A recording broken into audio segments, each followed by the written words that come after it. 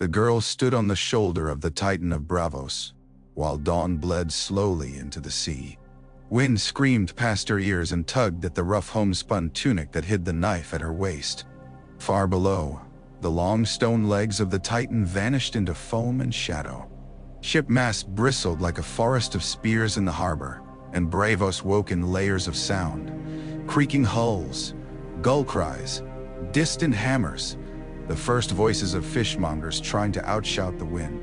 She breathed it all in. "I am no one," she whispered, so softly that even the wind could not carry it away.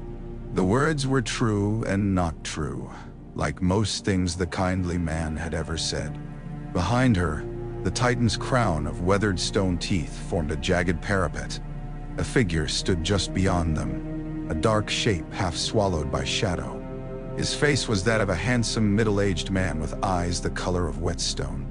His voice, when it came, was neither harsh nor kind.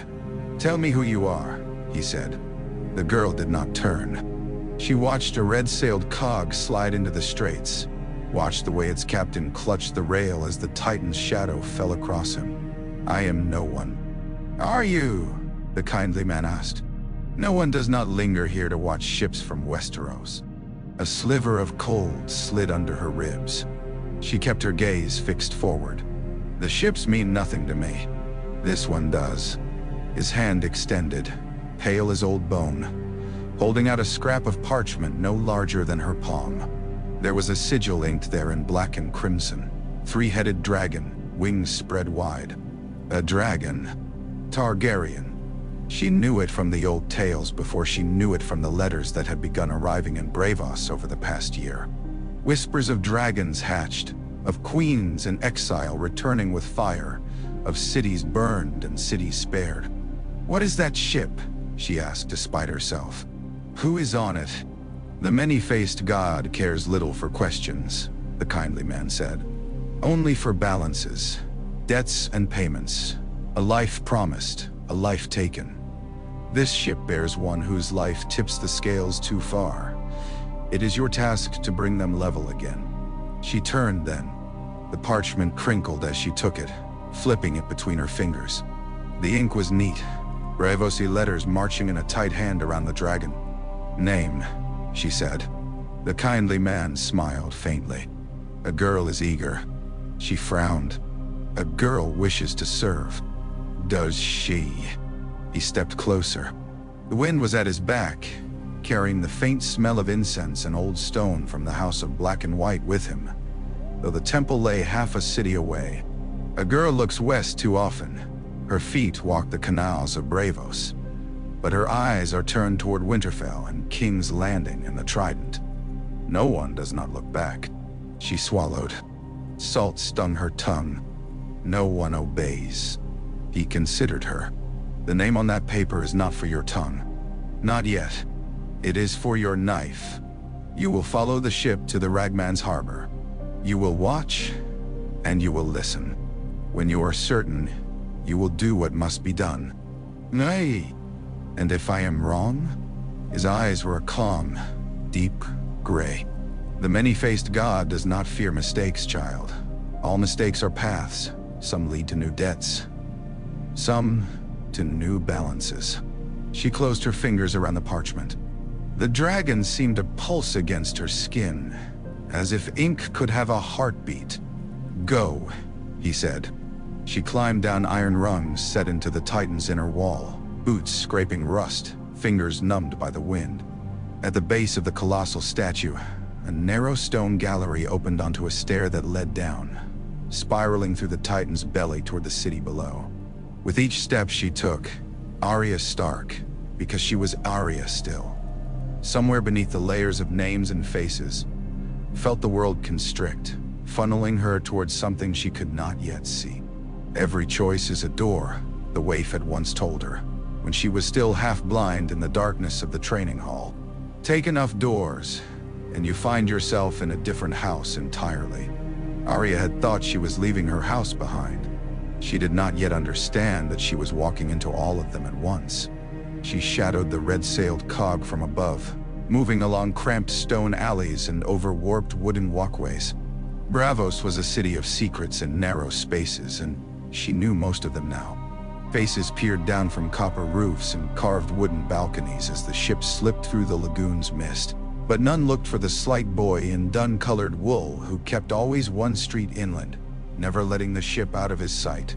The cog came to dock near the Ragman's harbor, its hull kissing the slime-slathered stones with a sound like a sigh. Ropes flew, capstans turned, and a gangplank clattered into place. Arya watched from the shadow of a fishmonger's stall, knife hand loose at her side. The first men off the ship were sailors, Bravosi by their look, hard-faced and tired. Then came two men in mail and half-helms, foreign steel catching the early sun. Westerosi by the cut of their gear. They stood at either side of the gangplank while the man behind them descended. He wore a dark cloak, travel-stained and plain, but the way he moved spoke of command. Mid-sized, lean, his hair gone to gray at the temples. His face was lined, eyes sharp, mouth a thin line that might have been sternness or worry. He did not look like a dragon lord. He looked like every other tired lord she had ever seen. Behind him more followed, scribes, two grim-faced knights, and a single woman with ink-stained fingers and a ledger clutched tight to her breast. She shifted, angling herself to see better. The lord paused at the bottom of the gangplank. A Bravosi with the air of a dockmaster approached, bowing shallowly. They exchanged low-voiced words she could not catch over the cries of hawkers and the slap of waves. Coins changed hands, glinting briefly. Arya's fingers tightened around the parchment hidden in her sleeve. She did not yet know his name. She did not need to. She moved when he did. Stale fish and tar masked her scent as she slipped from shadow to shadow, trailing the Westerosi party through the waking streets. He walked with cautious familiarity, like a man who had been to Bravos before and did not much like it. His hand rested often on the pommel of his sword, never quite loose. The woman with the ledger murmured something to him, pointing toward the street of steel. He nodded once, curt, and they turned that way. They could be going to any of a dozen inns, any of the bankers' halls farther inland, to any meeting that might change the balance of power across the sea. You will watch, and you will listen. She followed. They chose an inn near the Iron Bank's newest counting house, one of the finer establishments with glazed windows, an interior courtyard, and a carved wooden sign depicting a ship with sails of hammered copper. They went inside. She watched them from a bench across the street until her legs ached and her fingers cramped with the desire to move. Patience, the kindly man would have said. No one's heart does not race. No one's hands do not shake. But no one does not let those things guide them. By evening, candles glowed behind the glazed windows. She could see shadows and movement, hear snatches of conversation when the door opened to admit merchants, brokers, well-dressed sailors. Westerosi voices drifted out with the rest, harder consonants, thicker vowels. She rose and crossed the street, pushing through the inn's door with the confidence of a boy sent to run errands. No one looked twice at her. Ships meant coin and coin meant mouths to feed. The inn was full and noisy. She slipped between tables until she could see him. He sat with his back to a plastered wall, facing the door, as wary men did. The woman with the ledger sat to his right, a mug of dark beer untouched before her. A Bravosi banker in deep purple silk lounged across from them, fingers tapping a lazy rhythm on the table. Two guards stood nearby, pretending not to listen. War is bad for trade, the banker was saying in the common tongue. Too many risks, too many variables. The bank prefers debts that can be counted and repaid in full. War is what we have, the Westerosi lord said, whether you prefer it or not. His voice, cold, clipped, northern. It dragged at something inside her chest. Arya edged closer, pretending interest in a platter of squid at a nearby table. Her heart hammered. Northern. The banker sniffed. It is not the bank's place to choose kings or queens, only to manage numbers. Numbers that, at present, do not favor your claimant. Her claim is better than any usurper's, the lord said. She has dragons. Numbers do not care for dragons. the banker said. "A dragon eats as readily as a man, and more." His fingers continued their patient tapping. "The bank cares for safe harbors, full coffers, and men who make good on their promises. Your queen is unpredictable. Fire is unpredictable. Nay. My queen is learning," the Lord said. His hand flexed on the table. "She will not burn cities she needs. She will listen to counsel." "And if she does not?" the banker asked. Silence. Arya studied the Westerosi lord's profile. Something about the set of his jaw tugged at a ghost of memory. Of men in fur cloaks in Winterfell's great hall. Of her father's bannermen grumbling about taxes, grain, and weather. She could not place him. "Then I will have misjudged," the Lord said at last. "And you with me." The banker smiled. "Men always believe they can steer fires and storms. Dragons, too. I have not asked you to steer dragons," the Lord said. "Only to move gold. Alone for ships, for grain, for war," the banker said. His smile did not reach his eyes. "Always, in the end, for war." Arya watched his fingers. Each tap a beat. Each beat a choice. She could see the lines branching out from this table as if the House of Black and White's Hall of Faces had unfolded itself into the air. Paths splitting and tangling. The bank grants the loan. An army crosses the narrow sea. A queen with fire in her veins lands in Westeros with Bravosi gold at her back. The bank refuses.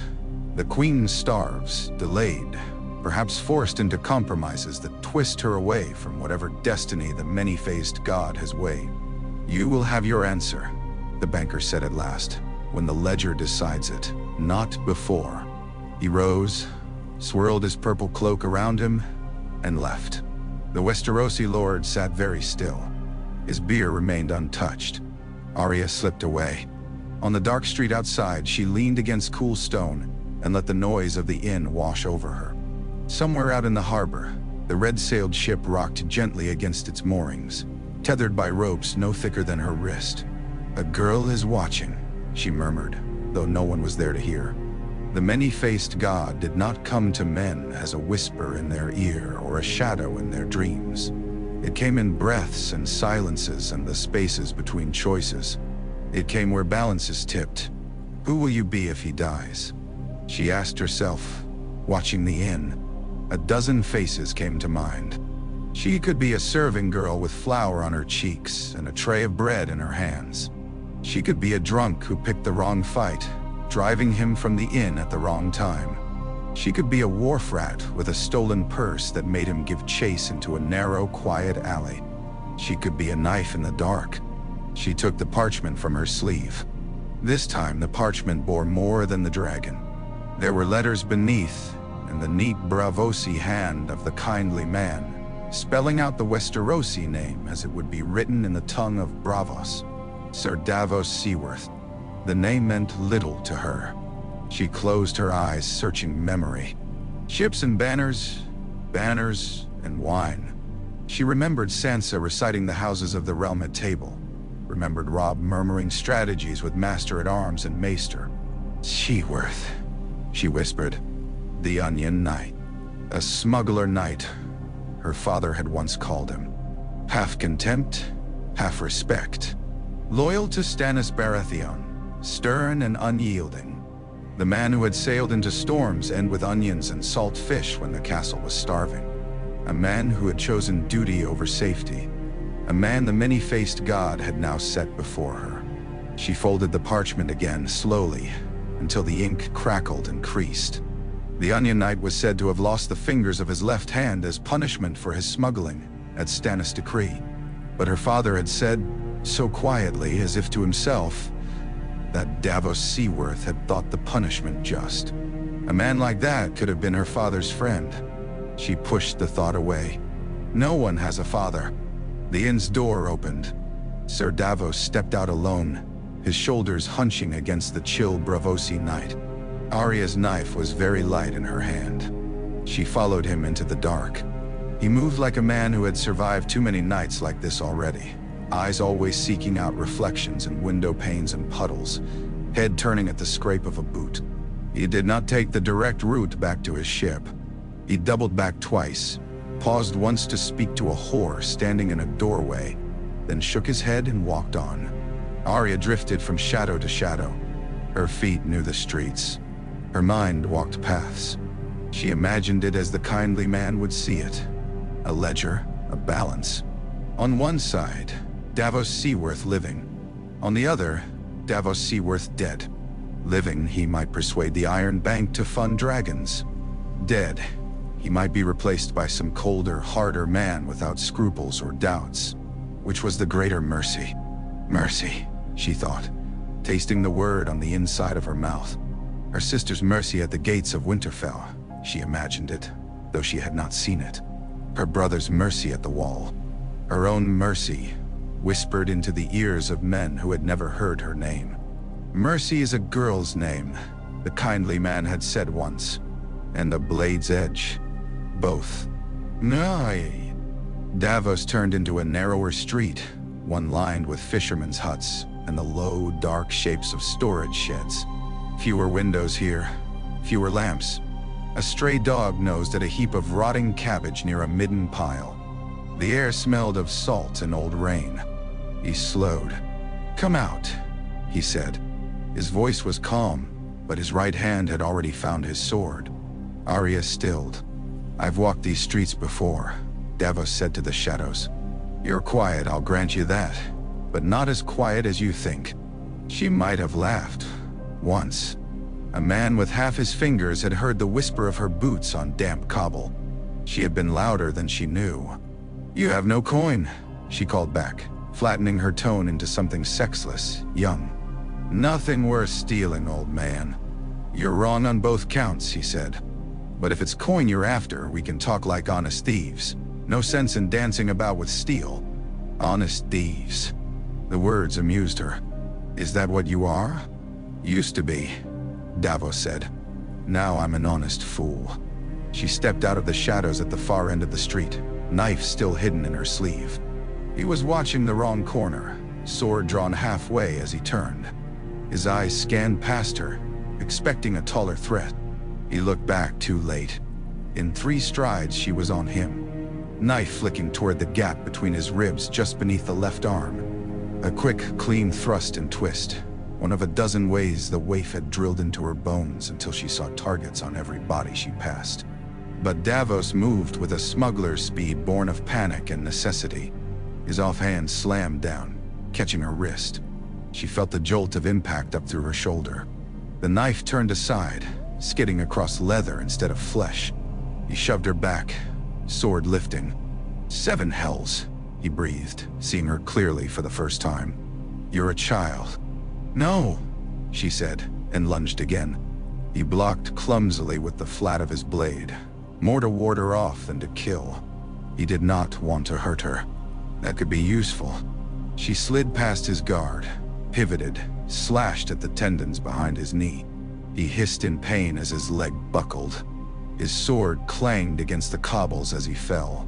She moved to finish it, knife angling toward his throat. "Wait," Davos gasped. The part of her that was no one did not pause. The part of her that was Arya Stark did. He saw it.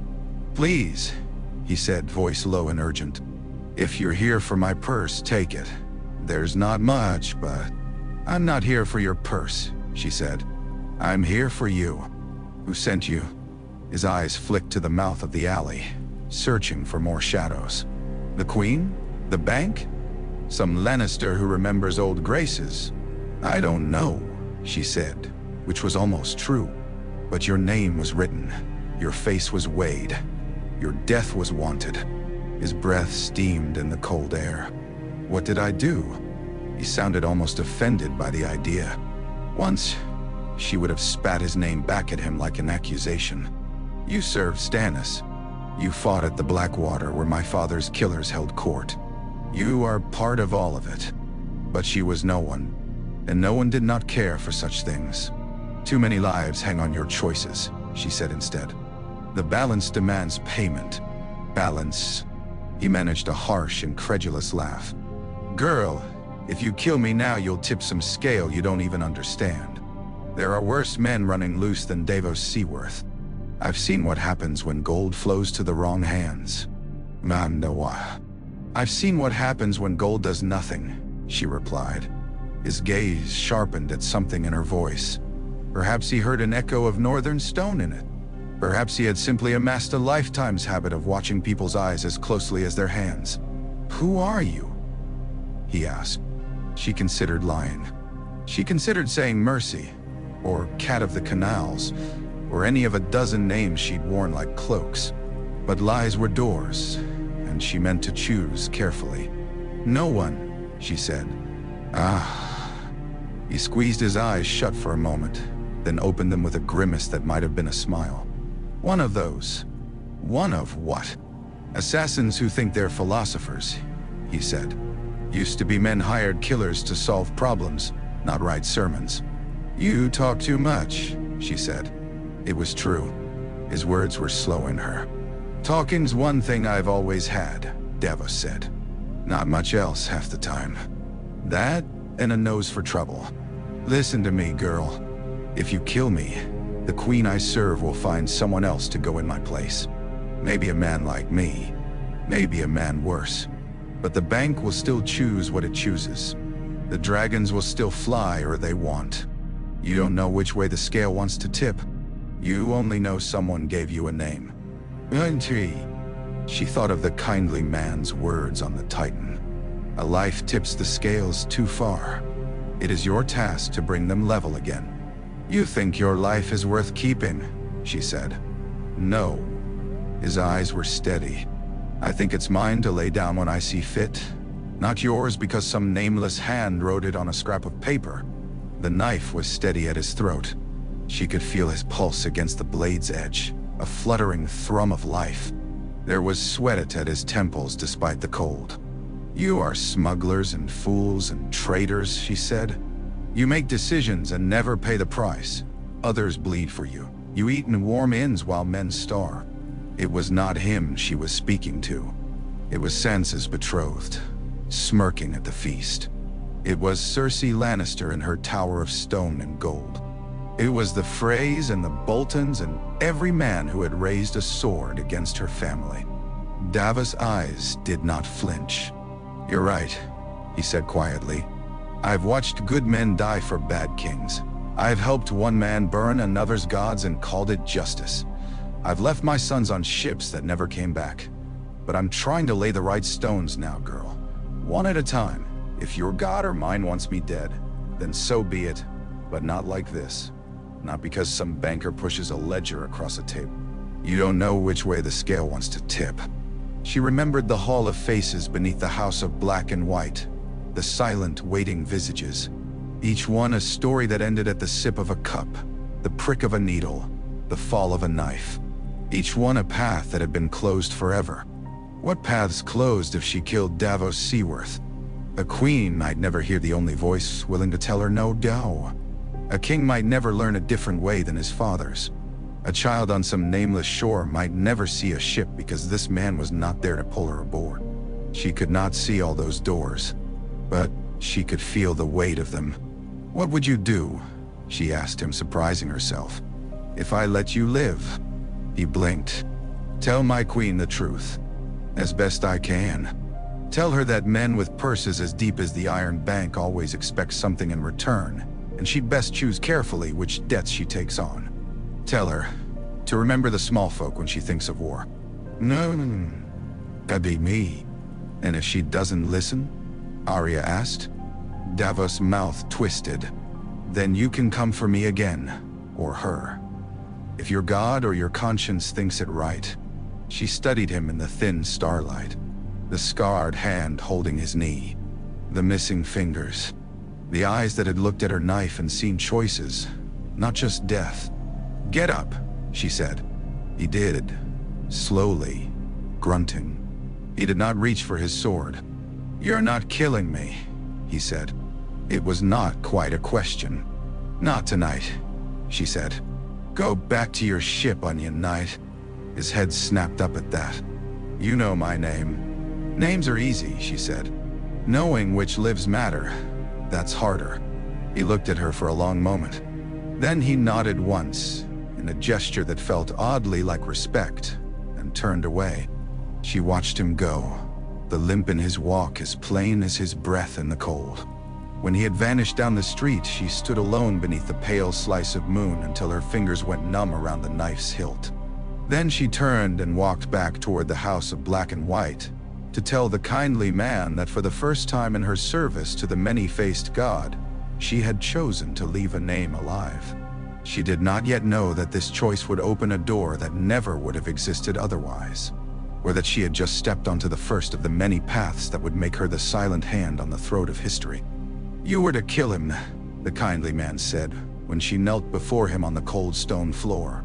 Candles burned in niches along the temple walls, their flames trembling in drafts that came from nowhere. The painted faces of 100 strange gods watched from the pillars, the stranger and the lion of night, the black goat of Kuhor and the weeping woman. All of them and none of them. "I watched him," Arya said. Her knees ached. "I followed him. I spoke to him. And then I let him go," she said. The words fell like stones into a still pond. Beside the kindly man, the waif stood with her arms folded, her thin smile sharp as a blade. "A girl broke her promise," the waif said lightly. "A girl failed her god." Arya kept her eyes on the floor. "No one broke nothing," she murmured, falling back on old Westerosi speech in her agitation. The kindly man heard it. He always did. "Do you think yourself wise enough to choose who lives and who dies, child?" he asked. "No," she said. "I only know that killing him tonight would have made the wrong people stronger. The girl thinks she sees the workings of the world." The waif's tone was amused. "Perhaps she should stand in the counting rooms of the Iron Bank and tell them where to lay their coin. Perhaps she should go back to chasing cats in the gutters," Arya snapped, the words escaping before she could hold them back. The waif's hand moved, sudden as a snake, cracking across her cheek. "No one snaps," she hissed. "No one keeps old grudges. No one speaks as though she were still a little wolf with a mother's name." None. Pain burned hot where the blow had landed. Arya bit her tongue, tasting blood. The urge to throw herself at the waif and drive her knife into that smug mouth rose hot and sharp, but she swallowed it down. No one kills in the house of black and white. The kindly man watched her. His face could have been carved from stone. "The many-faced god does not care for pride," he said. "He does not care for sentiment either, but he cares very much for debts. A life was promised. A life remains unpaid. Balance must be restored." "None. Dundee, al-Sadi. Let me pay it another way," Arya said. "Another way?" he echoed. "Do you think you have that power? To rearrange the patterns of lives to suit your fancy?" "I think," she drew in a breath, "I think you saw the same things I did when you sent me. You knew who he was. You knew what he was going to brave us to do. Perhaps. You knew some choices would be worse than others," she said. "You knew that if he died one way, one set of doors would open. If he lived, another set. And you wanted to see which I would choose." Something glimmered in his eyes. "Ambitious to think you know the mind of a god." "I don't know the mind of a god," she said. "But I know you. You never send us to kill men whose deaths mean nothing." Silence stretched between them, filled only by the soft hiss of candle wicks and the distant drip of water.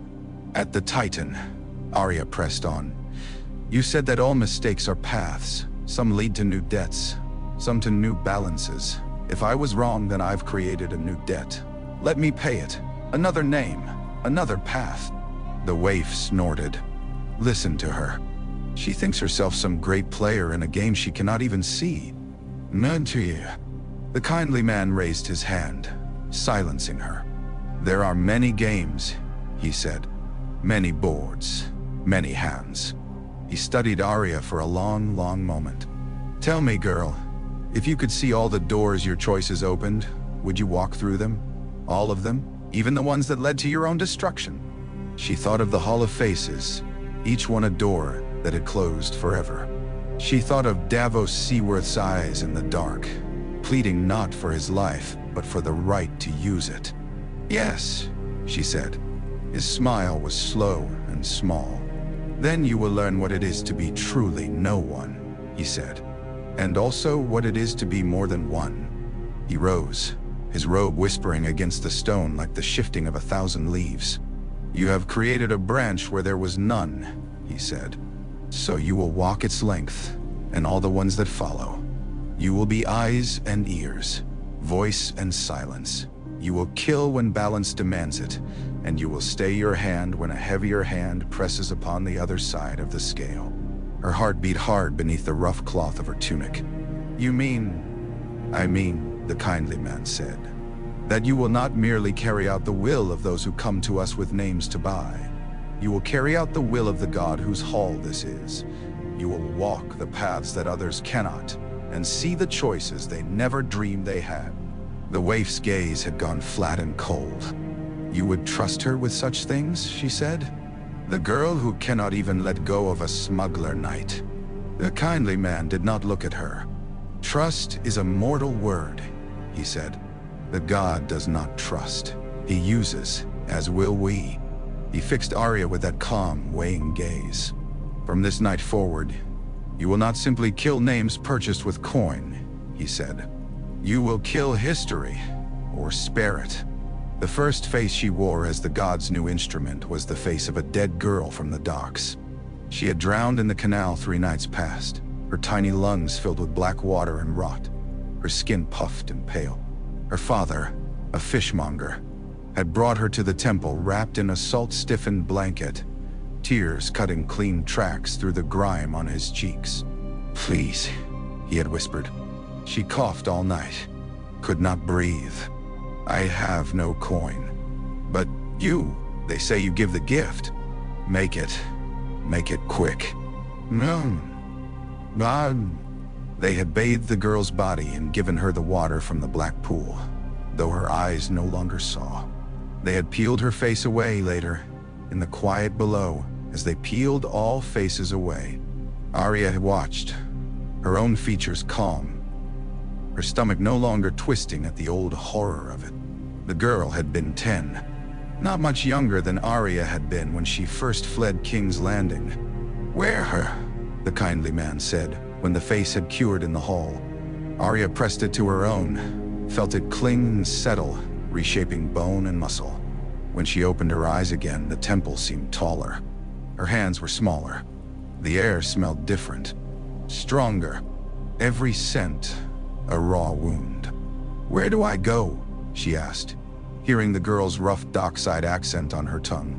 The kindly man handed her a scrap of parchment. No sigil this time, only a name, written in the cramped, careful hand of a brave OC ship clerk. Salty Tom. "He is a sailor," the kindly man said.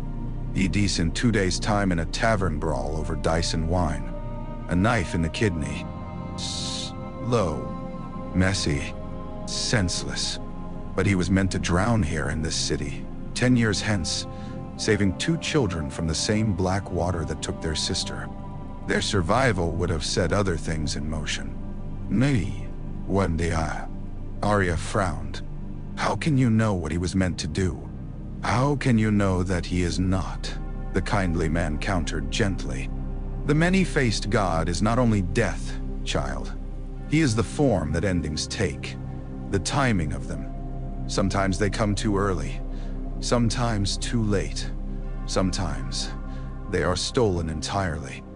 "You want me to kill him differently," she said slowly, "so that he dies the way he was supposed to die later?" "No," the kindly man said. "We are not so crude as that. Death is not a piece to slide back and forth on a board. Salty Tom cannot be 10 years older than he is, but you can alter what his death means."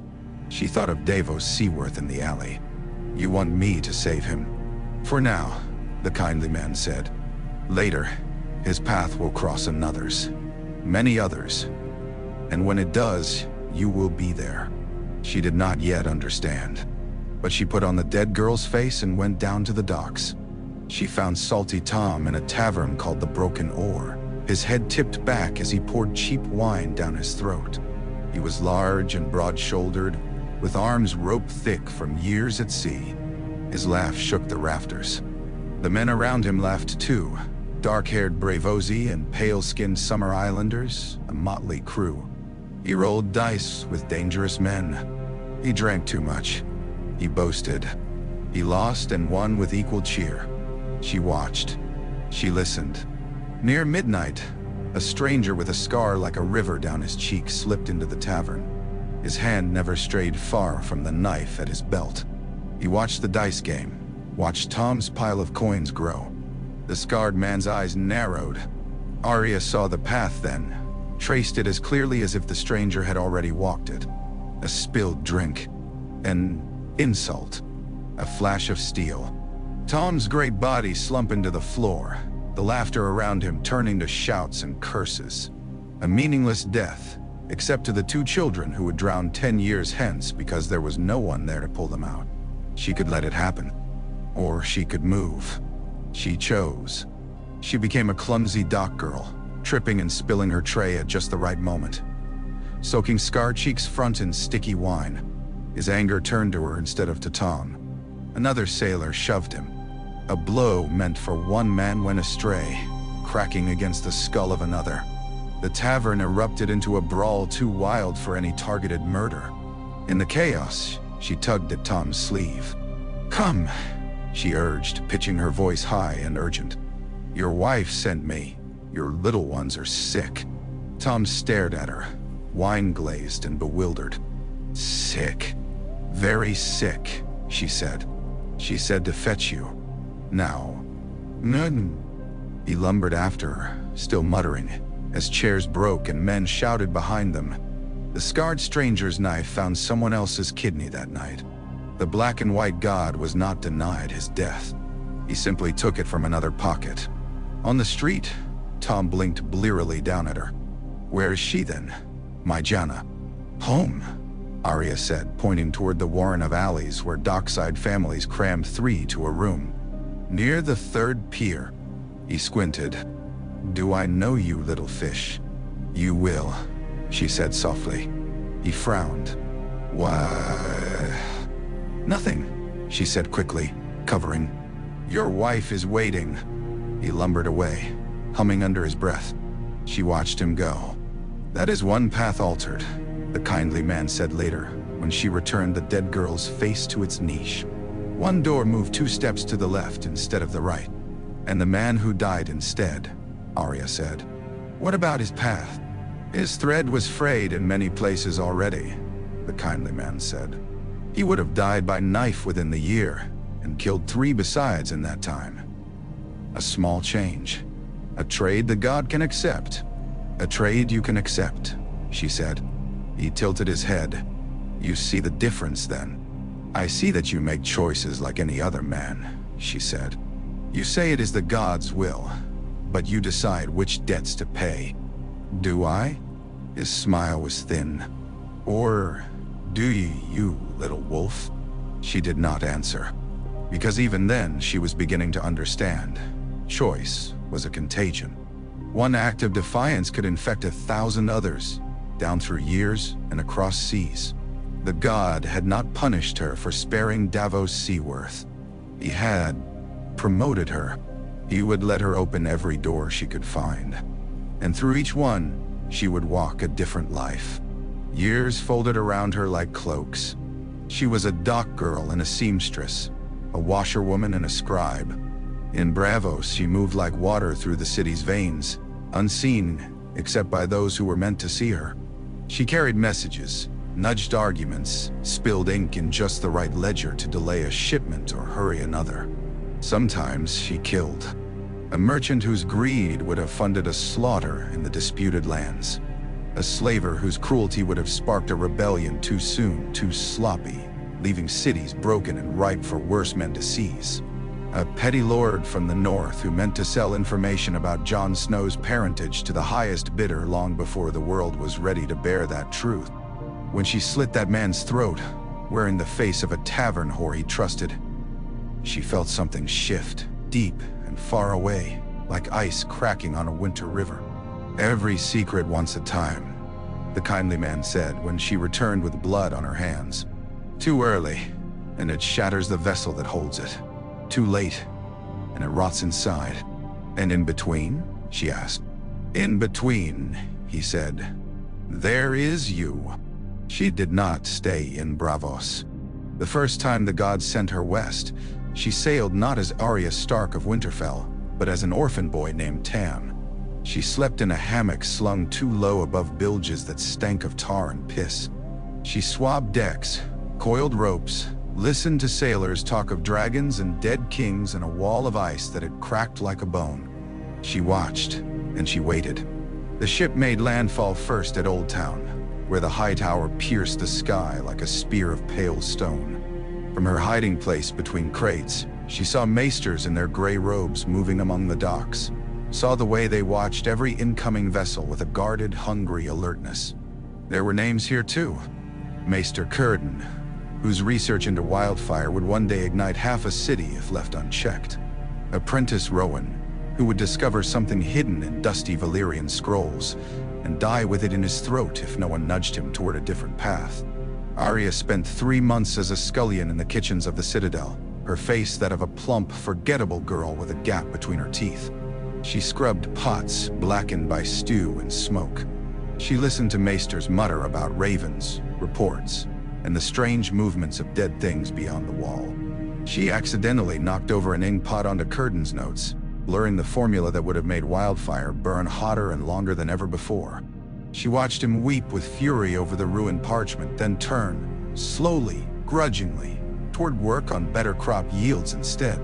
She swapped 2 dusty books on a shelf so that Rowan picked up one on dragonglass and its properties, instead of yet another dry treatise on Dornish water rights.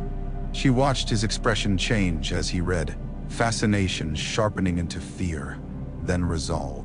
Sometimes, a life did not need to be taken. Sometimes, it needed only a shove. From Old Town, she sailed north, then east again, circling the Reach and the Stormlands like a gull that never landed too long in any one port. Each city and castle was a new board, a new pattern. In the Stormlands, she wore the face of a barefoot stable urchin and whispered into the ear of a traumatized young lord that listening to his small folks, fears might win him more soldiers than beating them. In King's Landing, she became a rat-faced baker's boy, slipping through alleys and overhearing costly secrets. She poisoned 1 cask of Arbor gold that would have emboldened a plot to murder Tommen Baratheon too early. She removed 1 small cog from Keyburn's growing machine of monsters and men. She walked past the Red Keep and did not go in. Not yet. In the Riverlands, she was no one and many. She watched the twins from afar, rainy mist shrouding the towers. Walder Frey still breathed, his spike poisoning the air for leagues around. In one path, she knew, clear and sharp as if she had walked it already, the god would send her to carve red smiles into his throat and those of his kin, to avenge her mother and brother. In that path, she would watch him die with a smile, feeling justice burn through her veins like good wine. In that path, she would feed him his sons in a pie. In that path, she would be Arya Stark again, for a time. But there were other paths. The many-faced god showed them to her in dreams now, when she lay on straw pallets in strange inns, or curled in the corner of cargo holds. She would close her eyes, and the darkness behind her lids would blossom into 1,000 branching threads of light. Here she killed Walder Frey, and left his house decimated, the Riverlands thrown into a chaos of scrambling claimants and opportunistic vultures. Here she instead whispered into the ear of one of his kinder grandsons, nudging him toward mercy and a quiet coup that put the old man in a tower cell to rot until he died of age, not blades. Here she set fire to the twins themselves, erasing House Frey from the map and leaving a gap in the river crossing that Starks and Lannisters and Tullys all fought to claim, drenching the land in blood for a generation. Which path served balance? Which path served her? In the end, she chose a 4th way. She went to the twins wearing the face of a hedge knight squire, coarse-haired and freckled. She volunteered her sword to one of the minor frays, practiced with the other squires, fetching water and oil and running errands. She waited. When Walder Frey choked on a piece of gristle at a feast 3 weeks later, half the hall erupted into panic. Some shouted for the maester. Some stood back and folded their arms. Some, the eagerness in their eyes ill-disguised, already began calculating what new lord they might flatter. Arya stood very still, a flagon in her hands, and watched the old man's face purple. She could have leaped forward, slapped him on the back, offered him the right angle to dislodge the meat. She could have saved him. Instead, she did nothing. Later, when whispers spread that it had been poison, that some unknown assassin had slipped a substance into the Lord's wine in revenge for the Red Wedding, she closed her eyes and listened to the lies take shape. Poison, men spat. Cowards weapon. Frey kin turned on one another, each suspecting the other. In the confusion, a bastard born of a Frey father and a Riverman mother rose quietly to the fore, supported by smaller houses tired of the old man's treacheries. He took the twins not as a conqueror, but as a caretaker, promising lower tolls and better protection for traders. Arya left before the new lord could either fulfill those promises or fail them. The god did not always need a knife. Sometimes, it needed only for her to hold very, very still.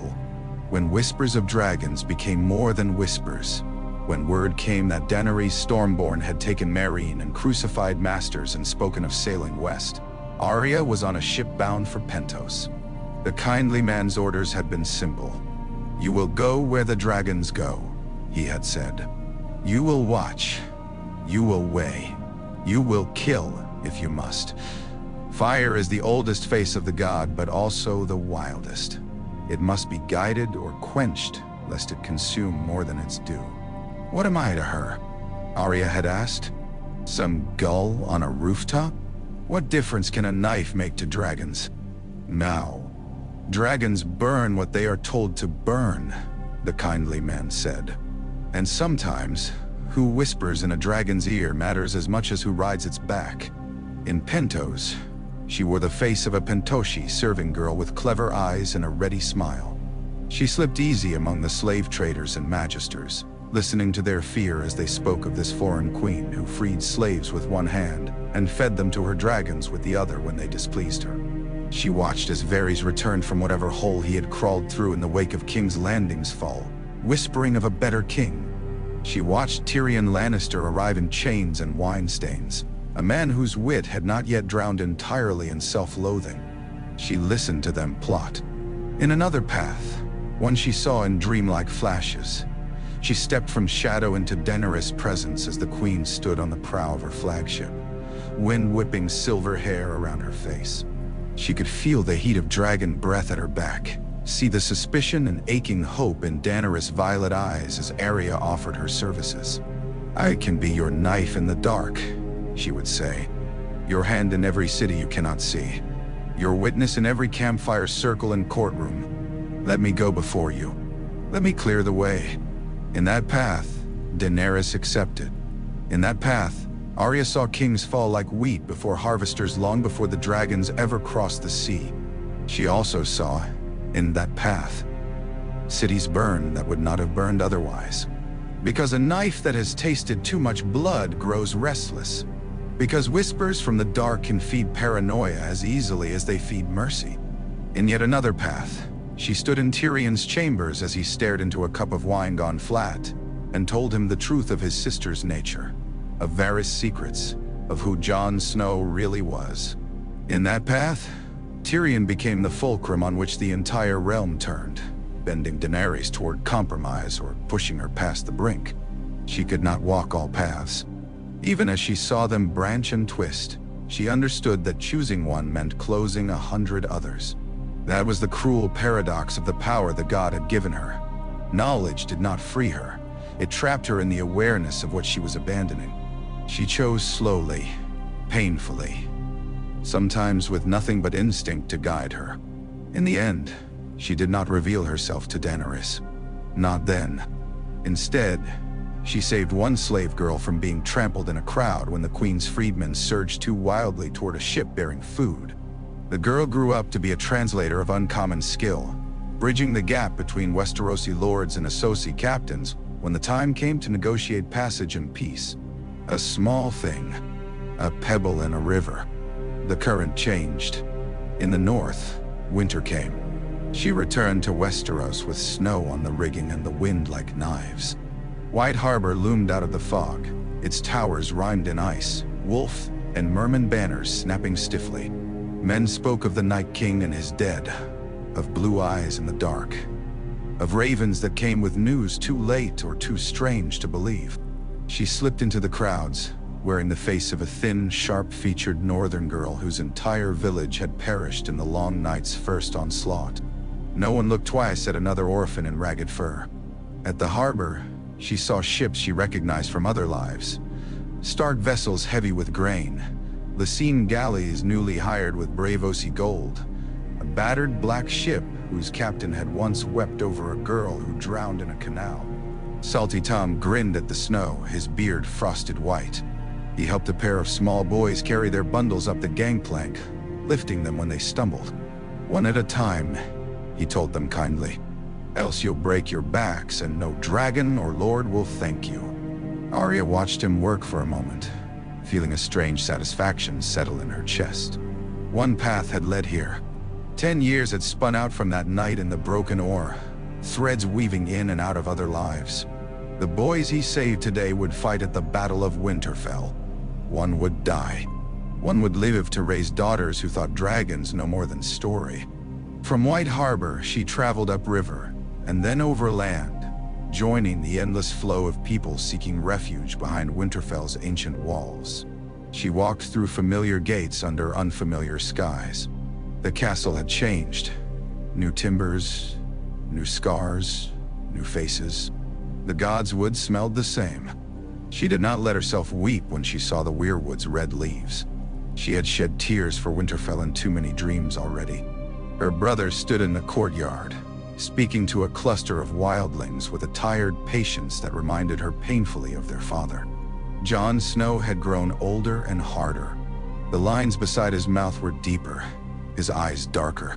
But there was still something gentle in the way he listened to those who had once been declared his enemies. Sansa stood near the walls, wrapped in fur and dignity, her auburn hair braided like their mother's. She had learned to wear composure like armor. But Arya could see the strain in the set of her shoulders. She saw Bran too, pushed in a wheeled chair by a sullen boy from the stables. His eyes were distant, unfocused, as if he were listening to something no one else could hear. She saw them. They did not see her. Not yet. The god had not sent her here merely to watch her family. That would have been a cruelty she did not think even the many-faced god indulged in. There were other names on the wind. Melisandre, whose fires had always burned too close to the god of death for Arya's comfort. Beric Dondarrion, who had paid his debt to both gods many times over. Sandor Clegane, whose name she had once whispered as a curse into the darkness, then left bleeding under a tree as she walked away. Every one of them carried threads that tangled back into hers. In another path, she killed Melisandre the moment the Red Woman rode through Winterfell's gates, a swift knife in the confusion. Without her, the fires on the battlements never burned blue. The Dothraki charge faltered earlier. The dead poured in faster. In yet another path, she let Melisandre live, but killed Beric instead, denying him the chance to throw himself between her and a pack of whites in the halls of Winterfell. In that path, she died in the dark, choked by dead hands inches from the Night King. She saw a path where she ran to Jon's side during the battle, fighting shoulder to shoulder with him on the walls, never making it to the God's Wood at all. Bran died then, torn apart by the Night King's own hands. The magic that had held the dead together unraveled slowly, messily, across the realm, leaving pockets of horror to fester for decades. She saw a path where she killed Sandor before he could face his brother, denying the Hound his long-awaited firelit redemption. In that path, Cersei Lannister died screaming beneath a collapsed tower. But something in the story remained. unresolved. A note left hanging in a song no one wanted to sing. There were so many ways for the world to end badly. In the path that the gods seemed to favor, if a god could be said to favor anything, she did almost exactly as she had done without his guidance. She leaped from the darkness in the god's wood, dagger in hand, and stabbed the Night King through the heart. Only this time, she knew what ripples would spread. She knew that killing him here, in this way, at this moment, would shatter more than ice. She knew that Bran had seen her coming and made no move to stop her. That he had, in some strange way, guided her feet for years, through Harrenhal and the crossroads and the House of Black and White, toward this point. She knew that this death would make her something in the world's story that she had never wanted to be, a hero. The many-faced god cared nothing for heroes. But the god cared very much for patterns. And in this pattern, Arya Stark of Winterfell, no one and many, was a piece that crossed too many squares to be anything but central. She did it anyway. She killed the Night King because someone had to, and she was there, and she had the knife and the will and the training. The dead shattered. Snow fell. Screams turned to sobs. In the aftermath, she walked among the pyres wearing her own face, and no face at all. Men and women nodded to her with a strange mixture of awe and fear, as if she were one of the old gods given flesh. She saw herself reflected in their eyes. Dark, small, lethal. "You're not the girl I remember," Gendry said when he approached her with soot on his cheeks and bruises on his knuckles. "No," she said quietly, "I'm not." He offered her a future in one path. A castle. Children with Stark eyes and Baratheon shoulders. A quiet life where her knives dulled from disuse and her dreams shrank to fit stone walls and hearth fires. She saw it. She loved it. She let it go. The god had set her on a larger board, and there were still so many paths left to walk. After the dead were put to rest, the living turned to politics. Daenerys came north with dragons and Unsullied, with Dothraki riders who looked at the snow with undisguised disgust. She met Sansa in the Great Hall, queen and lady weighing each other with quiet hostility. Arya stood near a pillar, unseen and watching, her presence as much shadow as flesh. In one path, she did as she had done before, warned Jon to beware Daenerys, reminded him that they were family. "Family," she said, and meant more than blood. In another path, she went further. She whispered into Sansa's ear that they should strike first, while the Dragon Queen was still adjusting to northern cold. A poisoned cup, a hunting accident, a fall from a tower. In that path, Daenerys died at Winterfell, never reaching King's Landing. Her dragons were claimed, or tried to be, by men whose hearts were not balanced enough to hold such fire. Wars erupted anyway. The wheel did not break, it only spun faster. In yet another path, Arya threw herself at Daenerys' side, offering fealty not as a Stark, but as no one. "I can be your justice," she would say. "Use me, and you need never burn those who might yet be turned." In that path, she became the Queen's favored blade. Tyrion watched her with unease. Jon watched her with sorrow. Sansa watched her with a calculating fear that reminded Arya uncomfortably of Cersei. In the path the god nudged her toward, she did something simpler. She listened. She listened to Daenerys' words when the Queen stood before the northern host and spoke of freeing the world from tyrants. She listened to the Dothraki chant for blood. She listened to the Unsullied silence, hard as stone. She watched Jon's face when he looked at Daenerys, saw the conflict tearing him in two. Later, when she caught him alone in the crypts, staring at the statue of Lyanna Stark, she stepped from the shadows. "You love her," she said. He flinched. "You shouldn't sneak up on people like that. You should be used to it by now," she said. He scrubbed a hand over his face. It's not simple, Arya. Not with her. She's my queen. And your aunt," Arya said bluntly. He winced. "You know, then." "I know enough," she said. "Bran sees things. Others tell tales. The pieces are all there. A boy doesn't need to be a maester to add them up. Nun, ta-ta. You don't understand, Jon said. The realm needs someone like her, someone who can stand against Cersei, against all the old monsters. I've done things. Killed men who trusted me, led others to their deaths. I'm no king. I never wanted. You think wanting matters? Arya said. You think the world cares who wants crowns? It choose everyone the same. He shook his head. She believes in something. In breaking the wheel. I've seen what she's done in Essos. Freeing slaves. Punishing cruel men. She's not your father, Arya said. She's not Ned Stark. She's a dragon. And what am I? He asked bitterly. A wolf with dragon blood. Half of one thing, half of another, not whole anywhere. She could have told him that he was more than that. That he was the only man she'd ever known who would turn down power even when it might benefit those he loved. That the world needed men who did not crave thrones. Instead, she said, be careful she doesn't burn what you want to protect while she's breaking her wheel. You don't trust her, Jon said. I don't trust anyone who thinks they know what's best for everyone, she said. Even you. He gave a harsh little laugh. I barely know what's best for myself. Then listen to the ones who do, she said. Sansa, Bran, me. He looked at her, really looked, as if seeing the layers of faces she'd worn and the blood on her hands. What are you now, Arya? He asked softly. My sister? My little girl with a wooden sword, or something else. She thought of all the paths she'd walked.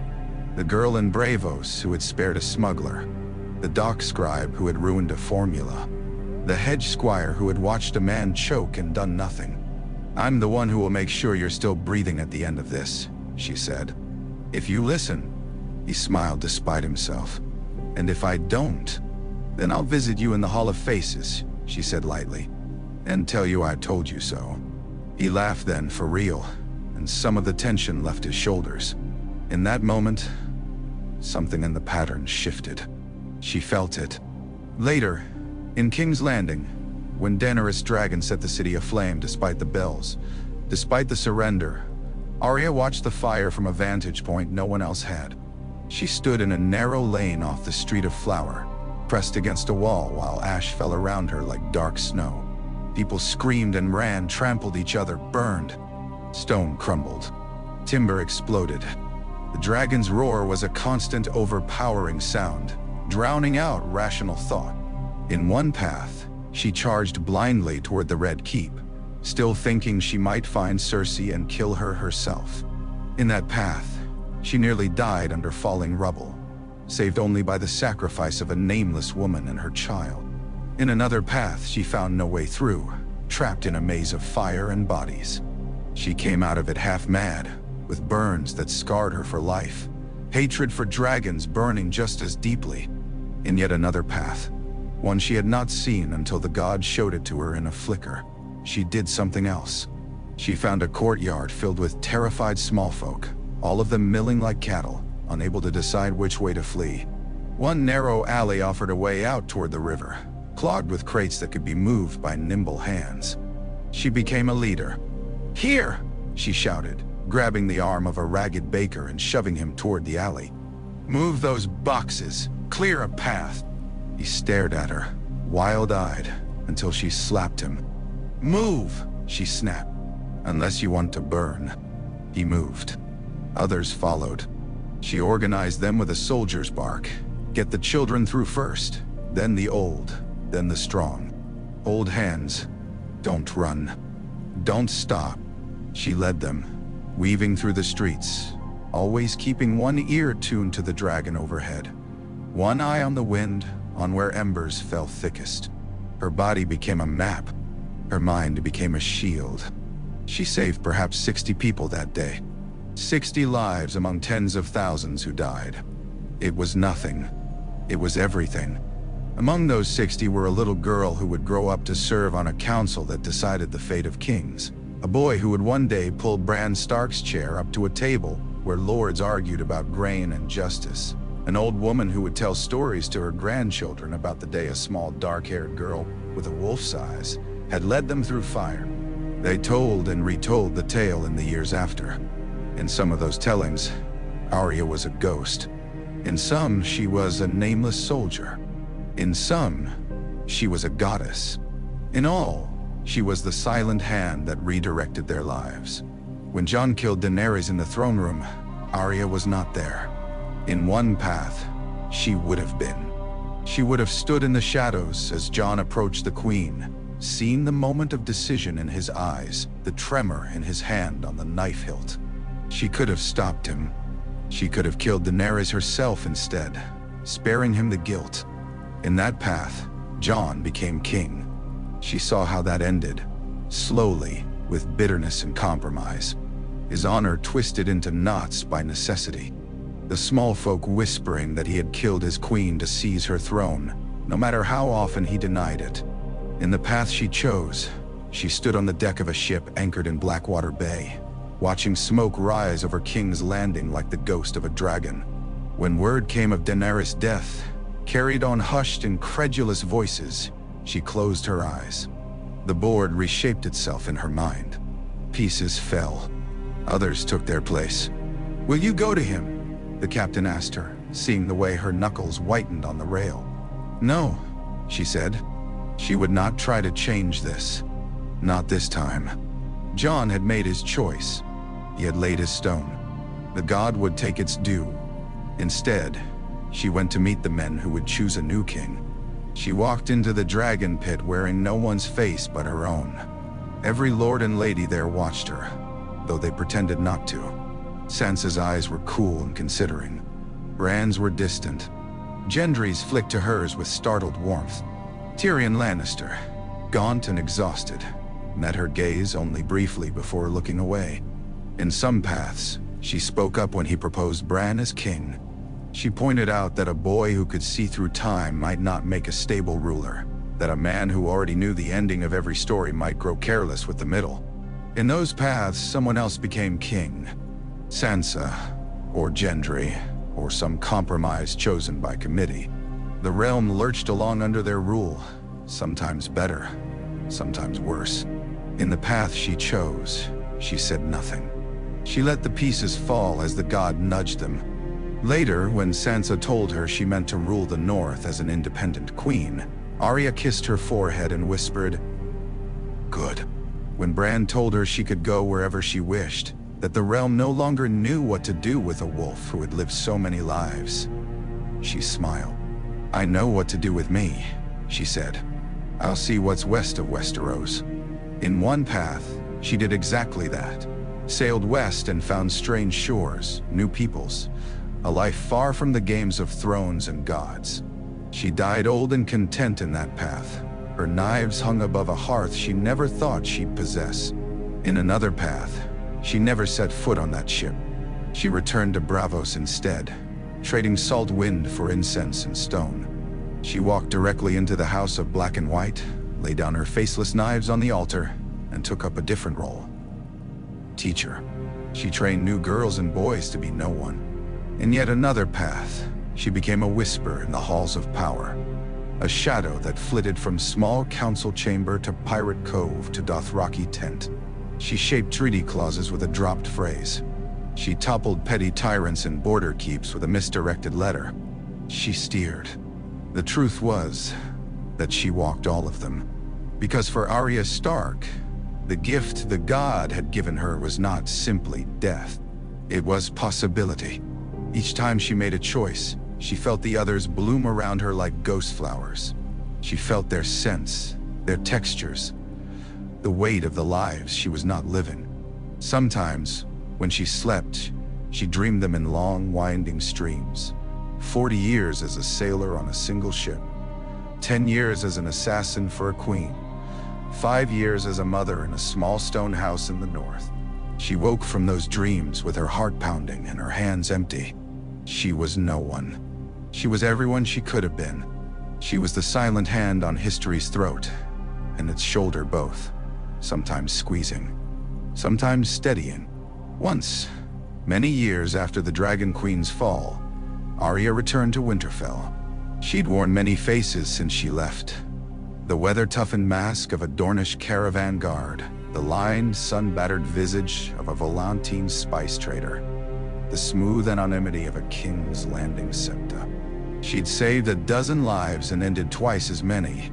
She'd prevented a second slave revolt in Meereen from turning into a massacre, at the cost of cutting down the young firebrand who would have led it. She'd stopped a northern lord from quietly starving his people by exposing his ledger-cooked books to the right eyes. She'd killed a sellsword captain in the Stepstones whose private war threatened to choke off half of Westeros trade. She'd watched Bran grow older in glances, his face changing across the years whenever she was in the same room unseen. He bore his crown lightly, as if it were always meant for someone else. His eyes, more than ever, were elsewhere.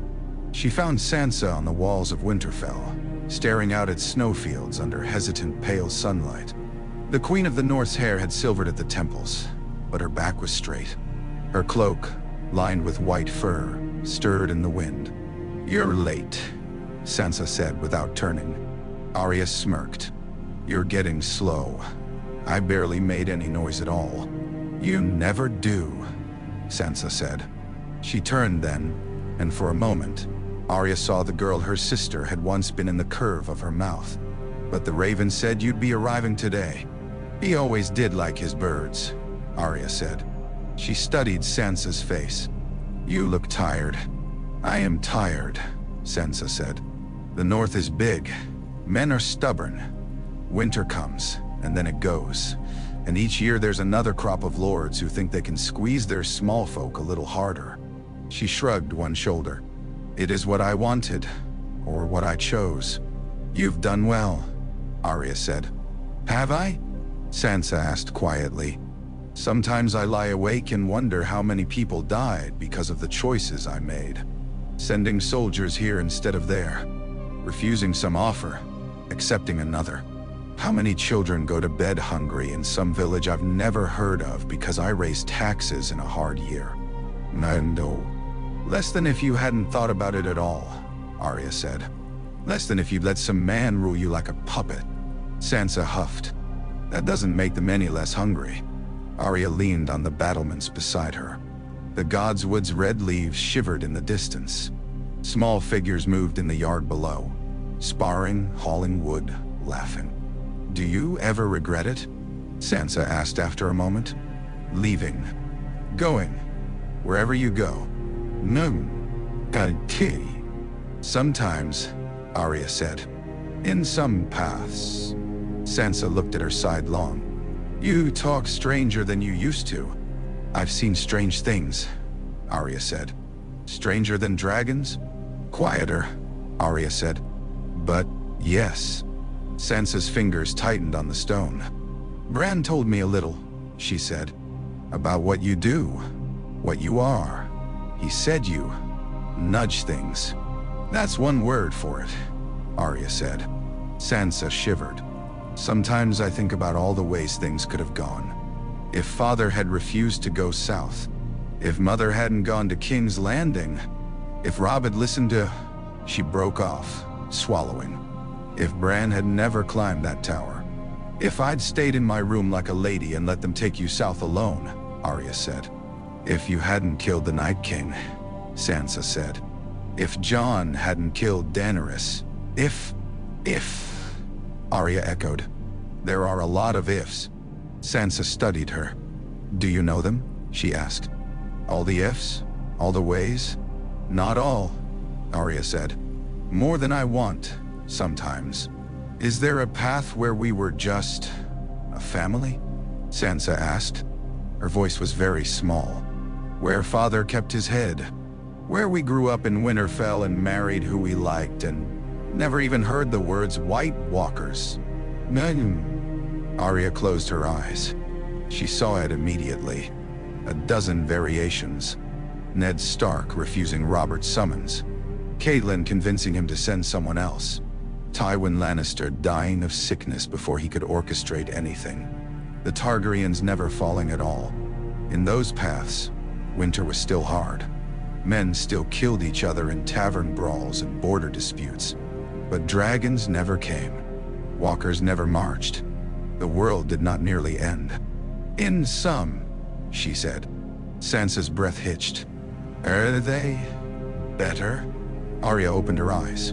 Snow dusted the battlements. Her sister's cheeks were flushed with cold.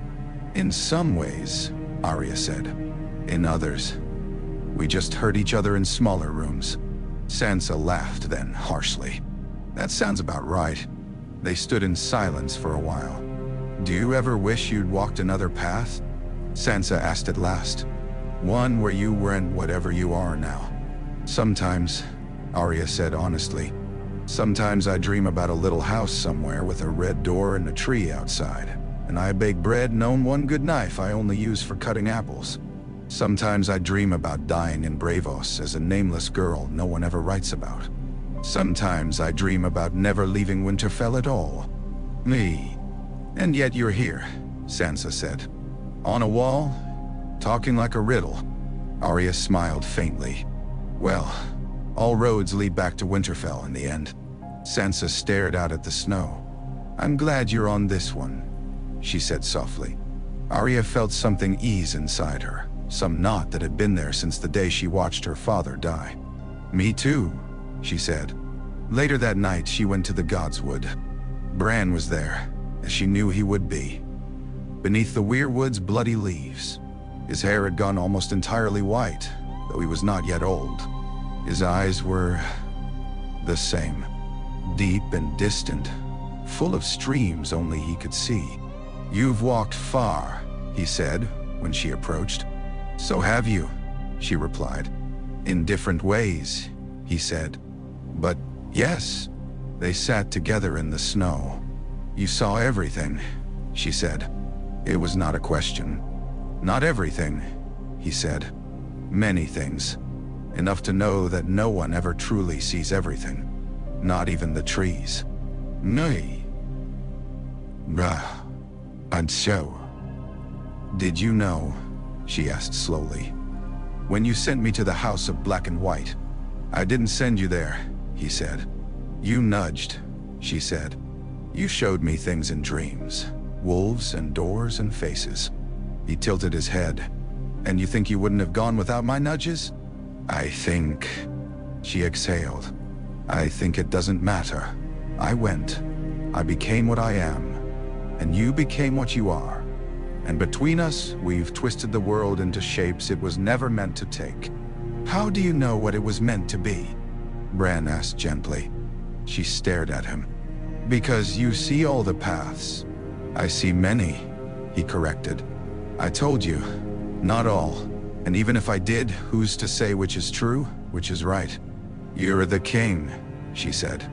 He smiled, a small, sad thing. That only means I sit in the chair while people argue in front of me. You're the one who moves through their steps. Is this what you wanted then? She asked. For me to become this? A knife that cuts threads instead of throats? I wanted us to survive, Bran said simply. I wanted our family to live. I wanted the world not to freeze or burn entirely. To do that, someone had to be willing to be a bridge between the god of death and the rest of us. Nay, Abdul. And that someone had to be me, Arya said dryly. You always liked bridges, Bran said. She snorted. That was you. He looked at her, his gaze suddenly very sharp and very present. Do you regret it? He asked. Yes, she said immediately. Then, after a moment, no. I don't know. Both. He nodded. That sounds about right. They sat in silence again, listening to the soft creak of branches in the cold. You're not just my sister anymore, Bran said eventually. You're something else. To the world. To the god. To yourself. Me. Men. Ma. Eddie. Gunshot. I'm no one, she said automatically. And everyone, he said.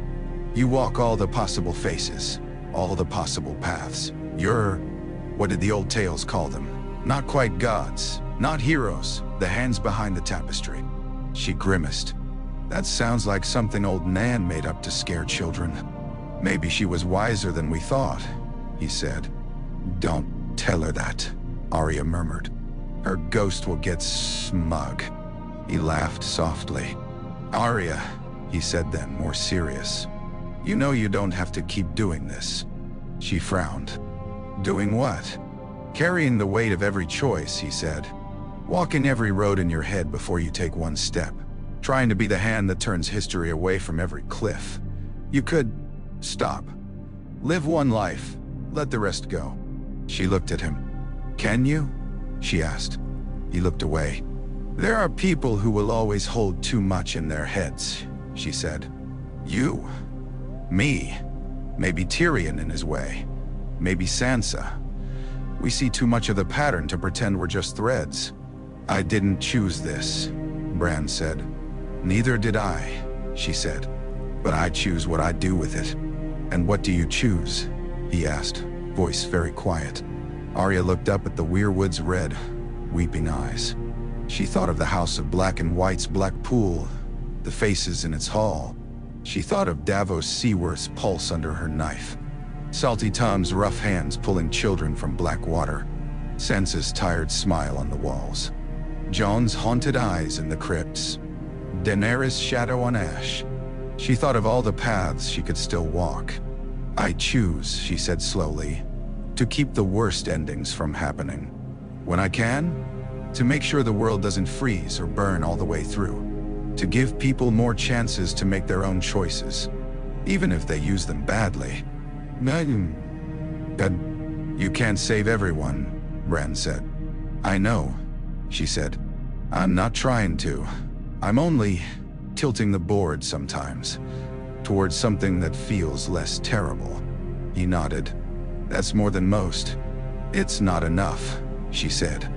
It never is, he said. They sat together until the moon climbed high and cold in the sky. Eventually, Arya rose. Where will you go? Bran asked. Where the names are loudest, she said. Where the scales tip hardest.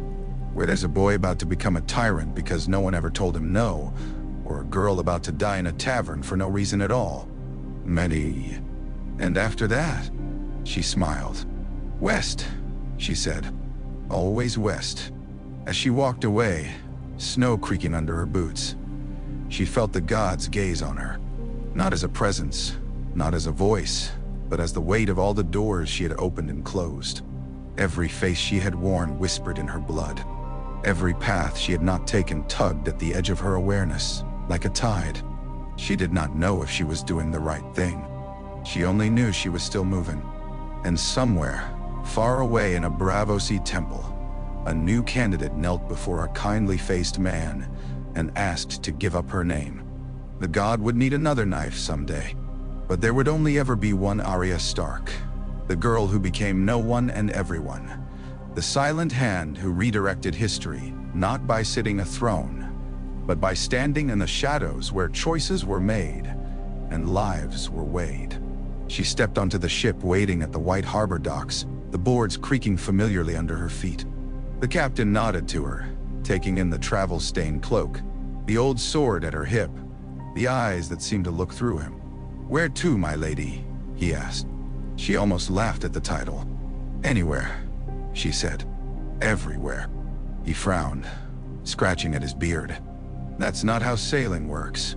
It is for me, Arya Stark said, and smiled, and turned her face toward the horizon, where all the paths she had not yet walked waited like stars.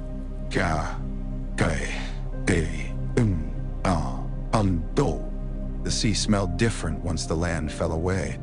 In the narrow sea, Arya had known every taste of water, the tar-bitter reek of Braavosi harbors, the clean bite of winter on the way to White Harbor, the stale, fish-thick heaviness off King's Landing. Out here there was only salt and cold and an emptiness that pressed on the lungs. No gulls followed them after the first day. No other sails dotted the horizon. The waves rose and fell in long, slow breaths, as if the world were sleeping. The captain called his ship the Winter Wolf, though its painted prow had more the look of a snarling dog. He was a spare, hard man from the sisters, with wind-burned cheeks and eyes too pale for comfort, and he did not ask many questions so long as her coin was real and her hand was steady on a line. "You've the look of a sailor already," he'd said grudgingly when she'd hauled herself aboard with a bundle and a sword. "That's more than I can say for half the fools who talk about sailing off the edge of the world." "Is there an edge?" Arya had asked. He'd snorted. "Some say the seas just fall into the sky. Some say there's naught but blackness past the last wave. I say the last man who claimed to know never came back to prove it. Nunga, Arya." Now, with the mainland no more than memory, Arya stood at the prow and watched the sun sink each evening into cloud and water. "West of Westeros," she murmured, tasting the words. Once, it had been a child's fancy. She'd asked an old seaman in King's Landing's harbor where the maps ended, and he'd laughed and flicked her ear. "Best you worry about where your next meal comes from, little rat," he'd said. "Leave the world's end to fools and princes." Now she had coin and knives and skills that neither fools nor princes possessed. She had the gods' favor, or at least its attention. She had walked so many roads that running out of them felt like a challenge. Still, sometimes, when the sea heaved under her in the night, Arya could feel other paths tugging at her. There was a version of herself who had stayed in Winterfell after the war, teaching little boys and girls how to hold their swords. Another who had sailed only as far as Braavos and never left again, becoming the kindly woman in turn, her voice calm and her eyes empty. Another who had died in the Godswood with the Night King's hand around her throat. Their ghosts brushed against her like cold fingers. "Storm coming," the captain said quietly beside her. She'd not heard him approach. She glanced sideways. His gaze was turned toward the west, where the line between cloud and water had grown bruised and indistinct. "You can smell it?" she asked. "Don't need to." He tapped the side of his nose anyway. "See there? How the swells flatten just for a bit, like the sea's taking a breath. Never liked that. And the birds went quiet before dawn. If we were near land, I'd run for it. Maybe, and the isle, and all way. There's land out here," one of the mates muttered behind them. "Land the Clover's Gold City, Brandon the shipwright's bones. A whole country of lions with wings," my gran said. "Your gran said a lot of things after her ale," the captain said. "Reef the top sails. I want less cloth in the air when it hits." Arya helped haul with the others. Rope burned her palms pleasantly. Her arms had never lost their strength, no matter how many faces she'd worn. The years and the training had only carved muscle into harder lines. She moved with the easy economy of someone who knew exactly how far her body would stretch and how much weight it would bear. The first wind came at sunset. It struck from nowhere, a hard slap that sent the winter wolf heeling over. Men cursed. A barrel broke its lashings and went rolling across the deck. Arya threw herself at it with another sailor, bracing it against the rail until someone could lash it down again. Rain followed, fine at first, needling against her skin, then thick, heavy drops that bounced off oiled tarps. The sky went the color of old iron. Lightning spidered in the distance, silent for a breath, then thunder rolled across the waves like drums. She had been in storms before. In the stepstones aboard a Myrish merchantman, a lightning-struck mast had splintered and crushed a man's head 10 feet from where she stood. Near Braavos, once, a gale had driven 3 ships onto the Titan's legs like toys. This storm was not like those. It did not break all at once, with fury spent in an hour. It built slowly, layer by layer, as if some unseen hand were drawing more and more anger down from the clouds. The wind carried voices. At first she thought it was the crew shouting orders. Then, as she bent with them over a flapping sail, she heard her own name in the roar. "Arya." She straightened, rain streaming into her eyes. "Arya!" someone bellowed.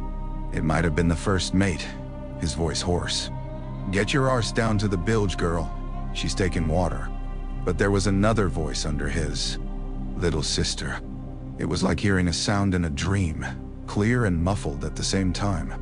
Joan's voice, somewhere between the boy he'd been and the man who'd killed the queen. She spun, searching the deck. There was only the crew, faces pinched and wet, feet braced against the ship's tilt. She had learned long ago to distrust convenient voices. They came again that night, though, when the sky went black and the lightning thickened until the world flickered between shadow and stark, brief brightness. She tied herself into her hammock in the hold as the crew did, to keep from being thrown headfirst into a post. Sleep was impossible. The ship groaned like a living thing. Water slammed the hull in arrhythmic blows. When she closed her eyes, paths bloomed. They were different at sea. On land, the futures she sensed ran like roads and rivers, branching where choices lay. Here, they moved like currents, dyes and swirls under an immense, shifting surface. Some were warm, some cold, all tugging at her in different directions. She followed one. The winter wolf heeled too far. A mast snapped, carving men into pieces. A wave taller than any she'd ever seen rose like a wall and toppled onto the deck. Wood shattered. The ship broke. She felt herself thrown into the water, the cold hitting like a hammer. She kicked, but the weight of soaked clothes dragged her down. Above, the surface was a pale blur. Below, something darker waited. Another path, the same wave, the same cold, but this time she fought free of her boots and jacket, her knife cutting away rope that tried to bind her. She rose choking, battered, and saw a sliver of moon through shredded cloud. Wreckage bobbed around her. No ship, no sailors, no land. She floated there for a long time in that vision. Long enough to feel her limbs go numb, her teeth chatter, her thoughts unravel. Long enough to know she would die there, small and forgotten, like any other sailor. The god was not above such ironies. Another path. The winter wolf ran before the storm, only to find rocks in its path. The hull tore open. The ship sank in minutes. Another. The storm blew itself out without ever touching them, veering south as if pushed by an invisible hand. The crew laughed in its wake. The captain spat and said it had been nothing but a squall. None of those felt quite solid. They shimmered, likely and unlikely as dice rolls. Then she saw a path where she climbed the ladder to the deck, despite the captain's curses, lashed herself to the prow, and stared into the storm as if it were an enemy she meant to name. In that path, she saw something in the lightning that was not sky. She chose. Rain hit her like thrown stones when she pushed out onto the deck. The ship pitched under her feet, wood slick and treacherous. Men shouted at her, but the wind stole their words. She hauled herself hand over hand along the rail, fingers numb, knife belt digging into her hips. When a wave broke across the bow, it hit so hard she lost her footing and swung out into emptiness, clinging to the rope like a spider in a gale. She laughed. The sound was whipped away at once, but it steadied her all the same. For a heartbeat, she felt 16 again, clinging to the side of a Bravosi ship with her stolen sword strapped to her back. She reached the prow and lashed herself there with 2 turns of rope around waist and arms, knotting it fast. Then she looked. Lightning ripped the sky. For a moment, the world was all white and silver. The waves were mountains of glass. The ship was a toy. The clouds above boiled like something alive. In that brightness, Arya saw lines. Not storm lines, though she knew. Not the branching of human choices either. These were thicker and deeper, grooves carved into the world itself. They ran west, always west, converging somewhere beyond the horizon. They glowed faintly in places, like embers under ash. She narrowed her eyes. One of them pulsed as she watched, brightening with each flash of lightning. It felt wrong, like a wound that had not been there before. She followed it with her mind's fingers. It led out beyond charts and tales, beyond Brandon the Builder's dreams and Lomas Longstrider's wandering. It led to a place where the lines did not branch anymore. They knotted. Arya had learned to feel the world as a web of decisions and their consequences. Even the simplest life, a baker in a harbor, a boy in a village, threw out threads in all directions, each choice changing the shape of the days to come. Most of those threads were small, but they were there. In the place the storm showed her, the threads stopped. They did not end. They always ended somewhere. But here, they simply froze, as if someone had reached into the web and clenched a fist around them. A wave smashed into the prow, slamming the breath from her chest. Salt burned her nose. Her vision blurred. When she could see again, the lightning had moved on. The sky was just dark clouds and rain, but the sense of that knot remained, a pressure in the center of her skull. Someone is doing what I'd do, she thought. Someone is playing with paths. The thought should have comforted her. She had often wished in darker moments that she weren't alone with this burden. To know there was another mind out there picking through futures, trying to weigh harms and goods. But whoever this was, they weren't weighing. They were holding. She could feel it now, like a hand on her wrist whenever she reached too far west with her senses. A resistance that had never been there before. "Girl!" the captain roared near her shoulder. "You mean to drown up here? Or are you coming down like a sane person?" She blinked rain from her lashes, turned her head. His beard was plastered to his jaw, his eyes wild. "Can't drown if the world ends first," she shouted back. He stared at her as if she'd gone mad. Perhaps she had. The rope creaked under their combined weight as the ship lurched again. Arya spat seawater. "Turn a little south," she said. "Just a little. Keep the wind near our bow, not straight on." "We're already doing that," he snapped. "You think I've never seen a storm?" "Not like this," she said. "If you head straight into it, we'll hit something that's not rock or reef. You won't see it until you're on it. Turn." He hesitated. She saw two paths. One where pride kept his hands on the current course. One where he listened to a woman he barely knew because something in her tone rang true. She met his eyes. "Turn," she repeated. He cursed, low and savage. "Helm," he bellowed. "Ease her. Bring her 2 points to starboard." The winter wolf groaned, but she came around.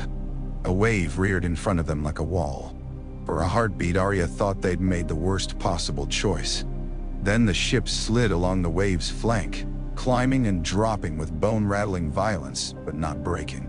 Behind them, in the heart of the storm they'd just skirted, something flared. Not lightning, a different light. Bluer, colder. It speared down from the clouds into the sea, and where it struck the water went flat. No wave, no foam. Flat as glass.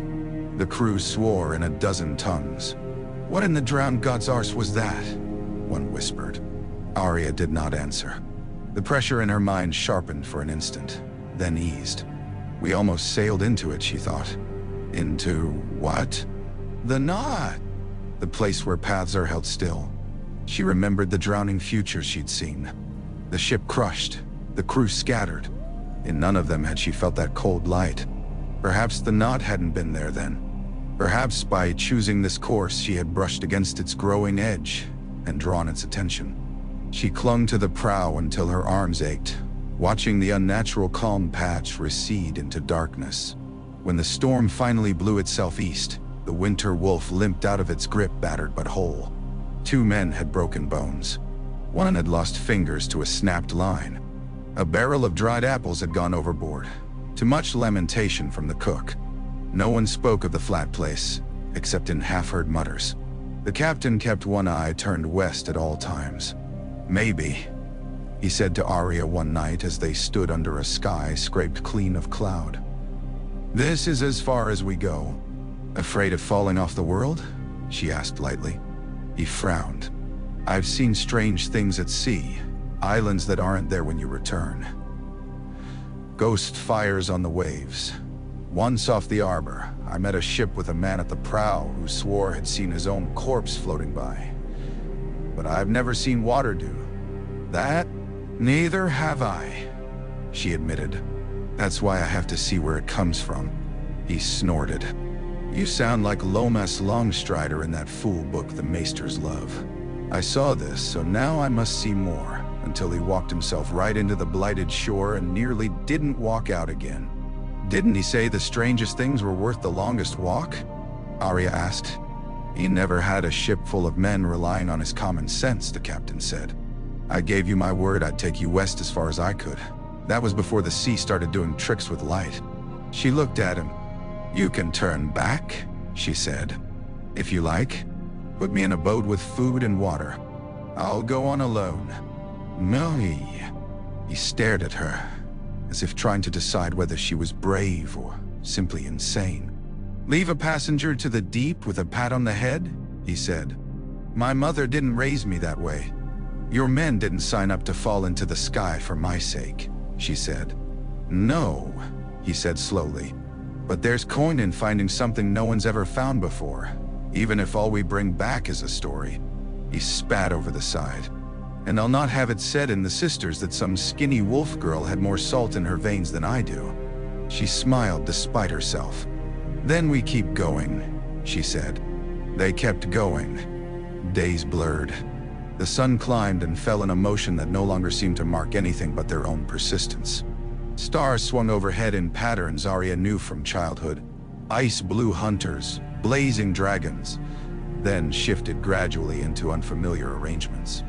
The Maesters at Winterfell had spoken of such things once, when she was very young.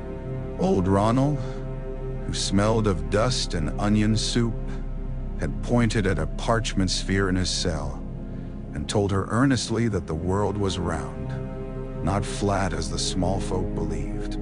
"Like an orange, my lady," he'd said, smiling. "We walk on its skin." She'd imagined giants on the underside, their hair hanging down into the void. Now, watching strange stars rise where familiar ones should have been, she thought perhaps the Maesters had been right, in their way. If the world was round, then sailing west would bring her eventually back to east, unless something more than sea and distance lay between. One morning before dawn, she woke with a name in her mouth. Not her own. "Talara," she whispered to the dark. The sound of it tasted of sand and ash. She lay still, listening. The winter wolf creaked around her. Men snored softly.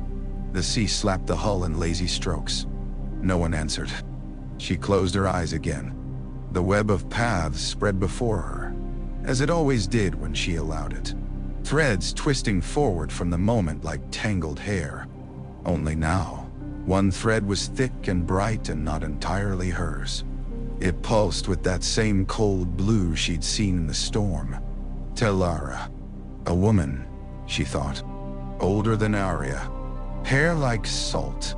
Eyes like burnt bone. Hands stained with something darker than ink. Standing in a place where the lines did not branch. She saw another vision layered over it. A city of pale stone built on terraces carved into a cliff, facing a sea Arya had never sailed. Vanes and spires rose from its topmost level, bristling with windbells and bright cloth. Below, a harbor cupped ships with flared, unfamiliar bows. At the city's crown stood a temple open to the sky. Its inner walls were carved with faces. Not like the House of Black and White's endless hall. These faces were larger, more stylized, each one painted in different colors. Some smiled. Some wept. Some howled. One had no features at all, only a smooth, polished surface that reflected everything. In the heart of that temple, a woman stood before a bowl of black water. She dipped her fingers into it. The liquid clung to her skin like oil.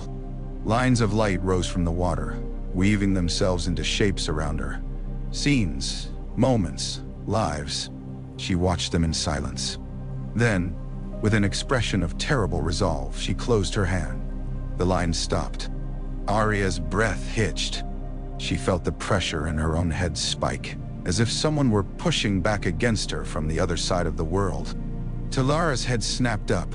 For a heartbeat across an ocean, in a storm, and 1,000 branching paths, two women who played in the same god's shadow looked at one another. The connection snapped like a rope under too much weight. Arya jerked awake. Her heart hammered.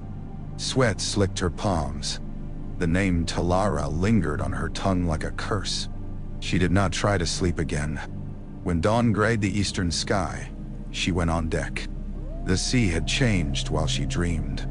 The swells were lower. The water had gone a deeper blue, almost purple near the horizon.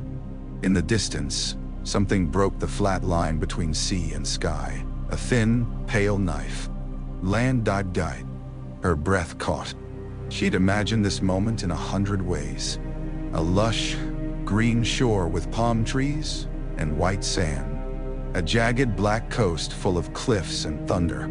A flat, muddy delta where unknown rivers met the sea. This was none of those.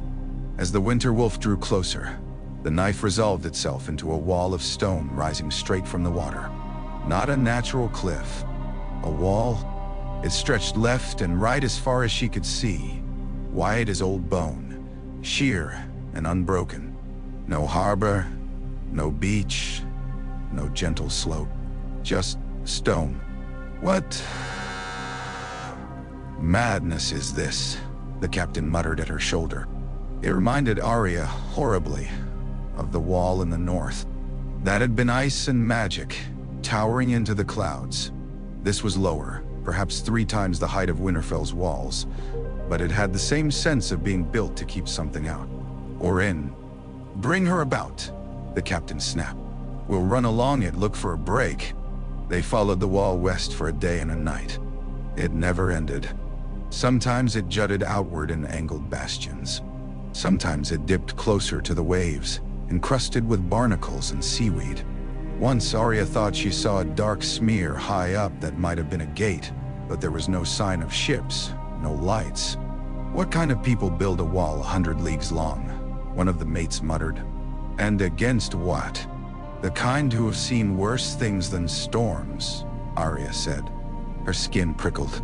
The cold pressure in her mind had settled now into a constant ache, like a bruise. She felt paths bunching. The wall of stone, she could not think of it any other way, was a junction. So many lives and choices flowed along its length that it might as well have been a river itself. People had fought here, died here, chosen duty over freedom or freedom over duty. Talara was here. She knew it without needing any vision. This was the knot's edge, the place where paths were held. Stop, she said abruptly. The captain shot her a look. Out here? We run aground now. We'll smash like an egg. None. Not stop the ship, she said. Stop following the wall. He frowned. And go where then? Back the way we came. No, she said. Her eyes traced the stone, searching. Straight at it. A silence fell heavy. Now I know you're mad, the captain said. You said yourself this isn't a natural thing, Arya said. It's built. Built things have gates, doors. They may be hidden, but they're there. If we keep sailing alongside it, we'll never find them. We have to press. Press? He echoed. Lean, she said, as if we mean to knock it over. The sea will show us where it gives. Me. Nah. He stared at her as if she'd suggested they fly. She held his gaze. He looked away first. Starboard 2 points, he told the helmsman roughly. Bring her nearer. The winter wolf nosed toward the stone. The sea grew choppier, as if resenting the intrusion. Waves slapped harder at the hull. The wall loomed, its surface pitted and slick with salt. Gulls wheeled overhead now, white and gray ecstasies of motion. Too close, the mate said tensely. Hold. The captain snapped. Arya stepped to the very edge of the prow, fingers curled around the carved wolf's head. Spray kissed her face. The stone stood before them, implacable. No gate, no crack, nothing. She shut her eyes. When she'd first gone blind in Bravos, every sound had been a threat. Every breath of air a possible blow. Over time, she'd learned to hear differently, to feel the way space held itself. A doorless wall sounded distinct from one with hidden hinges. The air around a man with a sword moved differently than around one with empty hands. Here, The whole world hummed. The wall threw back the sea's roar, turned it into something like a low chant. Beneath that, very deep, she thought she heard another rhythm. Breath, maybe, or the throb of a giant heart. She reached out with her other senses, the ones the many-faced god had thinned and sharpened inside her. Paths. They flared. Most crashed against the wall and turned aside, flowing along its length. A few simply stopped, as if they'd been cut. One passed through. There, she thought. More to port, she said quietly. Slow. On whose word? The captain demanded. On the word of the girl who kept you from sailing into that blue light, Arya said. He swore creatively under his breath and made the gesture anyway. The ship inched along the wall, so close now that men could have leaped from deck to stone. Arya laid her palm flat against the carved wolf's head and let the vibrations travel up her bones. There. The hum changed. A hollow note under the solid. Now, she said. Straight in. Full. Full, the captain croaked. You want me to do it? She said. He closed his eyes for a heartbeat, as if praying, then snapped his arm forward. The winter wolf surged. Men shouted. Someone screamed. Time stretched. Arya braced herself. The hull should have splintered. The carved wolf's head should have shattered. Men should have flown like dolls. Instead, the wall moved. Not visibly. There was no great grinding of stone, no opening of seam or gate. But it flexed in some way deep and subtle, like hard leather under pressure. A shiver ran through it. The ship passed through. For a breathless instant, everything went black. Not night black. Not the black of closed eyes. A thicker absence. The sense of all paths paused. Her heart stopped. Then the winter wolf burst into light. Men fell to the deck. Someone retched. The captain clung to the rail, eyes bulging. Behind them, the wall was nowhere to be seen. Ahead lay a harbor. Not the one from her vision, not quite. That had been seen from above. This was the view from the water. Stone terraces rose in steps from the sea, riddled with stairs and ramps. Houses clung to them like barnacles, smooth-faced structures of pale stone, roofs painted in blues and greens that had faded under sun and salt. Flags snapped in a fresh wind from poles along the highest level. At the harbor's mouth, 2 towers stood like guardians. Each bore a massive carved face, one laughing, one solemn. Their eyes were empty windows. Ships bobbed at stone quays. Not many. Half a dozen, perhaps, with curved hulls and sails dyed in colors she did not recognize. Figures moved along the docks, small at this distance. Smoke rose from somewhere deeper in the city, a thin, dark feather against the bright. Well, the captain said after a long, stunned silence. I suppose you were right. Arya exhaled slowly. The ache in her skull had sharpened into a point. Talara was here. Welcome, Arya murmured. To wherever this is. The captain shot her a sidelong glance. Got a name for it? Not yet, she said. But the people will. People, he repeated, eyeing the docks warily. Let's hope they're the sort that trade, not the sort that sacrifice strangers to their storm gods. If they wanted us dead, they could have left us outside the wall, Arya said. He grimaced. I'm not sure I like knowing there's a they at all. She smiled faintly. You'd have liked Bravos. I doubt that very much, he said.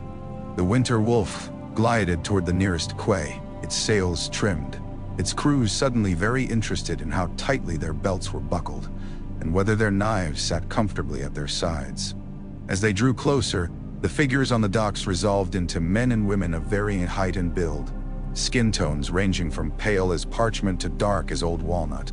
Their clothes were simple but well made. Tunics and trousers and dresses in greeded reds and grays, cut unfamiliar ways.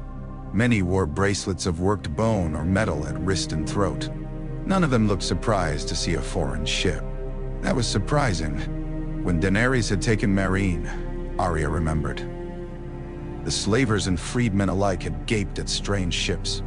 When she'd sailed into Pentos, men had crowded the docks for a glimpse of Dragon Queen's envoys. Here, the dockworkers shouted orders and threw ropes as if the Winter Wolf were just another vessel. A woman stepped forward as they made fast. She was tall, her hair braided close to her scalp in tight rows, streaked with silver. Her eyes were a pale hazel that seemed almost colorless in the bright light.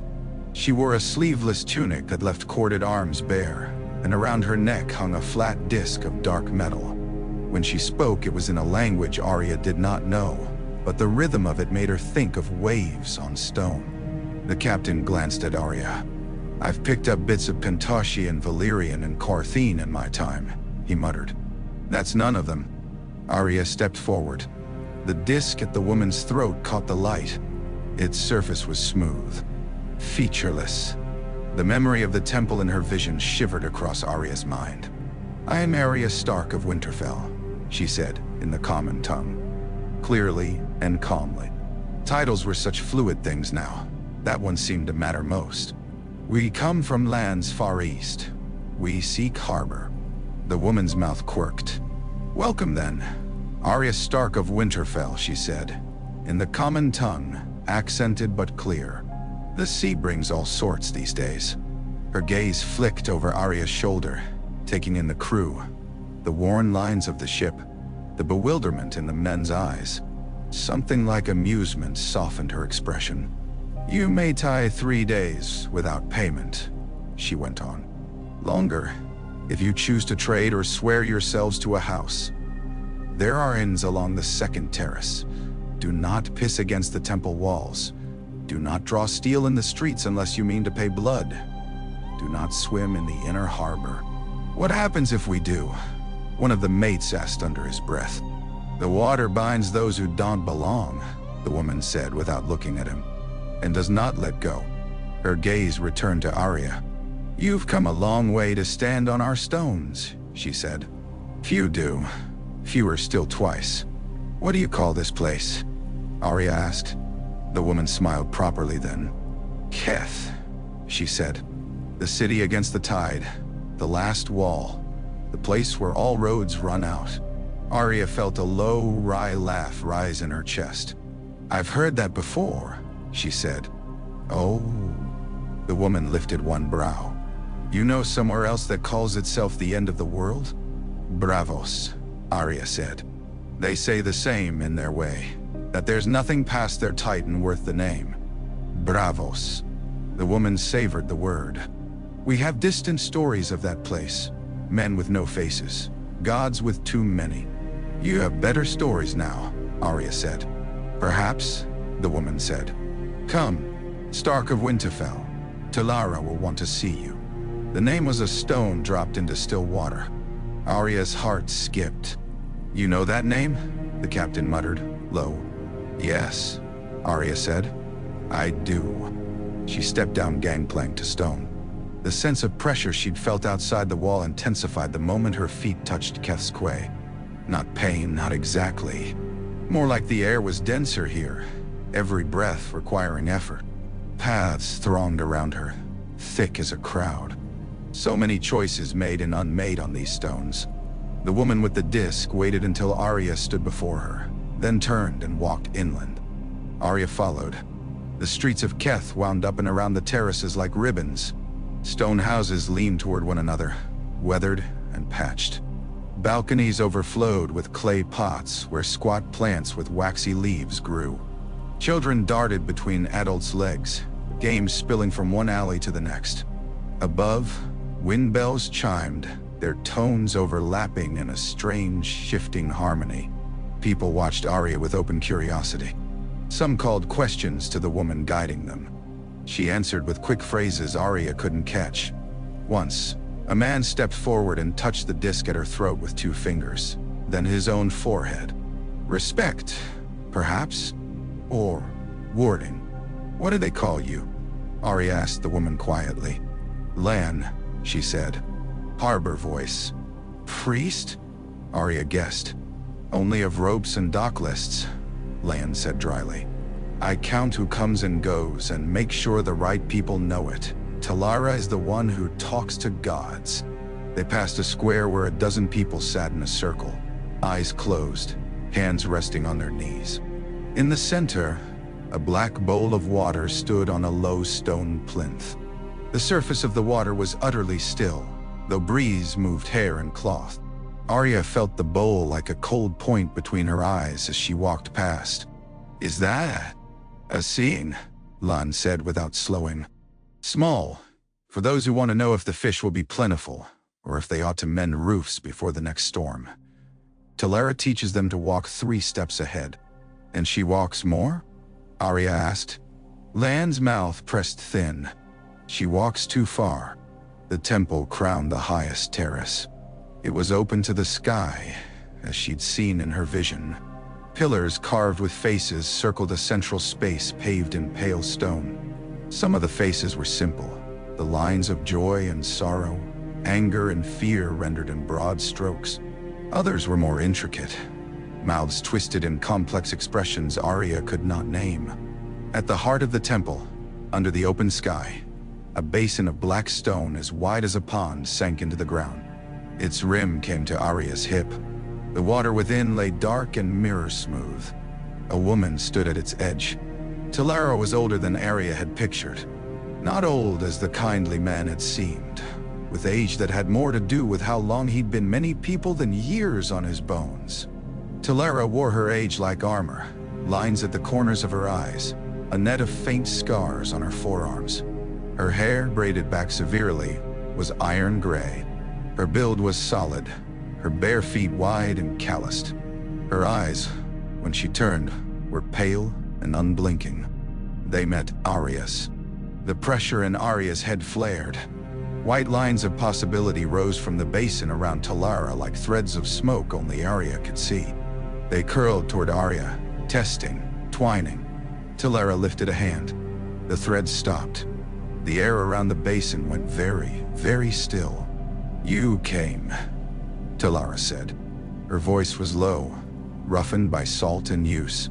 She spoke the common tongue with an accent that was not quite like Lan's, as if she'd learned it from different mouths. "You pulled," Arya said. Talara's mouth curved. It might have been a smile. It might have been something else. "I made it easier," she said. "You were always going to come." Arya's fingers twitched toward the knife at her belt. "You see paths," she said. "Like I do." "I see what the water shows," Talara said. "You." She tilted her head, studying Arya with a curious intensity. "You see more, further, cruder, but wider." "Crude," Arya repeated, amused. "You don't waste time with courtesies." "Courtesies are for men who have time to lose," Talara said. "Keth is the last wall against the tide. We spent our courtesies long ago." "Against what tide?" Arya asked. Talara's gaze flicked to the basin. "History," she said simply. "The flood of all the things men can do when no one stops them." Arya thought of kings and queens and gods and monsters. "You think a basin of water and a wall can stop that?" "They can redirect it," Talara said. "A rock cannot stop a river, but many stones placed carefully can turn it." "So you damn paths," Arya said. Talara's jaw clenched briefly. "I hold the worst ones," she said. "Nothing more." Arya stepped closer to the basin. The water's surface reflected the sky, the faces on the pillars, her own face and Talara's. No more. It looked like any other dark pool she'd seen, in the House of Black and White, in Winterfell's Godswood. It did not feel like any other. Cold radiated from it. Not physical cold. The air was warm on her skin, a different chill sinking into bone. "Is that how you raised the wall?" Arya asked. "With this?" "The wall was here before Keth," Talara said. "Before men. We only carved a city into its back." "Then the knot," Arya said slowly. "The place where paths stop. That's you, not the wall." Talara's lips thinned.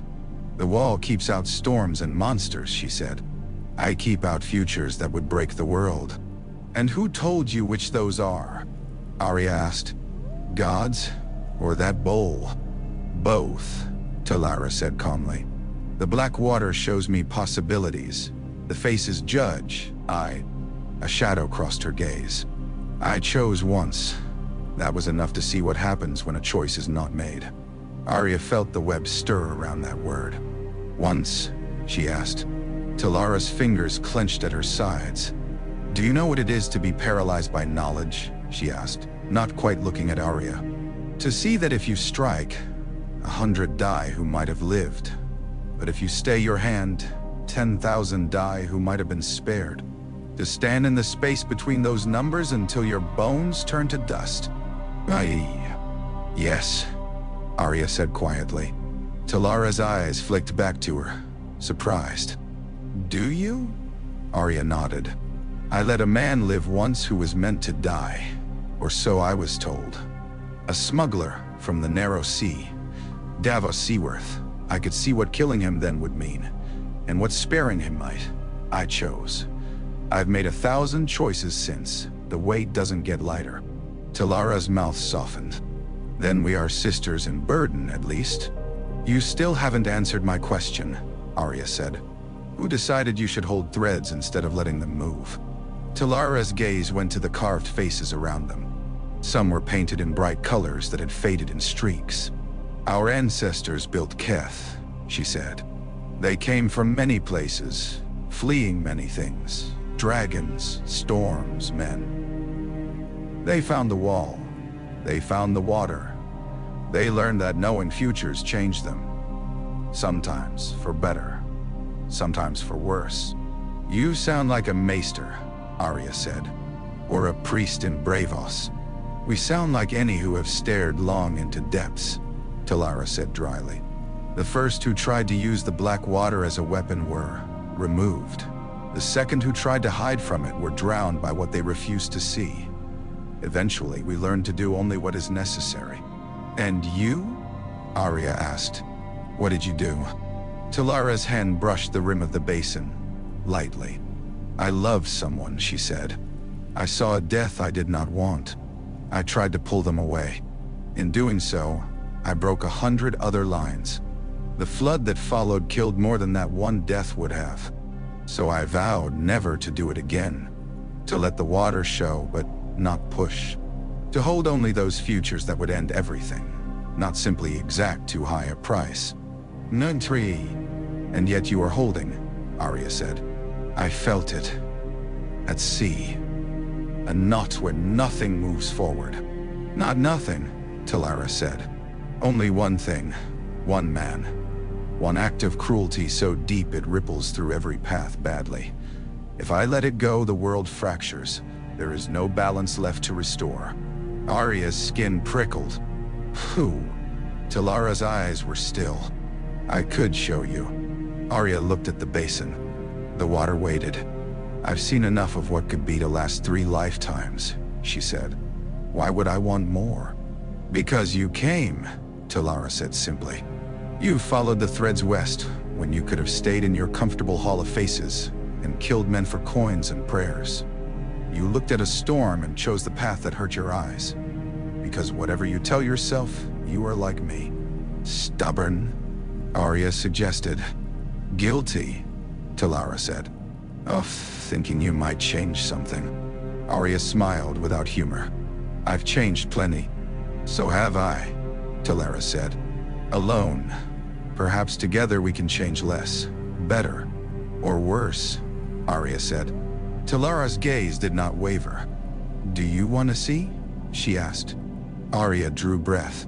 The many-faced god had never spoken to her in words. It had spoken in opportunities, in faces offered, in pauses at the edge of death. It had shown her how she might end lives and how she might shift their meaning. This felt different. This felt like standing on the lip of the Titan again, looking down at ships that did not know she was watching. Show me, she said. Talara dipped her fingers into the basin. The water shivered. Lines rose. Not as she saw them, tangles and branches, but as shapes. The surface of the water darkened, then lightened, then darkened again. as scenes rose and sank. A boy, thin and hollow-eyed, in a narrow street in some southern city Arya did not know. He held a stick like a sword. Around him, other boys jeered. A man in armor stopped to watch. His sigil was unfamiliar, a sun half hidden behind a cloud. His face was shadowed under his helm, but Arya felt something cold in him. A stillness that was not peace. He watched the boy for a long moment, then smiled. He offered the boy a hand. In one vision, the boy took it. He grew into a pale, cold-eyed man who killed without heat. He built an army in a land beyond Keth, a place of red sand and black stone. He learned to use the black water, or something like it, to see futures and cut them away. He sought not balance but control, to lock the world into a shape that pleased him. Arya saw cities burn in that future, not for war, but for pattern. Saw people culled like herds. Saw the faces on the temple pillars crack. In another vision, the boy spat at the man's hand and ran. He died in a gutter later, his stick still clutched in his fingers. The cold man found another child. Different faces, different streets. The same hand, the same smile. In all but one thread, someone took it. "So you froze him," Arya said softly. "The man?" "Yes," Talara said. In the basin, she saw the moment the man raised his hand to the boy, and stopped. For a breath, no breath, moved his chest. No blink crossed his eyes. The boy's gaze slid past him without seeing. The world around them hummed strangely, as if waiting. "That is the knot," Talara said. "The moment. I hold him there, between one breath and the next." "Forever?" Arya asked. "Until the world is safe from what he would do," Talara said. "And when is that?" Arya demanded.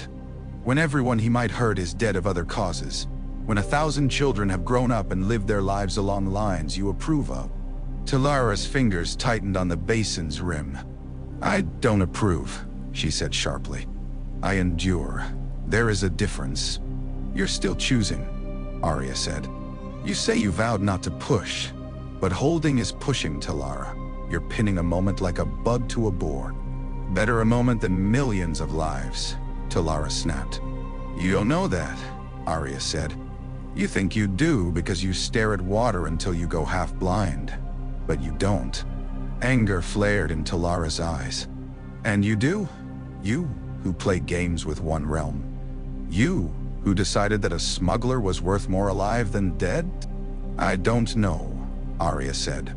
"That's the point, I guess. I accept that I might be wrong. You're trying to make yourself right." Talara flinched as if struck. Footsteps sounded behind them. "Talara," Lan said in their own language, low. She stopped just beyond the line of pillars, eyes wary. The tide's turning. The outer nets. Talara lifted a hand without looking back. Lan fell silent. Arya glanced between them.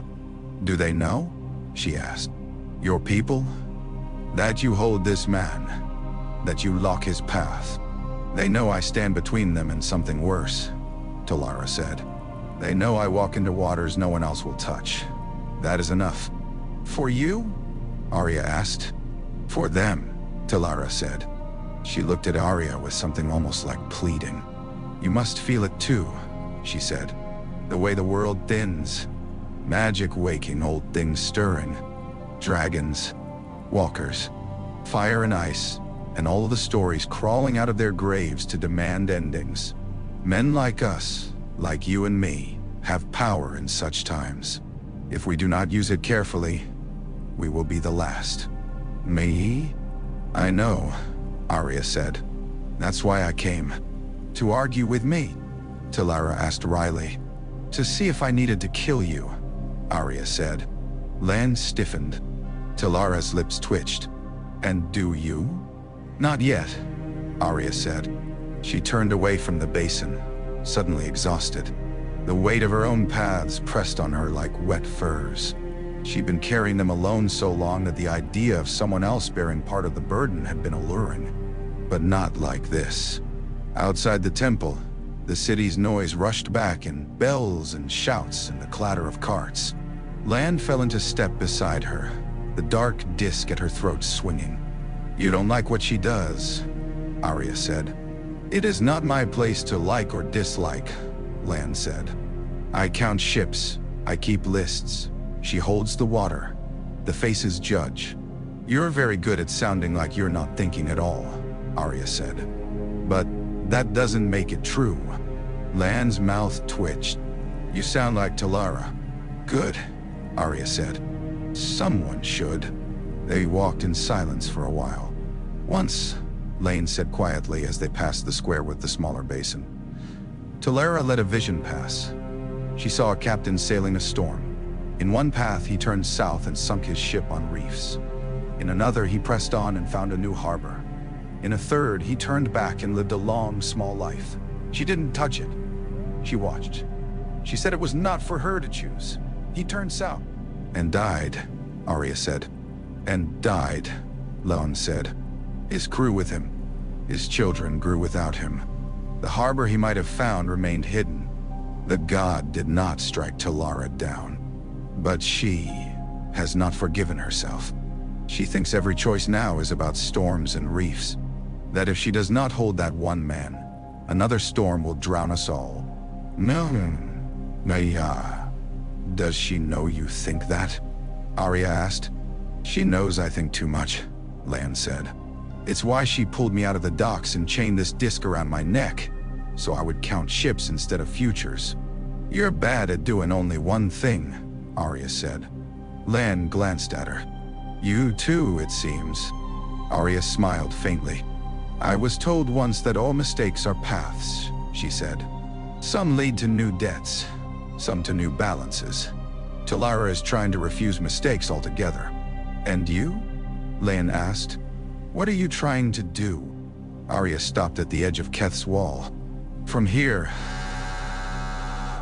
the sea rolled out in silk ripples. The stone beneath her feet hummed faintly, as if remembering the moment the winter wolf had passed. "I don't know," she said honestly. "Save what I can. Break the worst things. Keep the world loose enough that people can still move." Lan's fingers brushed the disc again. "You sound like the stories we tell of the god with no face," she said. "The one who is not a god at all, but someone the gods mislaid. The hand behind the doors. Old Nan would have liked that," Arya murmured. "Who?" "A woman who told stories when I was small," Arya said. "She said the thing behind all the monsters and tales was always some common thing. Hunger, fear, love. She'd probably say the same about gods." Lan huffed. "Your old woman is not wrong." They leaned together on the stone, watching the waves. "Talara will keep holding that man," Lan said. "She will stand at that basin until her legs give out if she must. Whatever you say." "I know," Arya said. "And you?" Lan asked. Arya's hand found the coin she wore on a string under her shirt. A small, dark disc with a face smoothed nearly away by years of thumb and sweat. "Valar Morghulis," Jaqenhar had said, in a half-forgotten alley in King's Landing. "Valar Dohaeris," she whispered now. "What? Me?" Lan asked. "Words from my old life," Arya said. "All men must die. All men must serve." "Cheerful," Lan said dryly. "It depends who you think you're serving," Arya said. She straightened. "I need to see him," she said. "The man in the knot." Lan's brows rose. "Talara won't like that." "She doesn't have to," Arya said. "But she wants my help, or she wouldn't have pulled me across an ocean. I won't give it blind." "We don't allow outsiders beyond the wall," Lan said. "You didn't allow ships through it either," Arya said. "Until today." Lan looked at her for a long moment. Then she sighed. "I'll show you a path," she said. "Getting through will be up to you." The knot lay not in Keth, but beyond it. A stairway carved into the inside of the wall led down into dimness. Torches burned in iron brackets, their smoke staining the stone. The air smelled of salt and old dust. Lan walked ahead, her disc catching the firelight. "This used to be the only way in," she said, "before we learned how to listen to the stone." "You listen?" Arya asked. "The wall hums when something presses," Lan said. "A long time ago, a man named Harn put his ear to it until he understood the song. Now we teach it to our children. Not as well as he knew it, but enough."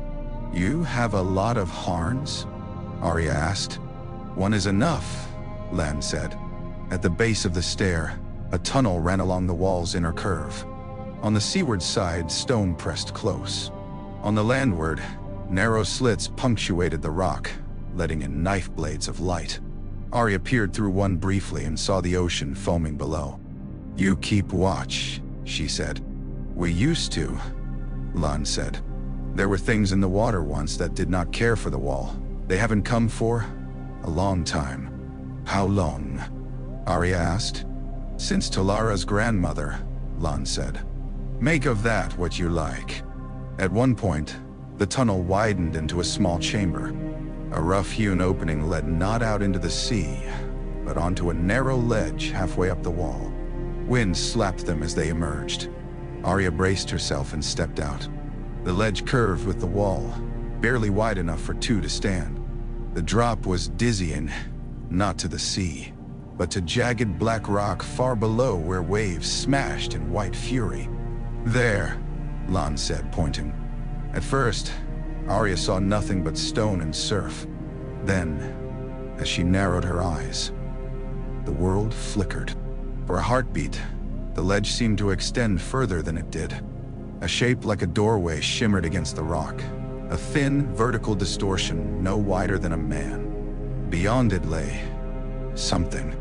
Not a room, not sky. A frozen moment. A narrow street. A boy with a stick. A man with his hand outstretched. As soon as Arya focused, the distortion snapped back into plain stone. "You see it?" Lan asked. "Yes," Arya said. "Most can't," Lan said. "Even those who sit at the black water for years. It's like looking at a bright star. If you stare straight at it, it vanishes." "How do you go through?" Arya asked. "You don't," Lan said. Arya glanced at her. "Talara doesn't?" "She's never tried," Lan said. "She says standing on this side is enough. That stepping through would change everything." "Standing here already changes everything," Arya said. She edged closer to the shimmer. It flickered again, like heat on stone. The boy's face came clearer. He was maybe 10, maybe 11. His hair lank, his jaw tight with hunger and pride. The man's shadow fell across him. Arya felt an unpleasant familiarity. She had been that boy. She had been the one in the street with the stick while older. Stronger people watched. "You never had someone like him come to you," she thought. "You had men who wanted to maim you, not mold you." She breathed in. The air tasted of salt and something metallic. Paths bloomed. She saw herself staying safe in Keth, arguing with Talara until they both grew hoarse and old. The man remaining frozen forever, his moment locked.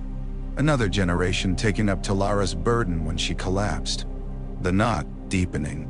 Futures further west, not just here but in Arya's own lands, growing stranger, less flexible, as if the world itself resented the hold. She saw herself walking away entirely, leaving Keth and Talara and the knot behind. Sailing further west, perhaps finding nothing but water, and then circling back east to some distant shore. In that path, the knot remained. Its pressure a constant ache in the back of her mind.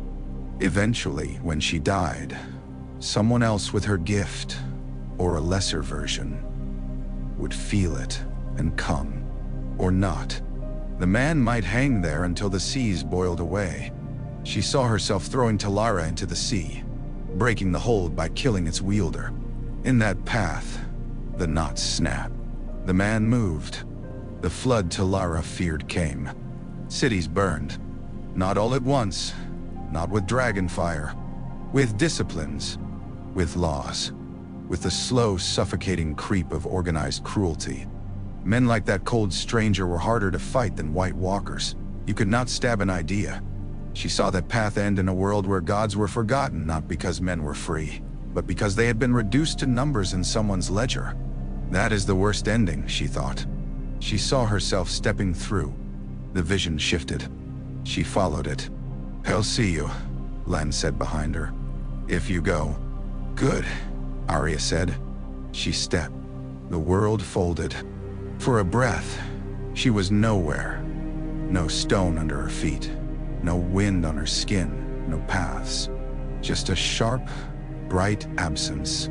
Then she stood in the street from the basin's vision. Heat pressed against her. Not the clean warmth of Keth's terraces. This was closer, dirtier. Buildings leaned in overhead, their plaster cracked. Smells layered. Stale piss, frying oil, sweat. The boy with the stick stood a few paces away, frozen mid-swing. Dust hung unmoving in the air. A stray dog in the corner had its jaws fixed in a snarl. The only thing that moved was the man. He turned his head slowly toward her. His eyes were a washed-out gray, the color of dirty ice. "Well," he murmured, "this is new." His voice did not match his face. The face was lined, weathered, the face of a man in late middle years. The voice was old, and nothing to do with memory.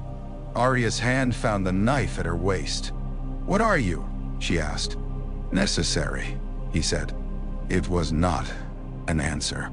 It was an excuse. She'd heard that tone before. In men who spoke of breaking eggs to make omelettes. In lords who sent riders into hopeless wars because honor demanded it. "You feel like Talara," she said. "You pull on the same threads." "I do more than she does," he said. "She is afraid of power. I am not. That frightens her." "It frightens me," Arya said. He smiled thinly. "Good. Perhaps you'll use it carefully." He looked her up and down as if she were a horse he meant to buy. "You're not from here," he said. "Neither are you," she said. His mouth twitched. "I'm from everywhere now," he said. "Or I will be, once this is settled." He flexed his outstretched hand. The boy remained frozen. "What do you think you're doing?" Arya asked. "Taking responsibility," he said. "For everything?" She let skepticism sharpen her tone. "Tell me, necessary, how many lives do you think you need to control before you feel safe?" "Safe?" He barked a humorless laugh. "You mistake me for someone else. Safety has nothing to do with it. Balance does. Purpose. Efficiency. The world squanders itself in 1,000 stupid, brutal ways every day. I can stop some of that. By locking a child's choice," she said. "By holding him like a fly in amber." He frowned faintly. "This one is a nexus," he said. "His life touches too many others. He will either become my instrument or become something worse. I cannot allow the second, so I hold him while I consider." "Nay, come to. How long have you been considering?" Arya asked. "Here," he shrugged. "Moments. Elsewhere. Long enough." She felt the distortion around them the way time tugged. In Keth, the sea would still be foaming against the wall. Lan would still be on the ledge. Talara would still have her fingers in the water. But here, whatever rules held the world had been stretched. "You're not a god," Arya said. "Neither are you," he said.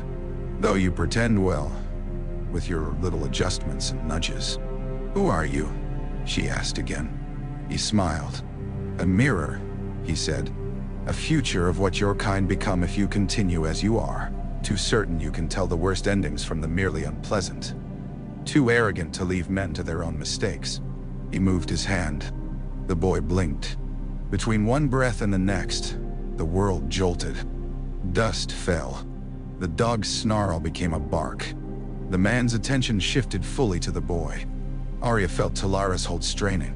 She did not think. She moved. Her knife flashed.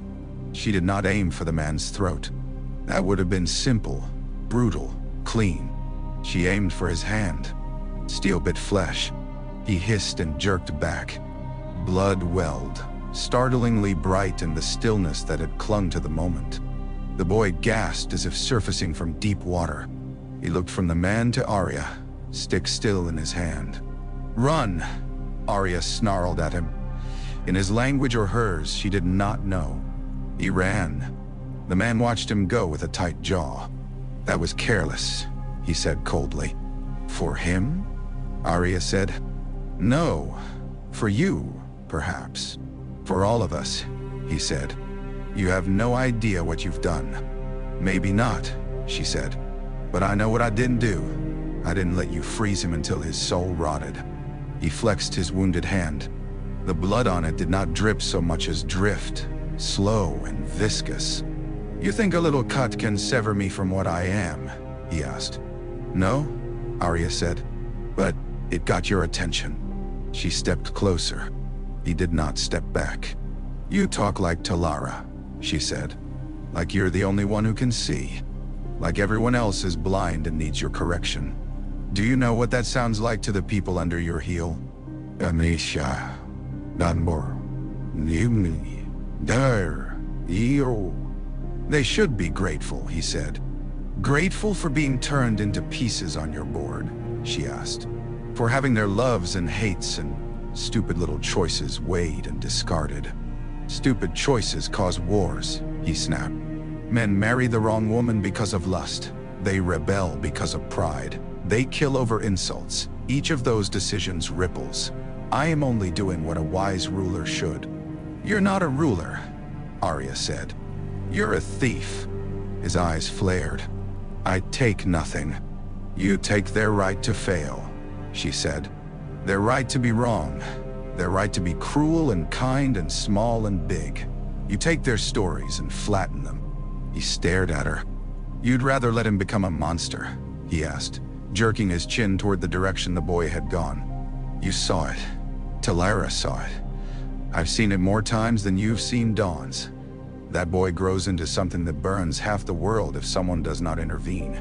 "Then someone should," Arya said. "But not like this. Not by holding his breath forever. Talk to him. Hurt him, if you must. Kill him, if nothing else will stop him. But don't turn him into a fixed point and pretend that isn't violence." "Mal May. You sound like me," he said quietly. "No," she said.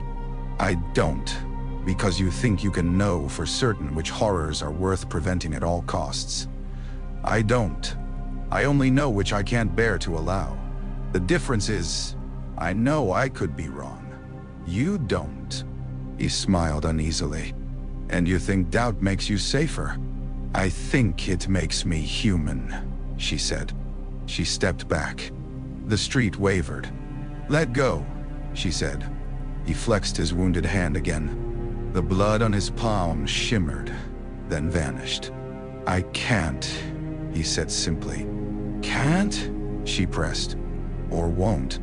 "Can't," he repeated. "I tried. When Talara first saw me.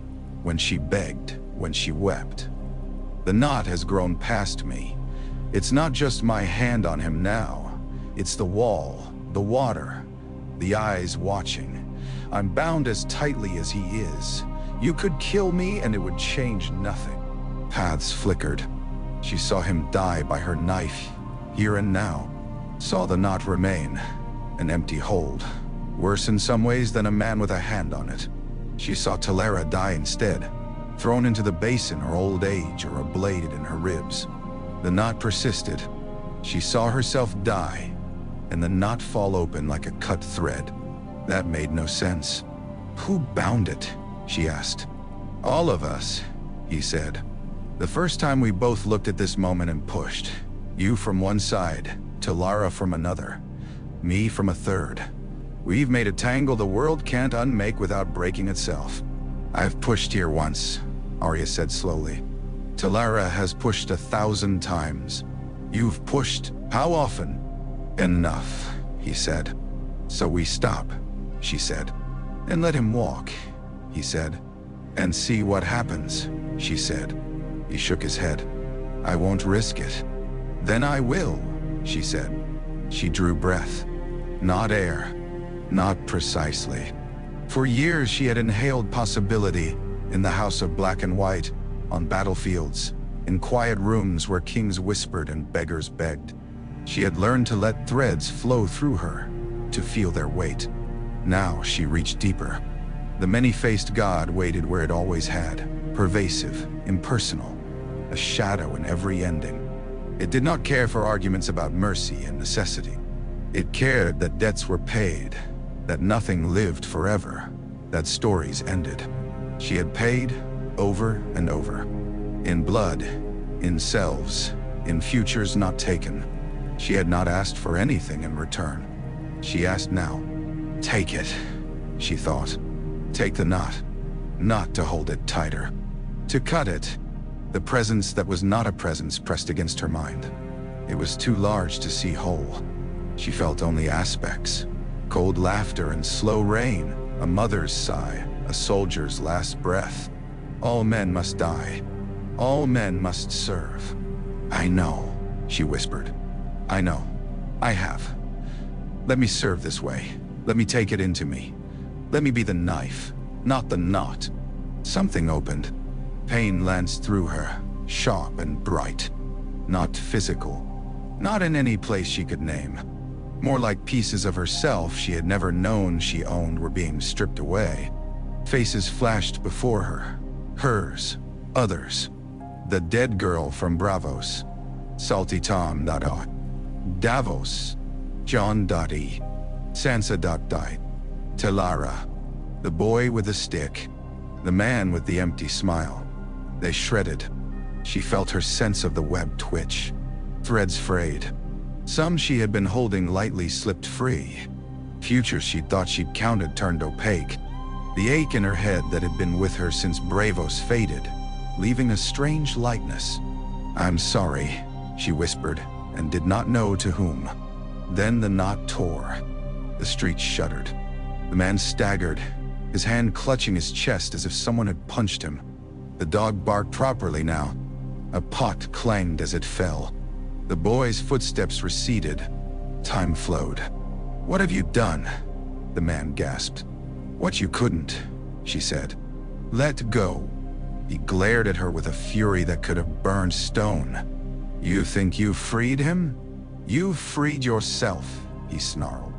You've cut your own cords to that god. You've thrown away what made you more than a girl with knives. She swayed. He wasn't entirely wrong. The futures around her were quiet now. No more branching vistas. No more alternate Aryas whispering from the edges of thought. Only the immediate. The next step. The next breath. I've been more than a girl with knives for too long, she said. Maybe it's time to be just that again. You've doomed us, he said. Maybe, she said. Maybe I've made it so we can't doom ourselves quite so easily. She stepped back toward the shimmer in the wall. He reached for her, but his hand passed through air. His power, whatever it had been, did not extend that far. Tell Telara, he hissed, that when the world breaks, I will be there to watch her realize she could have stopped it if she'd only held on tighter. She already thinks that, Arya said. My hope is that she'll live long enough to be proved wrong. She stepped back into the crack between moments. The world folded again. Stone under her feet. Wind on her face. The roar of the sea. She staggered on the ledge. Lan grabbed her arm, hauling her back from the drop. What did you do? Lane demanded. Arya blinked. The pressure in her skull was gone. The knot's presence was gone. She felt empty, in a way, as if a chamber inside her had been hollowed out. I cut it, she said. Lan's eyes widened. Cut, Telara. We'll be angry, Arya said, and relieved, and furious about being relieved. You sound as if you've done this before, Lan said faintly. I cut a thread once when I should have tied it, Arya said. This time I cut one that had been knotted too long. She rubbed her temples. Silence in her mind. Not the silence of absence exactly. The silence of a crowded hall cleared at last. She felt only one path now. Hers. How many futures do you see? Lan asked carefully. Just this one, Arya said. For the first time since Bravos. That frightens you, Lan said. A little, Arya admitted. But it also feels clean. She'd grown so used to splitting herself across possibilities that she'd forgotten what it was like to live only forward. She thought of Bran in the Godswood, his eyes far away. He will never stop seeing, she thought. He will always carry too much. She had been like that, in her lesser way. Now she wasn't. What about the boy? Lan asked. He'll choose, Arya said. Maybe badly. Maybe he becomes exactly what Talara feared. Maybe he doesn't. Either way, he'll do it breathing. Nay. And the man? Lan asked. Arya looked out at the sea. He was right about one thing, she said. We are mirrors. We showed each other what we could become. I don't think he'll give up. But with the knot cut, he can't anchor himself there anymore. He'll have to be smaller, local, human. You talk like a seer, Lan murmured. I talk like a woman who's just stepped out of a very thick fog, Arya said. They climbed back up the stair. Talara waited at the top. She stood at the temple's entrance, hands empty. Her face looked carved from stone. You went through, she said. Yes, Arya said. You cut it, Talara said. Yes, Arya said again. Talara closed her eyes briefly. Her shoulders trembled. For years, she said, I stood at that basin and refused to move. I thought if I did not act, the god would spare me the worst consequences. That if I only held, never pushed, I would be blameless. There is no blameless, Arya said gently. Not for us. Talara opened her eyes. Tears glinted there, unshed. You took it into yourself, she said. I felt it. For a moment the knot was in you. Then it was gone. Arya nodded. I thought. Talara swallowed. I thought the wall would crack, that the sea would pour in, that I would hear screams. I did not. Not yet, Arya said. You think they will come later? Talara asked. I think something will, Arya said. Good or bad, something else always does. The world doesn't like emptiness, it fills it. Talara looked toward the basin. The water is quiet, she said. For the first time since I was a girl. So is my head, Arya said. A crooked smile tugged at Talara's mouth. You freed us both then, she said. Or doomed us, Arya said lightly.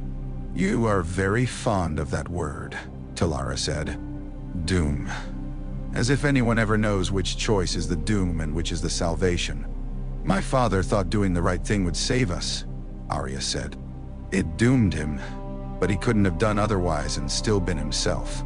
Maybe doom and salvation are just the names we give outcomes depending on how they taste. You're terrible philosophers, Lan muttered behind them. Dockwoman, Talara said. Go count something. Yes, reader, Lan said with a half bow that was more affectionate than formal. Reader. Another word for someone like Talara. Someone who stared into water. Talara's gaze returned to Arya. What will you do now? She asked. Without all that. Arya lifted one shoulder. Live? She said. Walk. Sail. Kill when I must. Spare when I can. The same as before, only with fewer arguments in my head. You could stay, Talara said. Keth could use someone who understands what we've been carrying. Someone who can remind us not to build new knots in new places. You have Lan, Arya said. She sees more than you think. Talara snorted softly. Lan sees too much and talks too little. Then listen when she does talk, Arya said. Talara studied her. You're running, she said. Always, Arya said. From the god, Talara asked. Towards something else, Arya said. If I stay anywhere too long, people start putting me on chairs or under altars. I'm better in motion, less dangerous. You think so? Talara asked. I hope so, Arya said. Talara sighed. Then go, she said, before I ask you again, and you say yes, and we both regret it. Arya smiled. She went back to the Winter Wolf as the sun slanted low over Keth. The crew looked at her differently now. Some with suspicion, some with awe. Rumors had flown while she was gone. Men were very quick to make myths when they were afraid. Did you find your horizon? The captain asked, leaning on the rail. I found a wall, she said. And a city, and a woman who holds water in her hands and thinks that makes her less likely to drown. And you? He said. Are you less likely now? I've never been less certain of anything, she said. He grunted. We've fresh water and dried fish enough to get us east again, he said. Assuming there's still an east. There will be, she said. Turn her around. I've had enough of last walls. He squinted at her. No more west? Not for a while, she said. There's a whole world I've tangled that needs straightening. You mean meddling, he said.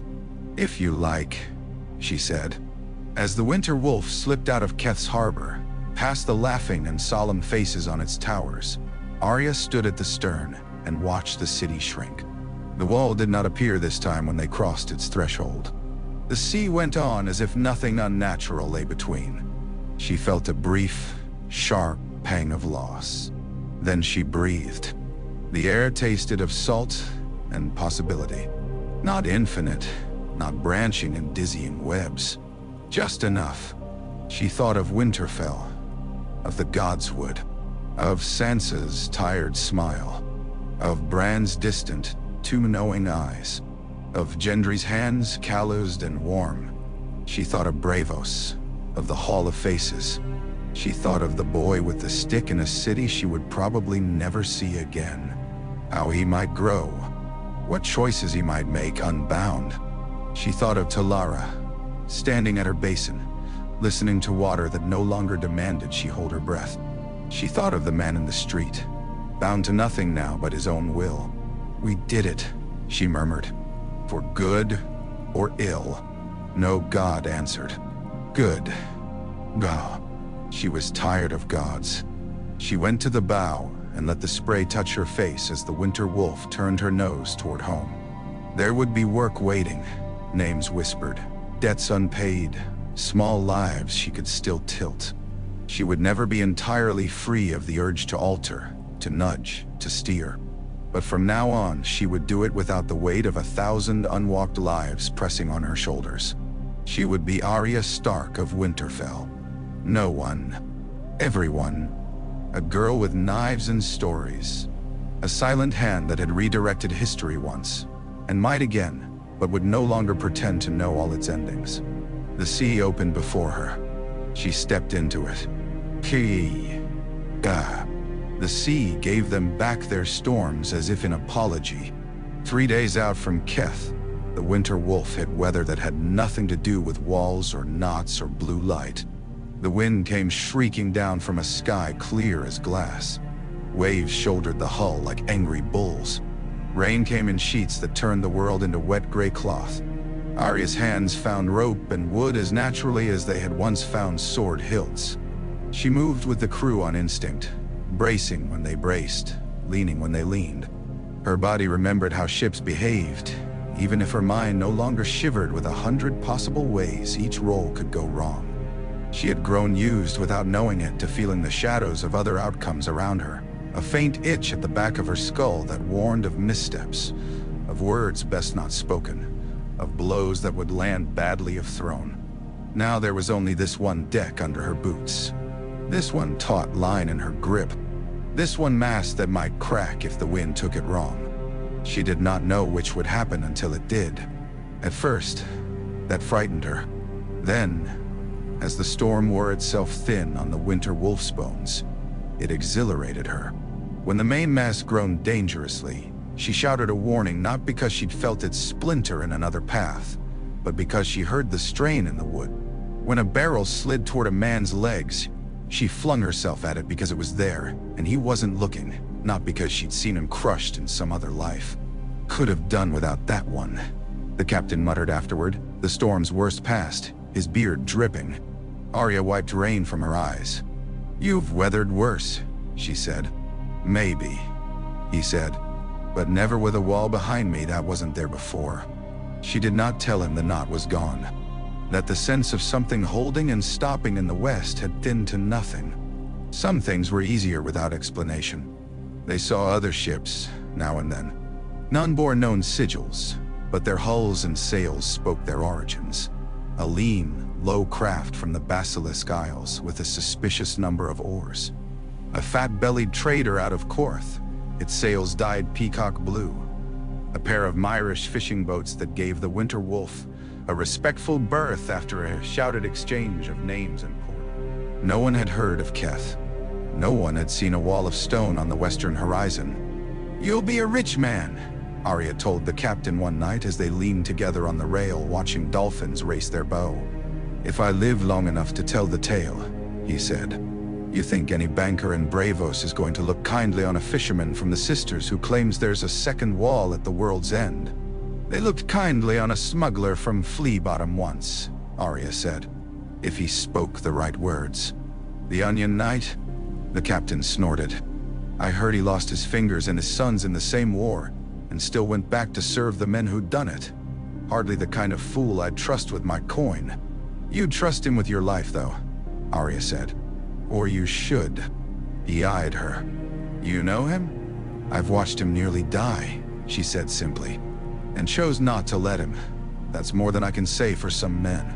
The captain grunted.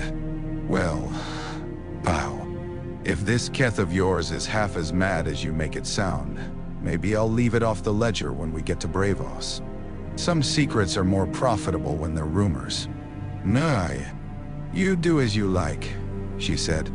In truth, she doubted many would find their way to Keth even if he shouted its name from the Titan's crown. The wall had let them through because she pressed in the right place, at the right time.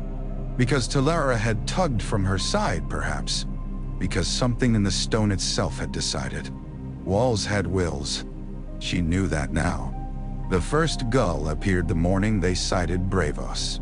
It wheeled overhead, white and gray, shrieking reproach at a world that had dared be empty so long. Men pointed with relief. The smell of tar shifted, subtly, under a fresher undertone of river and mud. By midday, the Titan's great legs rose out of the mist, striding the entrance to the lagoon. Its massive stone face, storm-worn and grim, turned ever so slightly toward them as they passed. Its eyes felt nearer than they had the first time she'd sailed under it. "Home," one of the sailors sighed. "Off a sort," Arya murmured. The Winter Wolf's arrival caused no stir in the harbor. Dozens of ships came and went every day. Bravos was too busy to gape at one more. That suited her. "Will you need passage back east from here?" the captain asked, when they'd made fast and the harbor master's man had gone off with their papers. "I'll not be leaving for a week, mayhap more. You've a bunk if you want it." "Thank you," she said, "but I have an old debt to pay in this city. I'll find my own way after." He studied her a moment. "You're not like the other passengers I've carried," he said.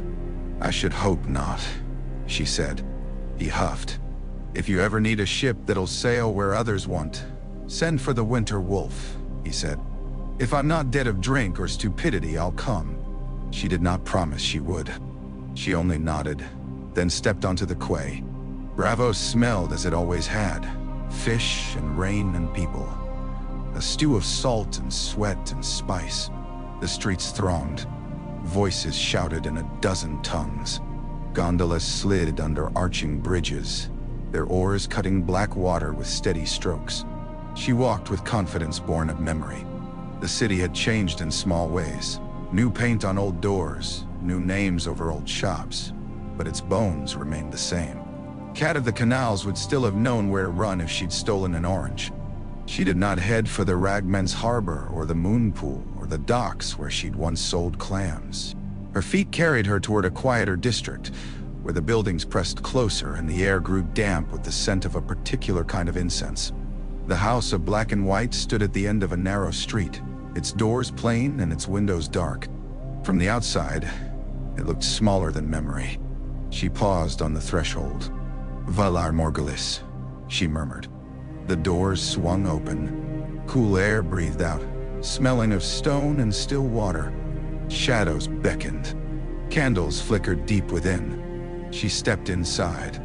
The great hall was as she remembered. Columns painted with gods from 100 lands. The black pool at its center reflecting the faint light. The sound of the water's slow drip echoed like a heartbeat.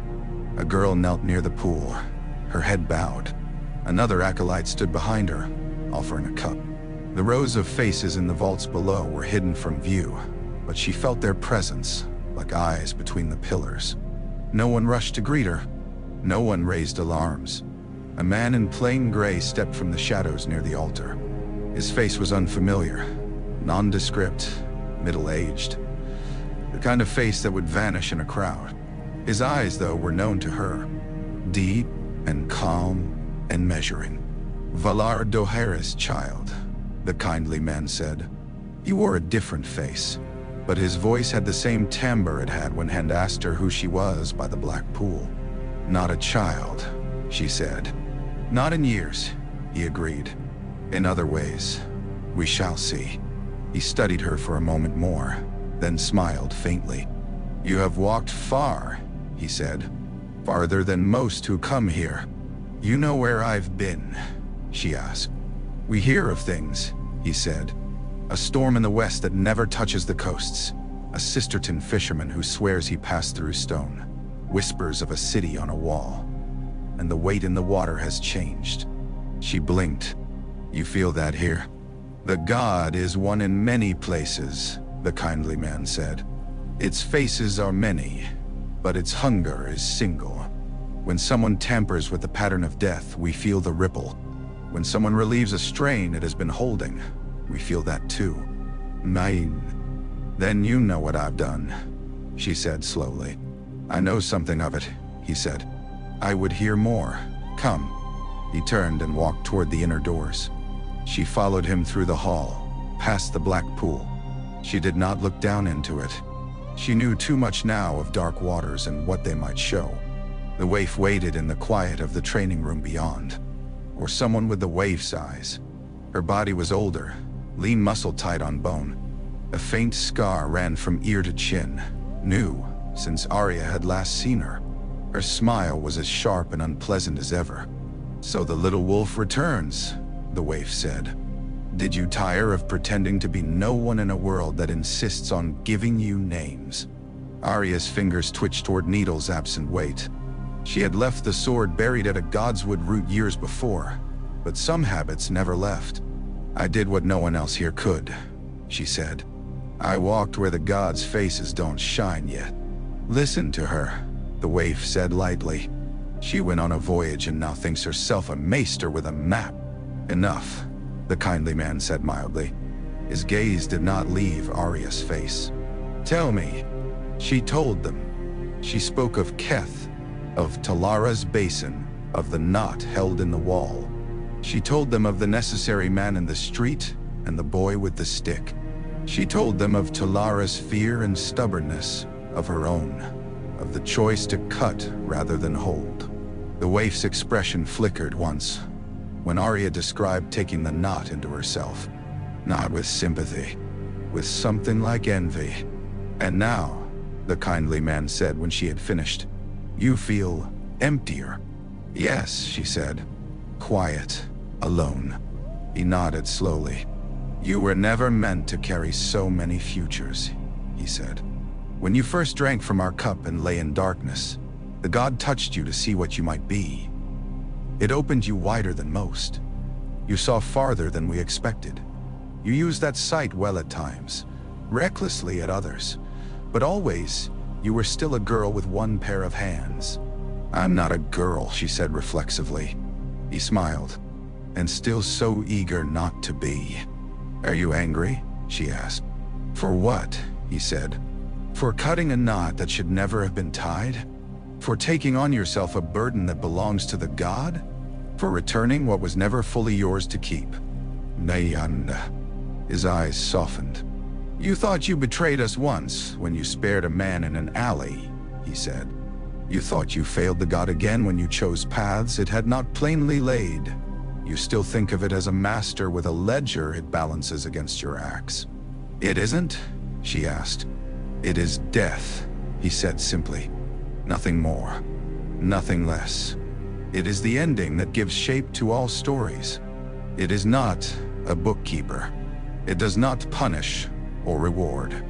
It only is. The choices you make before it comes are yours. Me and them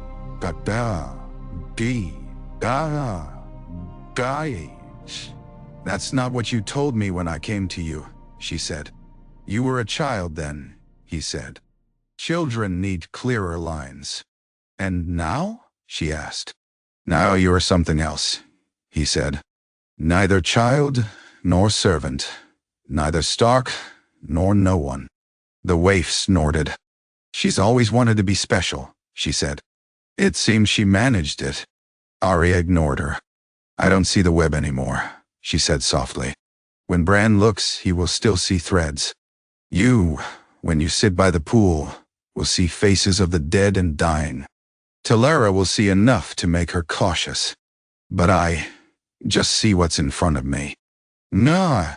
The kindly man nodded. You have returned to the common lot of humankind, he said. That frightens you because you'd grown used to being more. But it is also a kind of mercy. I thought you'd be angry that I can't serve as I did, she admitted. Ah, he said. There it is. There what is? She asked. The part of you that still wants someone to tell you what to be, he said gently. You left Winterfell so you wouldn't have to be a lady.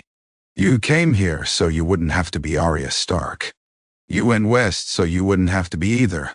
You've been running from names so long that now, when no one is telling you which one to wear, you don't know what to do. Nee, gah, and all. She bristled. I know what I'm doing. Do you? He asked. You speak of cutting knots and stopping men like yourself from becoming something worse. That is work. But it is not a life. What do you want when there is no crisis, no looming war, no God whispering in the water? She opened her mouth, then closed it. The waif smiled smugly. Hit things, Arya said at last. Sleep. Eat bread. Not think about the future. Nay. The kindly man laughed softly. A good start, he said. She found herself smiling despite the hollowness in her chest. What will you do with me? She asked. Now that I'm less useful to your god? Do you wish to be used? He asked. That is the first question. She thought of Talara, of the way the older woman's hands had clutched the basin's rim, of Bran on his wooden throne, of Jon at the wall, of Sansa on Winterfell's walls. All of them had been used in their way. By gods. By fathers. By choices. No, she said. The word surprised her. Not like that. Not the way you mean. Not in day. He nodded. Then you will not sleep in our cellars again, he said. You will not take faces from the hall without cost. You will not kill at the whispers of others in this house. That sounds as if you're casting me out, she said. No, he said. We are renegotiating terms. He gestured toward the black pool. You have served the many-faced god more deeply than any of us since the days when the slaves fled Valeria, he said.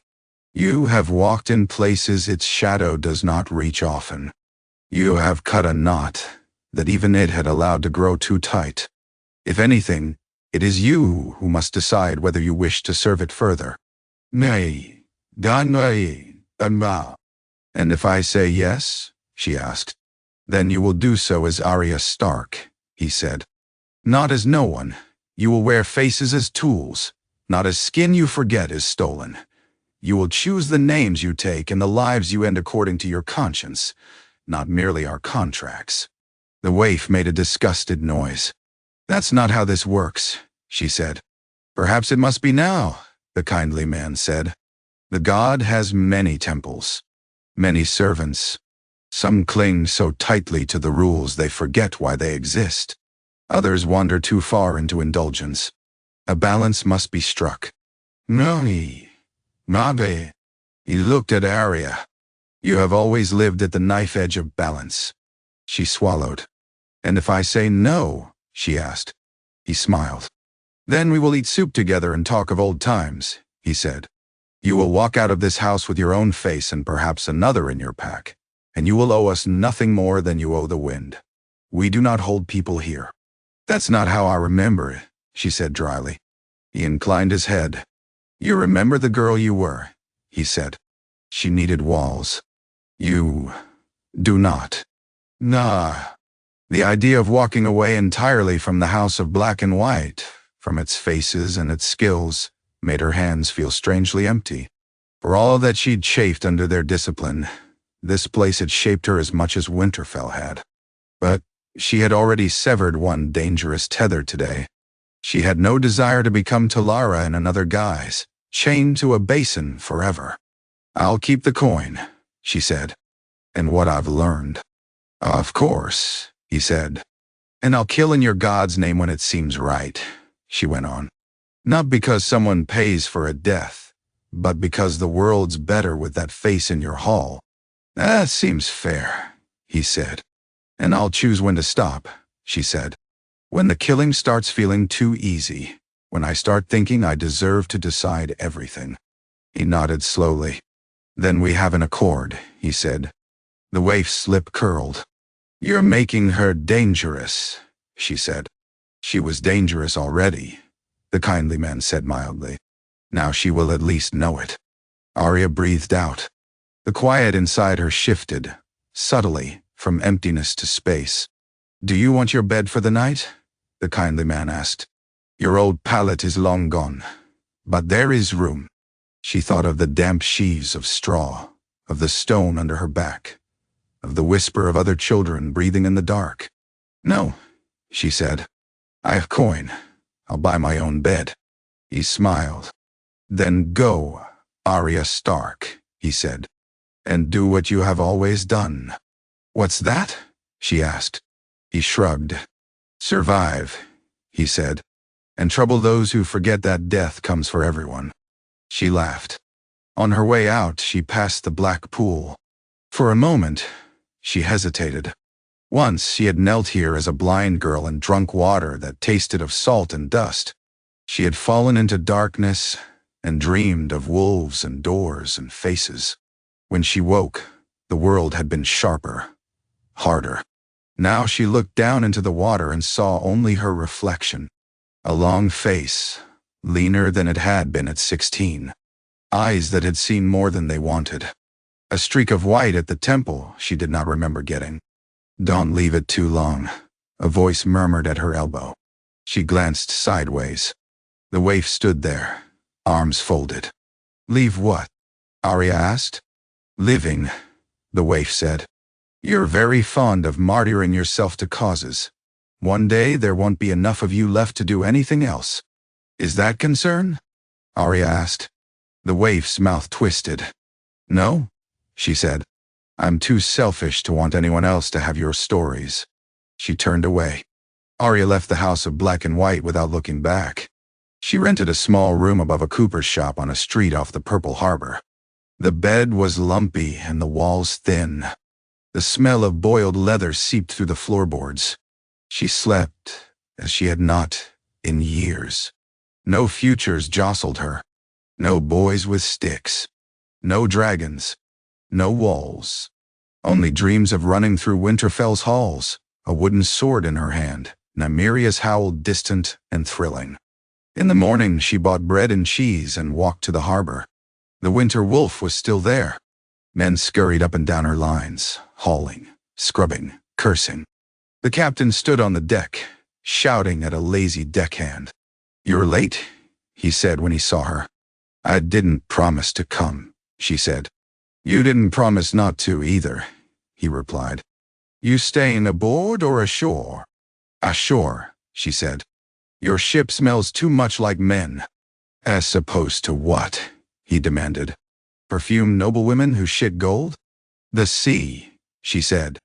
It smells like the sea, and I want to smell stone for a while. He eyed her. You'll tell your countrymen about Keth? He asked. Some, she said. Not all. He grunted. I'll be back this way in a year or so, he said. If the storms don't eat me, and the wall doesn't shift, and I don't decide to just sail in circles and never talk to another soul again. You won't, she said. How do you know? He asked sharply. She smiled wryly. I don't, she said. That's the point. He scowled, then threw back his head and laughed. Gods keep you, wolf girl, he said. And you, she replied. She watched the winter wolf slip out of the harbor, past the Titan, back onto the path she'd carved for it once already. Then she turned east in truth. It took her a year to get back to Westeros. Not because the distance was so great. Because she stopped. In Pentos, she spent 3 months working in the kitchens of a minor magister, listening to whispers of unrest in the free cities now that dragons no longer flew. The power gap Daenerys had opened did not close cleanly. Men rushed to fill it with gold and cruelty. She slipped into one bedroom midnight quiet and opened a throat that had ordered too many innocent fires. She left another man alive whose death had been paid for in coin, because the letter she'd read in his desk told her he was doing more good in the long run than harm. The House of Black and White never complained. In Volantis, she watched a red temple burn, not by her doing, but because a mob had finally had enough of being told which god's fire to fear. She pulled 3 children from the crush at the edge of the riot and lost one anyway under trampling feet. In a nameless village in the disputed lands, she spent 4 nights sitting with a dying woman whose husband had gone to war long before and never returned. You're no Septa, the woman rasped when Arya offered her water. No, Arya said. I'm worse. The woman laughed weakly at that. Worse than a Septa? You must be the stranger herself. Sometimes, Arya said. Tell him, the woman whispered, gripping Arya's sleeve with surprising strength. Tell Dyron, I waited. If he's still alive. Tell him, I didn't marry again. That I planted the seeds he sent. Too. If I find him, Arya promised. She did not. By the time she crossed paths with a soldier named Dyron in a camp outside Myr, he was long dead. Men spoke of him with fondness, a man who'd shared his bread with whores and orphans, who'd died trying to pull a comrade from under a collapsing siege tower. She lit a candle for him in a small wayside shrine, though she doubted any god listened. The point was not what they heard. The point was that she had said she would. In Lys, she killed no one. She watched instead. Men trading in flesh, women bartering futures for their children. She heard a boy singing in a courtyard with a voice so pure it made her chest ache. He was blind. He sang for coin and for the joy of it. He held his head high. Her fingers itched to slip a knife into the ribs of a man who had struck the boy for missing a note. She did not. You are not every god's judge, she told herself afterward, fingers sore from gripping her own wrists. You are not here to correct everything. You sound like Talara, Lame would have said. She smiled at the thought. One night, in a cheap tavern near the docks of Tyrosh, she heard a name. So this fellow's gathering men, a sellsword was saying, his feet on the table, his cup sloshing. Not just men, priests, sages, all the clever fools. Says he's got a way to make the world. What was the word? Efficient, his companion said, rolling it with mockery. Aye, that, the first said. Efficient. No more wars over stupid shite. No more famines if he can help it. Everyone doing what they're best at. Like the old dragon lords, only without the dragons. Sounds like a man who thinks too much, the second said. Where's he making this miracle world then? I'll be sure to avoid it. Somewhere west of here, the first said with a shrug. Beyond the disputed lands. Some city on a cliff. They say he can look at you and tell what you're going to be worth 20 years from now. And if it's not much, well... He drew a thumb across his throat. The second laughed uneasily. What's his name? Someone else asked. Some call him the architect, the first man said. Others, the necessary. I call him a coin waiting to be taken from someone's purse. Nay, Arya's hand tightened around her cup. So he had not given up. Good. Good. She found him 4 months later, not because she followed rumors. They went in circles, but because some paths insisted on crossing. The city lay on a cliff above a narrow bay, its walls built of dark stone shot with veins of red. The streets were laid out in careful lines, too precise for chance. Buildings of similar height marched in rows. There were no alleys, no haphazard clusters of shops. Everything was in its place. The men at the gate wore plain armor and carried spears. They asked her name, her skills, her age. They wrote the answers on clay tablets. Inside, she saw order like she had never seen. Carts rolled in straight lines. Men filed in pairs. Children moved in groups from one building to another, chivied along by adults with cords at their waists. No one loitered. No one shouted. The air felt thinner. Not in the lungs. In possibility. It smelled of dust and chalk and dried herbs. They brought her to a hall stacked with shelves. On each shelf sat more tablets with marks pressed into their surfaces. Names, ages, skills, worth. At the far end of the hall, in a chair carved with geometric patterns, the man from the knot sat. He had not aged. Or rather, he wore an age that did not match the time that had passed. His face was the same weathered canvas she remembered. His eyes the same washed-out gray.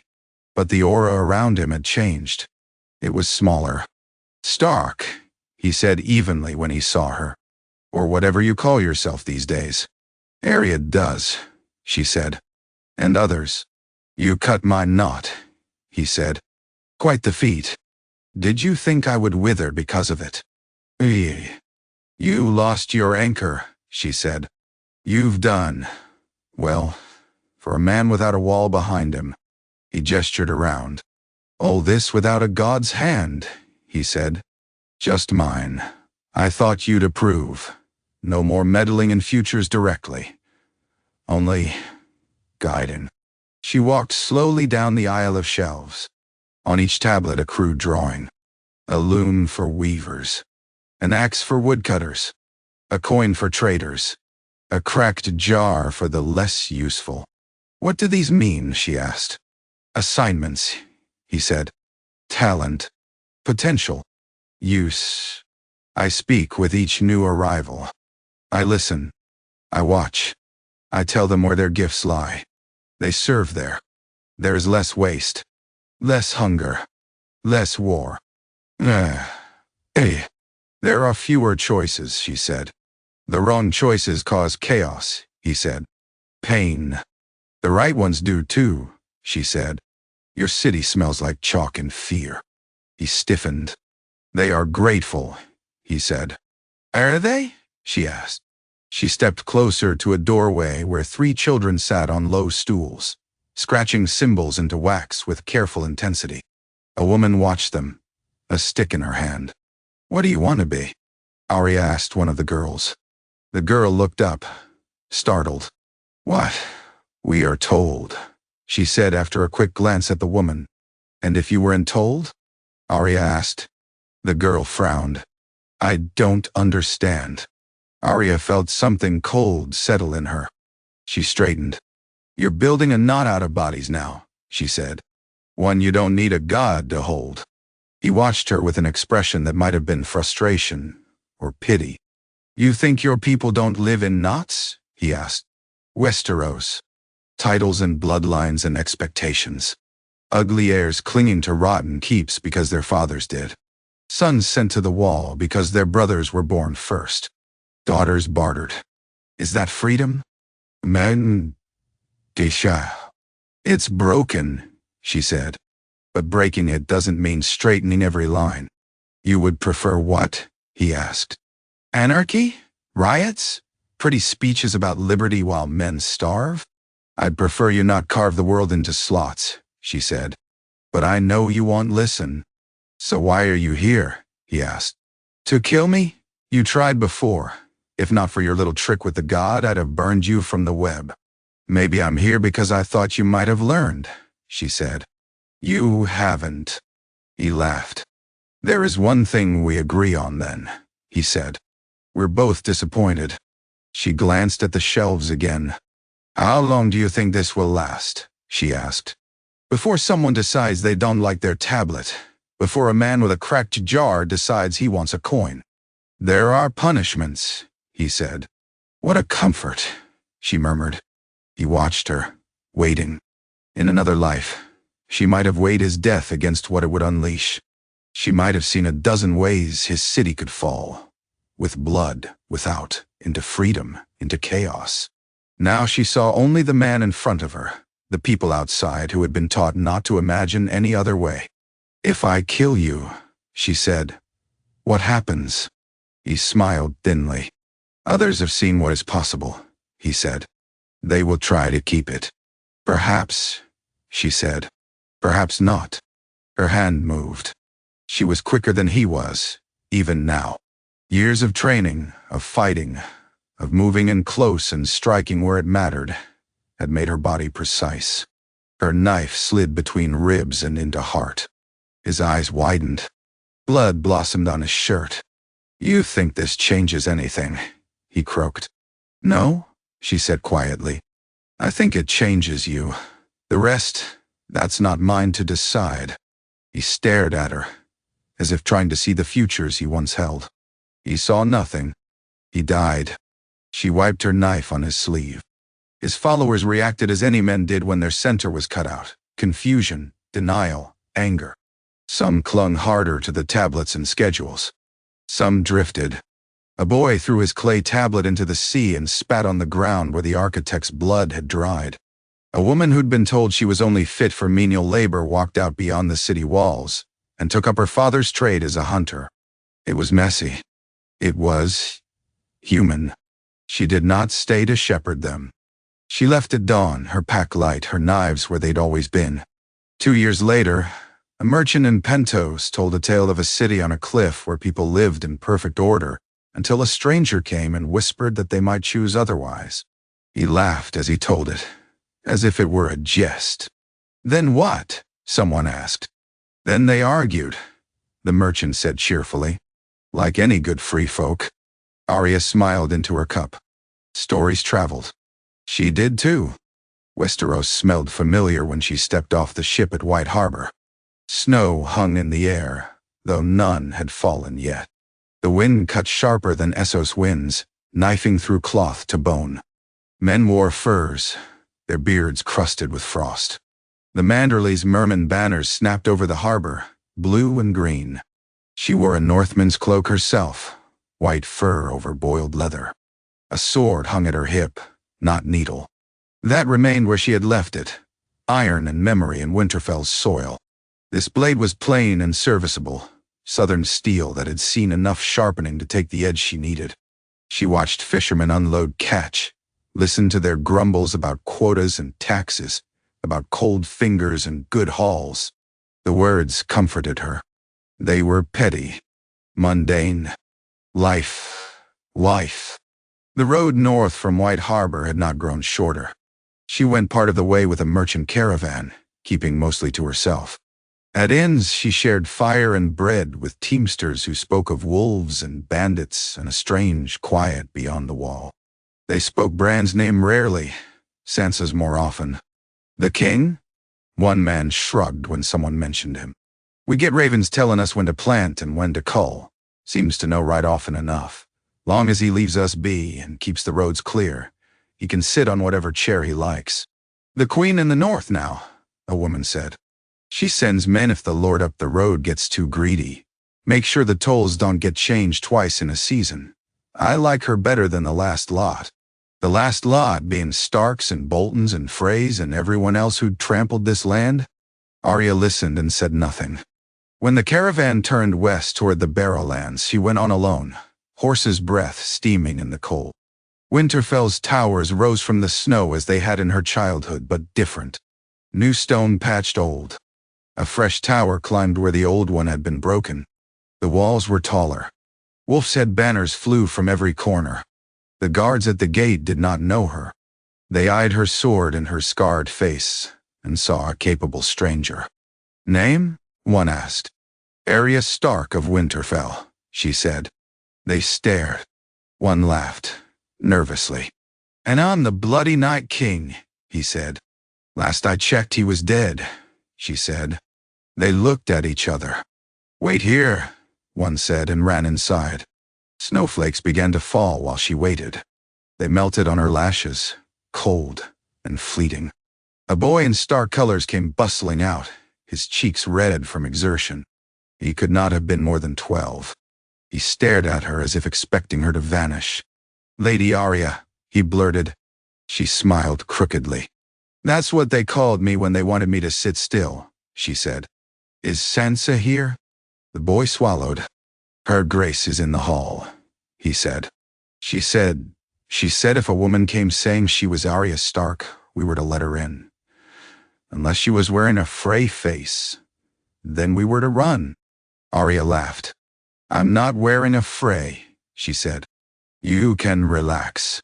His shoulders unknotting slightly, he led her through the gates.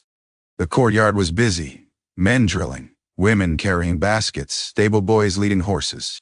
She saw a banner she did not recognize hanging among the Stark and Manderly sigils, a simple tower on a black field. "Who's that?" she asked the boy. "House Forrester," he said. "The king gave them back their lands. They're friends. I'm good. Good." The great hall smelled of bread and meat and smoke. Sansa stood at the far end, near the high seat, speaking with a lord whose cloak bore 3 pine trees and a bear. Her hair had more silver in it now, threaded through the auburn like frost on red leaves. She wore dark blue wool and white fur, the Stark direwolf brooch at her throat. "Your Grace," the boy said, breathless. "She's here." Sansa turned. For a heartbeat, she stared as if at a ghost. "Arya," she breathed. Then she was moving. They met halfway, skirts and cloaks tangling. Arya had thought herself too changed to cry easily. The sting behind her eyes betrayed her. "You're late," Sansa whispered into her ear. "You told me not to hurry," Arya replied, her voice rough. "You never listen," Sansa said, pulling back to look at her properly. "You look like Mother," Arya blurted. Sansa's laugh was half sob. "You look like Father," she said. They stepped back, wiping eyes, both aware of the watching hall. "Lord Glover," Sansa said briskly, turning to the man she'd been speaking with. "You remember me telling you about my sister?" He bowed. "Lady Arya," he said. "We met once, when you were smaller. I bit you," Arya recalled. He rubbed his hand ruefully. "You did. Did you deserve it?" she asked. "Probably," he said. She liked him for that. Sansa waved the hall away with a few quiet orders. Men drifted out, some with puzzled looks, most with relief at being dismissed from duty. When they were alone except for 2 guards at the far door, Sansa sagged against the high seat. "You're thinner," she said. "You're more," Arya said. "More what?" Sansa asked. "Just more," Arya said. "More Sansa. More Queen." Sansa smiled. "And you?" she asked. "What are you more of?" Arya hesitated. "Scars," she said lightly. "Stories." Sansa's eyes sharpened. "And less?" she asked. Arya exhaled. "Less lost," she said. "In some ways." Sansa's hand found hers briefly. "Bran will want to see you," she said. "He's at Winterfell this week. Some business with the River Lords. He pretends it's convenient, but I know he timed it." Arya's heart lifted and tightened at once. "Where?" she asked. "In the Godswood," Sansa said. "Of course." They went together. Snow fell in earnest now, dusting cloaks and hair. The air burned in Arya's lungs in the way it always had when she ran through these courtyards as a child. The god's wood felt smaller. The weirwood still towered, its carved face stern and sad, its red leaves whispering. Bran sat beneath it in his wheeled chair, a fur over his legs, his hands resting lightly on the arms. He looked older. His hair had gone almost entirely white, his face a map of fine lines. His eyes, though, were unchanged, too deep, too still. "You made it," he said, as if she'd been late for supper. "You saw?" she asked. "I felt," he said. She walked to him, Sansa at her side. He held out his hand. She took it. Cold pricked her skin. "Someone cut a knot," he said. "The day the pressure in my head eased, I wondered who." "Me," she said. "I know," he said. "Now, you're quieter," she said, searching his face. "I can still see as far as I ever could," he said. "But the future doesn't shout so much. It's more like a river now, less a storm." "You're welcome," she said. He smiled. "I thought you might be dead," he admitted. She snorted. "Would you tell me if you'd seen me die?" she asked. "No," he said. "Good," she said. Sansa watched them with an expression Arya could not entirely read. "You've been busy," Arya said. "Bringing back foresters, keeping lords in line, sending ravens." "We do what we can," Sansa said. "You've been busier." "Not always," Arya said. "Sometimes I just sit by fires and listen to men complain." "That is busier than you think," Sansa said. They sat there for a while, old snow crunching under their boots, new snow settling in their hair. The silence was easier than it had ever been when they were children. Bran's eyes drifted now and then, focusing on something only he saw. Arya did not ask. She did not need to know everything anymore. "You're different," Bran said finally, tilting his head. "So are you?" she replied. "You feel lighter," he said. "You used to carry echoes. Now you only have one." "Is that bad?" she asked. "I don't know," he said. "It's clearer. For me. I don't feel you as a knot of possibilities anymore. Just you." "Better a thread than a tangle," Arya said. He nodded. "You've saved us trouble," he said. "How?" she asked. "Others like you were beginning to wake," he said. "Men who could half see. They were clumsy, hungry. The knot gave them something to grab. Now it's gone, they'll have to work harder. Most will fail. The ones who succeed will be gentler." "Me, you sound sure," she said. "I'm not," he said. "But it feels likely." "Good enough," she said. Later, in the hall over hot stew and spiced wine, she told them about Keth. Sansa listened with widening eyes. Bran listened with the faintest of smiles, as if these threads had always existed on the edge of his sight, and now someone had named them. "Another temple," Sansa said, trying to manage the world from one basin. "Many basins," Arya said. "Many delusions. Talara was—" she meant well. "That was the worst of it." "It often is," Sansa said softly. Arya told them about the architect and his city of tablets. "That one I didn't see," Bran said. "Or if I did, he was one more lord trying something awful. Well done." Arya snorted. "Don't make a habit of praising me," she said. "I'll get used to it." Sansa smiled. "What will you do now?" she asked. "Eat," Arya said. "Sleep, mend my socks. After that, I don't know." "You could stay," Sansa said. Arya glanced at her. "Could I?" she asked. Sansa's jaw tightened. "You think I don't want you here?" she asked.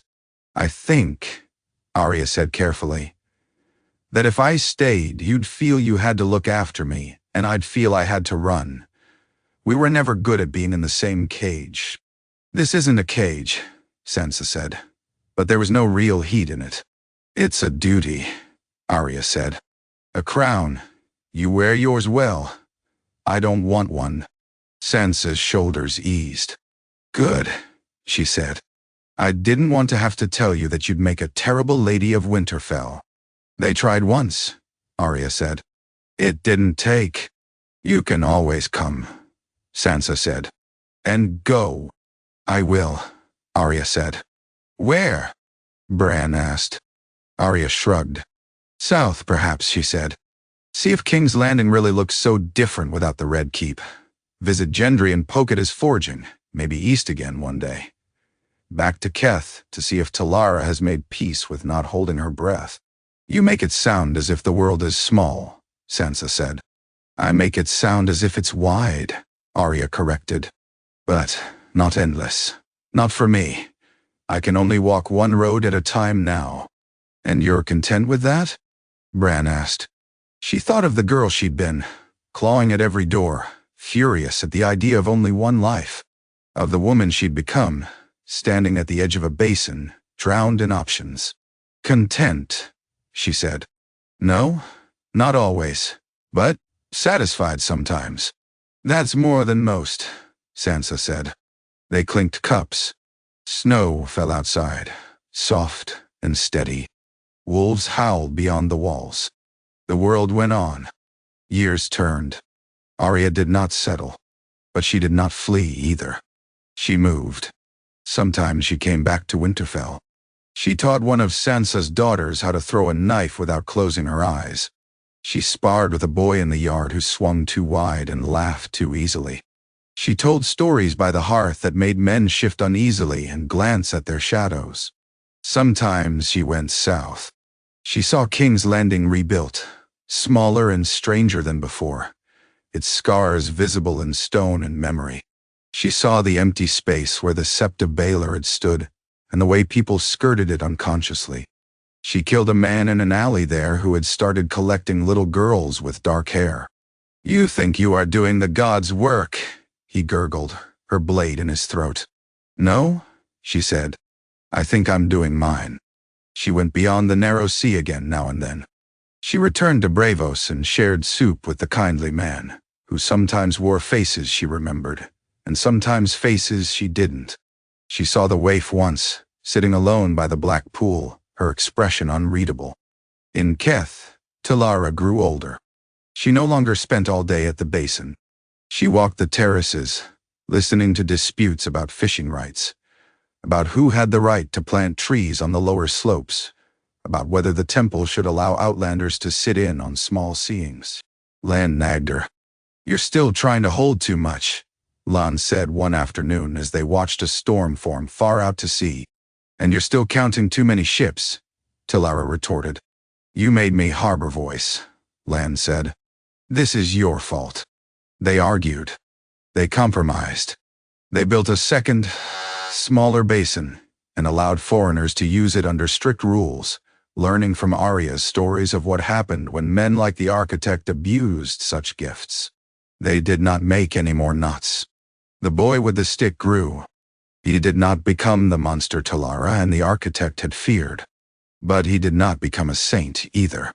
He joined a gang in his city. He steals. He fights.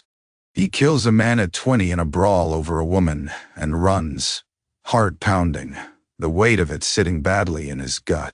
He ends up at sea. He learns rope and sail. He becomes a competent sailor and a poor storyteller, his jokes always a little late. He has 2 sons he is too tired to beat, and a daughter who bites like Arya once did.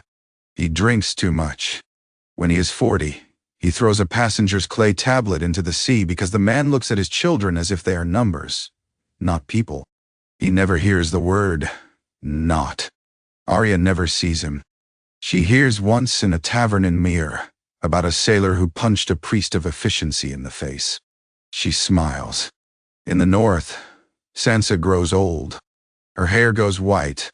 Her hands stiffen with cold. She rules as long as she can, then passes her crown to a daughter raised on both stark caution and Tully warmth. Bran remains on his carved wooden throne, the crown at his feet more often than on his head. He lives long past the age he should have, his body held up by roots no one else can see. When he finally dies, ravens gather on every roof in King's Landing, black and watchful, then take off in a thunder of wings. Men say it is an omen. Arya is in the stepstones when it happens, gutting a fish. She feels a lightness in her chest that hurts. Good, she whispers. You earned it. Jon never returns south. He lives and dies beyond the wall, his bones buried in snow by men and women who came to trust him more than any king. Arya sees him once, many years after they parted in Winterfell. She does not go to him as his sister. She goes as a woman with a weathered face and a limp, leading a pony laden with furs. He looks like a storybook old man. Hair white, beard tangled, eyes still as dark and full of questions as they'd been when Hen stood in the crypts. You're a long way from home, he says when she buys salt from him. So are you, she replies. They share a fire. He tells her of ghost stags and frozen rivers. She tells him of walls of stone and cities of order. They do not use the names they were born with. In the morning they part idle. She looks back once from a ridge. He's a dark shape against the snow, already walking away. She smiles. She does not need to know how his story ends. She knows enough. Arya Stark of Winterfell never has children of her body. She has plenty of other sorts. A girl in Braavos who watches her throw knives and asks sullen if she can learn too.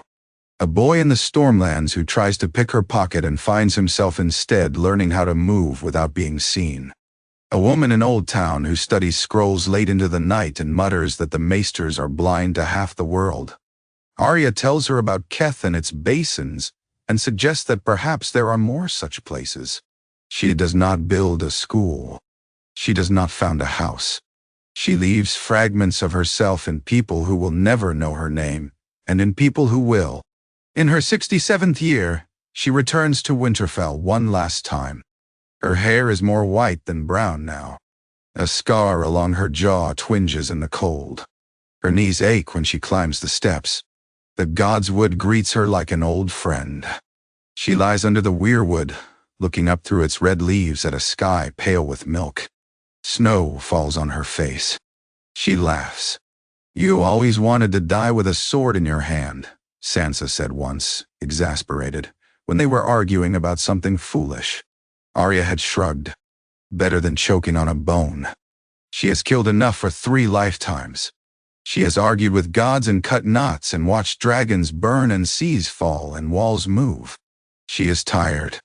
The weirwood's carved eyes look down at her, their red tears frozen. I'm not sorry, she tells it. Not for most of it.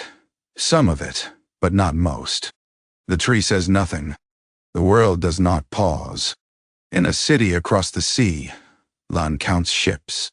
Telara scolds her and trips over a basket and laughs. In a narrow street in a city no one in Westeros will ever see, a boy with a stick makes a choice that will only matter to his grandchildren. In Braavos, a girl kneels by a black pool and drinks. In King's Landing, a young man sits on a throne and tries not to become his father, or his mother, or any of the ghosts who whisper around him. In the far north, a wolf howls. Arya breathes in. Snow melts on her cheek. She thinks briefly of all the other ways it could have gone, all the other Aryas she might have been. Then she lets them go. She is only herself. It is enough. Agi. Snowflakes gathered on the curve of her cheekbone and did not melt. Cold had always been part of her. Northern air in the lungs of a girl who'd crossed deserts and seas and cities and basins. Summer and winter, fire and ice, all of it had run through her like a story too long for one telling. Now, in the Godswood of Winterfell, it stilled. Her breath came slower. She listened, not with that other sense she had carried for so long and then laid down, but with the simple mortal ears she had always possessed. The distant clang of steel on steel in the yard. The murmur of voices in the hall beyond the trees. The creak of branches. The soft thump of a clump of snow falling from a limb. The weirwood's carved eyes watched her. You remember me, she said, though her lips barely moved. When I was small. When I hid under you. When I prayed to gods I didn't understand because everyone else did. The red leaves shifted. A flake landed on her tongue. It tasted of iron and clean air. "You watched me leave," she murmured. "You watched me come back, too many times to count." Her chest rose and fell. Once she had died almost without knowing it, under a tree on a riverbank, the hound bleeding out beside her. She had chosen then to walk away from the dying, from the girl who would have stayed. Another time she had died for a heartbeat in the dark under Winterfell, when a white hand had closed around her throat and ice had climbed her spine. Death had been a knife's edge she danced on all her life. Friend and foe, partner and shadow. This time it was a hand on her shoulder. She could have fought it. Even now, with her limbs heavy and her bones aching, she could have clawed and spit and cursed. Instead, she let her head roll slightly, cheek sinking into the cold crust of snow. She watched her own breath wisp into the air and vanish. "Fine," she told whatever waited beyond the red branches. "Take me, but you got a lot of use out of me first, don't deny it." Somewhere far away, men argued about taxes and borders. Somewhere farther still, Talara and Lan stood on stone, watching a storm that would turn aside at the last moment of its own accord. Somewhere in a narrow city street, a boy whose path she had cut free made a decision that would only matter to him and the woman he loved and the children they'd have. She'd stopped seeing all of that. But it happened anyway. She smiled. The snow on her lashes weighed them down. Her last breath left her as quietly as a knife leaving its sheath. The godswood listened. Then the world went on. It was a stable boy who found her. He had come to the godswood at dawn to avoid being sent to muck stalls. The snow under the trees was unbroken, soft as flour. The red leaves were edged in white. His breath puffed in front of him, a small, private cloud. He saw the dark shape under the weirwood, and thought at first it was a fallen branch. Then the shape shifted in the corner of his eye, not with life, but with the way eyes saw lines and faces where none were meant to be. "Lady," he called uncertainly. The woman did not move. He crept closer. She lay on her side, one arm crooked under her head, as if she'd simply lain down to sleep. Her cloak had fallen back from her shoulders. Snow had dusted her hair and settled in the hollow of her throat. He knew that face. Everyone in Winterfell knew that face, or the stories of it. "Lady Arya?" he whispered. No answer. Her skin was cold when he touched it. He yelped and snatched his hand back, then immediately felt foolish for it. He'd helped butcher pigs. He'd seen dead men after skirmishes. He knew what death felt like. This was different only because of who it was. He stood there for a long moment, heart hammering, looking down at the smallest Stark, the deadliest Stark, the wolf who had walked out into the world and back again so many times she'd stopped counting. He thought of all the stories. How she'd killed the Night King with a knife made of dragon glass. How she'd baked the Freys into a pie. How she'd sailed west and come back with her hair salted and her eyes full of things she never spoke of. He thought of the day, 3 years past, when she'd laughed at him in the yard for holding a broom like a sword. "Hands closer together," she'd said, stepping behind him, calloused fingers lightly adjusting his grip. "Unless you mean to fight the air instead of the man in front of you." He'd been 14 then, and mortified and fiercely proud. "Don't stare at the blade," she'd added. "Stare at his chest. That tells you more." He stared at her chest now, at the stillness there. Then he turned and ran. He did not think of mucking stalls again for many days. Sansa had dreamed of this moment. Not the details. In dreams, Arya died in all sorts of absurd and terrible ways. Drowning in a storm she'd mocked. Being eaten by a wolf half her size because she let it closer than she did people. Falling asleep under a tree in some foreign land and never waking. In those dreams, Sansa always knew. Somehow, at the moment it happened. She would wake with her heart pounding and her throat tight, already reaching for a sister who was not there. Most of those dreams had come when she was younger, before she learned to live with the knowledge that everyone she loved might be taken from her at any moment. Before she realized that living with that knowledge did not mean never hoping again. When the boy burst into the great hall, cheeks flushed, hair wild with snow, She knew before he spoke. "Your Grace," he panted. "In the godswood, Lady Arya." The cup in Sansa's hand rattled against the table. Her fingers tightened around it until the tremor stopped.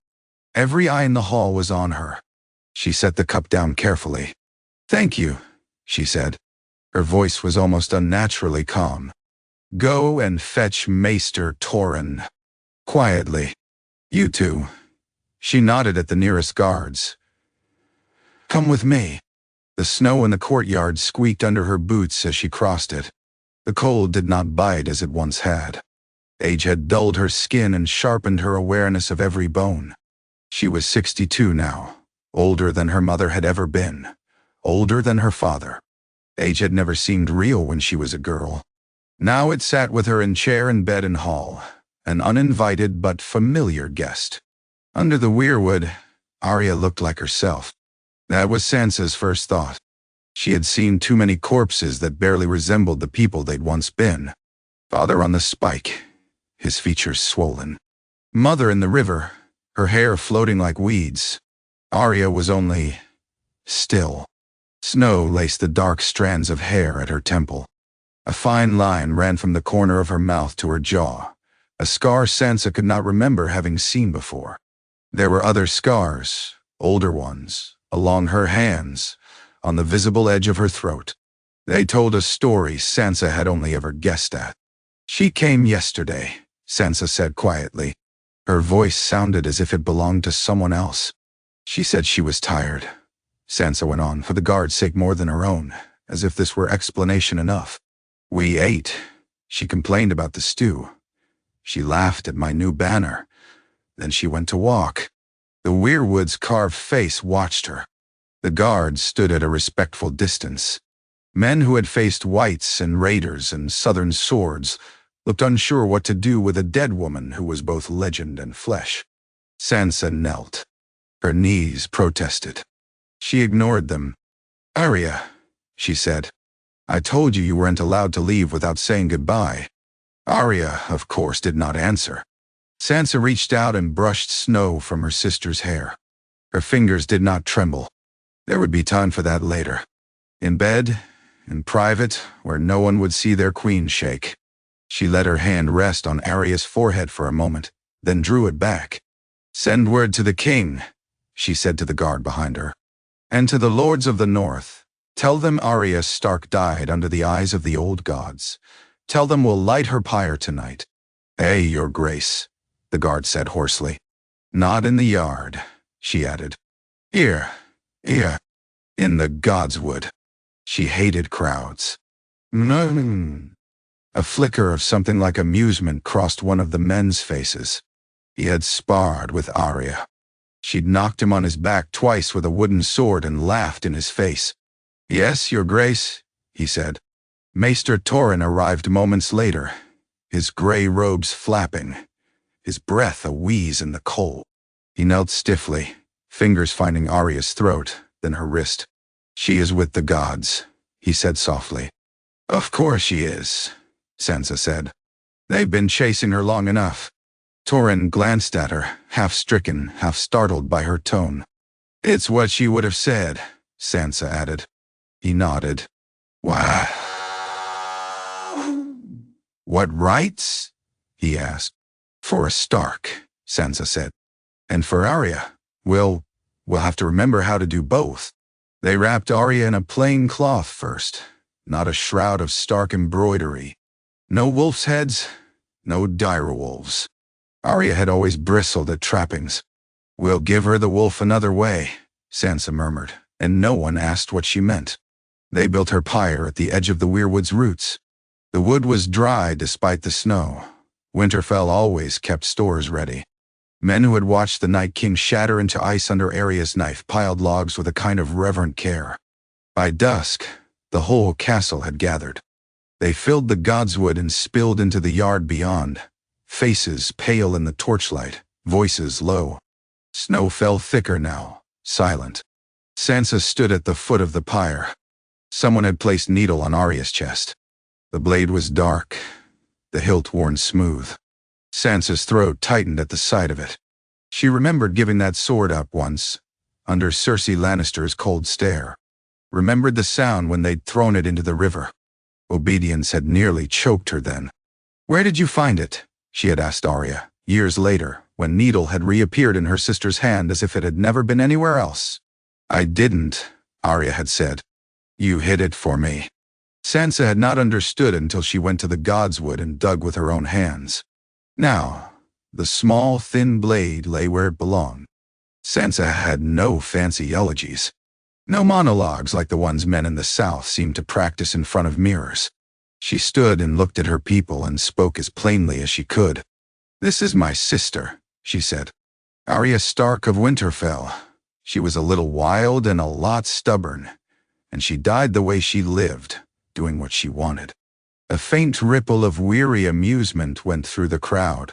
"She saved us," Sansa went on, voice steady. "More than once. With a knife, with a choice, with a word, with a refusal." Her gaze skimmed the front ranks. There were faces there who owed Arya their lives twice over. A former serving girl whom Arya had dragged out of a burning street in King's Landing. A man from the Stormlands who'd once nearly been cheated out of his lands, until a letter arrived at just the right time from an anonymous friend. A sailor whose ship had turned south at the last moment on a night when the sea looked wrong. They did not know all the reasons. They didn't need to. "She left Winterfell as a girl with a sword that wasn't meant for a lady," Sansa said. "She came back a woman who knew more of the world than any of us do. She saw things we never will. She carried them without complaining. Much. A breath of laughter. She was a Stark," Sansa said. "She was also herself. I will not pretend to know everything she did. I don't want to. But I know this. The world is different because she walked in it. Better, I think, though she'd have rolled her eyes at that." She looked up at the weirwood. "I don't know what the old gods wrote for her," she said. "I only know she fought them every step of the way. And somehow we're still here. For that." The words felt thin compared to the girl they were meant to hold. "They would have to do." She nodded to Torrhen. The maester stepped forward with a brand. Sansa hesitated, then reached out and took it from him. Arya would have wanted her sister to light the pyre. She touched the flame to the stacked wood. It caught quickly. Fire climbed. Heat pushed at them. Snow hissed as it struck the flames. Smoke curled up into dark branches. Sansa watched until the shape on the pyre blurred. Her cheeks were wet when she turned away. Later in her chambers, long after the last ember had died and the last person had shuffled off to bed, she sat at her table with a quill in hand. She'd written so many letters in her life. This one began differently. "To whoever reads this," she wrote. "To whoever comes after and wonders why the world feels just slightly less heavy than it might have." She told the story of a girl who would not be a lady. She told it as truthfully as she could. 3 months later, a ship from the narrow sea docked at Keth. It flew no proud sigil. Only a tattered flag dyed an indistinct blue. Its hull was scarred by storms, its crew lean. Lan stood on the quay, disk at her throat, counting as she always did. 1, 2, 3 men down the gangplank. A woman carrying a child. A boy with a healed burn covering half his face. A crate that was suspiciously heavy for glassware. "And what are you hiding?" she muttered under her breath. The boy with the burn met her gaze. "Smuggled honesty," he said bluntly, in rough common. "We don't want it discovered at customs, so we keep it behind our teeth." She snorted despite herself. "You'll fit in fine," she said. A man with a White Harbor accent broke away from the small crowd and approached, cap twisting in his hands. "Begging your pardon," he said, his eyes darting to her disk. "I was told this is where I should come. If I had a story, that ought to be told to your reader." "No, God." Lan's fingers tightened around her tally board. "Who told you that?" she asked. "A woman in Bravos," he said. "Tall, red sleeves, smiled like she knew when I'd die. She said if I ever went as far west as this, I should tell you. she was wrong about something, and you'd understand. Talara, Lan thought immediately. Then no, not Talara. Tall and red-sleeved, yes. But Talara didn't smile like she knew when people would die. She knew better than to pretend. "What's your story?" she asked. "I saw a pyre," he said. "In the north. In Winterfell. For Arya Stark. I thought maybe you knew her." "No." Lan exhaled slowly. "We did," she said. He looked surprised. "You did?" "Not as well as some," she said. "Better than most. Come. Talara will want to hear." Talara sat on the edge of the temple steps, her bad knee stretched out, a cup of something steam-scented in her hand. She had more wrinkles now, more gray. Her eyes were still sharp as tide stones. She looked up as Lan, the sailor, approached. "Another refugee from efficient men?" she asked dryly. "Another messenger," Lan said. "From the Starks." Talara's gaze sharpened. She listened as the sailor spoke, his words halting but earnest. He described the god's wood, the red leaves, the snow.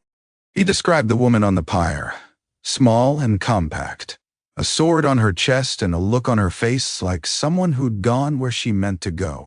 "She saved my cousin once," he blurted, halfway through. "In King's Landing. He was a boy then, sweeping out a shop. A man was going to take him for something bad. She broke his wrist, said she didn't like the way he looked at boys. Then she was gone."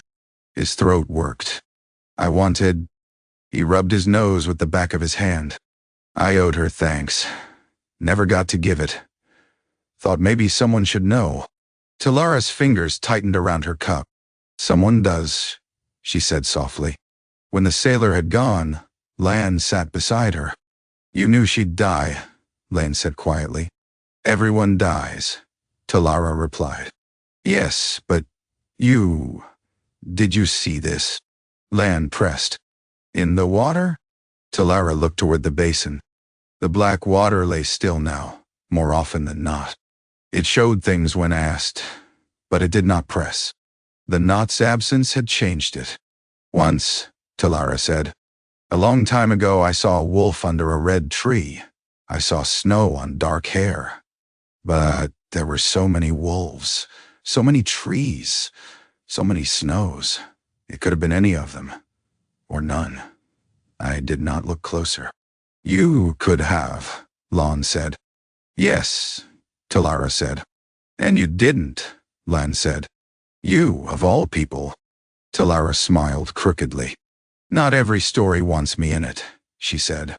"Did it bother you, not knowing?" Lan asked. "It bothered me that I wanted to," Talara said. "That I was tempted to peer, like some gossip at a well." "And now?" Lan asked. "Now I am glad I didn't," Talara said. "The tale is cleaner told when it comes from men who saw it with real eyes." She turned her head, looking west. "She cut a knot for us," she said quietly. "She cut others after. We are all untangled because of her. We should not bind her in our water as well." Lan thought of the sailor's cousin, of a broken wrist in an alley. "In the stories," she said, "they'll make her larger." "They always do," Talara said. "They'll say she commanded gods," Lan said. "That she walked through walls and turned fate aside with a word." "She didn't," Talara said. "She asked. She paid. She argued. That's different." "Nee. No." Lan huffed. "It won't be, to people who only care about the ending," she said. "Then tell it right," Talara said. "Your harbor voice, you count comings and goings. Count hers properly when you tell it." "And when will that be?" Lan asked. Talara's lips twitched. "You think we haven't already?" she said. In the Citadel in Old Town, decades later, a young woman sat in the library with 3 books stacked in front of her. One was a dry, thick tome written by an archmaester who liked lists and dates more than people. It spoke of the War of the 5 Kings, the long night, The War for the Dawn, The Reign of the Broken King. The second was a collection of stories and songs gathered from taverns and hearths across the realm. It was full of errors and embellishments, but also of sharp little details no maester would have thought to note. The third was a letter. It was old now, its parchment yellowed, the ink faded but readable. "To whoever reads this," it began. "Olvir," someone called from the end of the aisle. "Come help me with these scrolls." She ignored them. Her father had named her Olvir after an aunt who died with a sword in hand.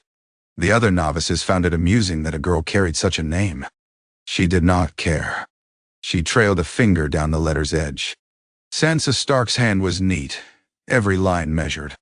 The letter had found its way to the Citadel 30 years after it was written, carried first to White Harbor, then south, then shelved and forgotten. Olvir had discovered it while looking for something else. She had not yet been quite the same since. She read the last lines again. "My sister did not live an easy life," Sansa wrote. "She loved and she lost. She killed and she spared. She was wrong, often, and right, sometimes. She was not a saint."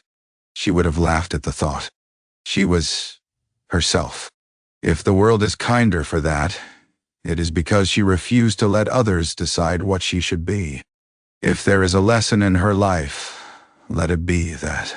Not that fate can be cheated, but that it can be argued with. Olvir let out a breath she hadn't realized she'd been holding. "You're reading her again," a voice said behind her. She turned. Timor, another novice, stood there with an armful of crumbling scrolls and a long-suffering look. His chain rattled faintly when he shifted. "Shouldn't you be elbow-deep in pickled organs?" she asked. "I heard Maester Rybin was looking for help." "I told him I'd find you first," Timor said. He nodded like he understood something profound and then went back to his jars. "I think he wanted me out of the room." "Wise man," Olvir said. He set the scrolls down. "Why do you like that letter so much?" he asked, nodding at the parchment. "We've got whole shelves of accounts about Lady Arya. Hero of the Dawn. Slayer of the Night King. That one just says she was stubborn and rude." "Maybe." "That's why," Olvir said. He frowned. "I don't follow." Olvir tapped the cover of the songbook. "In here, she rides dragons," she said. "She wields a flaming sword. She walks through fire. She talks to gods." "Good stories," Timor said. "I grew up on them." "They make her too big," Olvir said. "Too tidy. Like someone took a sharp knife to the edges until nothing complicated was left." "And the Archmaester's account?" Timor asked, gesturing to the thick tome. "He barely mentions her at all. Just a note. Arya Stark, B. 289, D. 356 or 357, second daughter of Eddard and Catelyn Stark. Instrumental in the War for the Dawn. Instrumental. Like she was a spoon." Olvir smiled despite herself. "That's why I like this," she said, lifting the letter. "It talks about her as if she were possible." "Possible," Timor echoed. "Reachable," Olvir said. "Not just legend. A person who made choices. Who argued with fate, as Sansa says." Timor squinted at her. "You think that's something we can do?" he asked. "Argue with fate." "We're doing it every time we decide which scroll to copy and which to let crumble," she said. "Every time we teach someone one story and not another. Every time we choose who to write about." "You're too poetic for a future maester," Timor said. "You're too dull for one," she replied. He grinned. "Come help with the jars," he said. "If you're going to argue with fate, you may as well smell like vinegar while you do it." "Save some kidneys for me," she said, folding the letter carefully. "I'll be there in a moment." After he'd gone, she tucked Sansa's letter back into its sleeve and slid it onto the shelf. She hesitated. Then she pulled another scrap of parchment toward herself. She dipped her quill. "To whoever reads this after me," she wrote.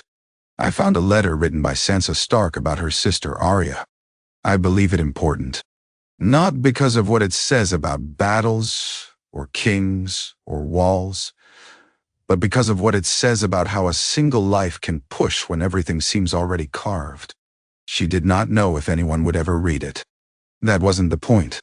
Somewhere across the sea, in Keth, a young acolyte stood by the black water and watched as small lines rose and fell, never quite tangling. Somewhere in the far north, children watched the aurora dance and told stories about a girl with a knife who had stabbed the sky. Somewhere in a Bravosi alley, a girl chased a cat with a stick and refused to answer to the name her parents had given her. The world did as it always had. It spun. Paths intersected, or didn't. People made choices, or had them made for them, or found ways to make new ones. Arya Stark's face waited in a hall in Bravos, on a stone shelf among 1,000 others. Sometimes, when a doomed man or woman took the cup and the god laid its water on their tongue, they dreamed of running through snow under red leaves, of shipdecks and black basins, of a hand pulling them aside at the last moment. Sometimes they woke up smiling. Most did not know why. The weirwoods whispered. The black water stilled. The many-faced god continued to take its due. But somewhere, in the space between endings and beginnings, in the quiet under leaves and the hush before a knife fell, a small, hard-won freedom remained. Not because fate had been broken. Because once, a girl who was no one and everyone had insisted on arguing. And the world, impossibly, had listened.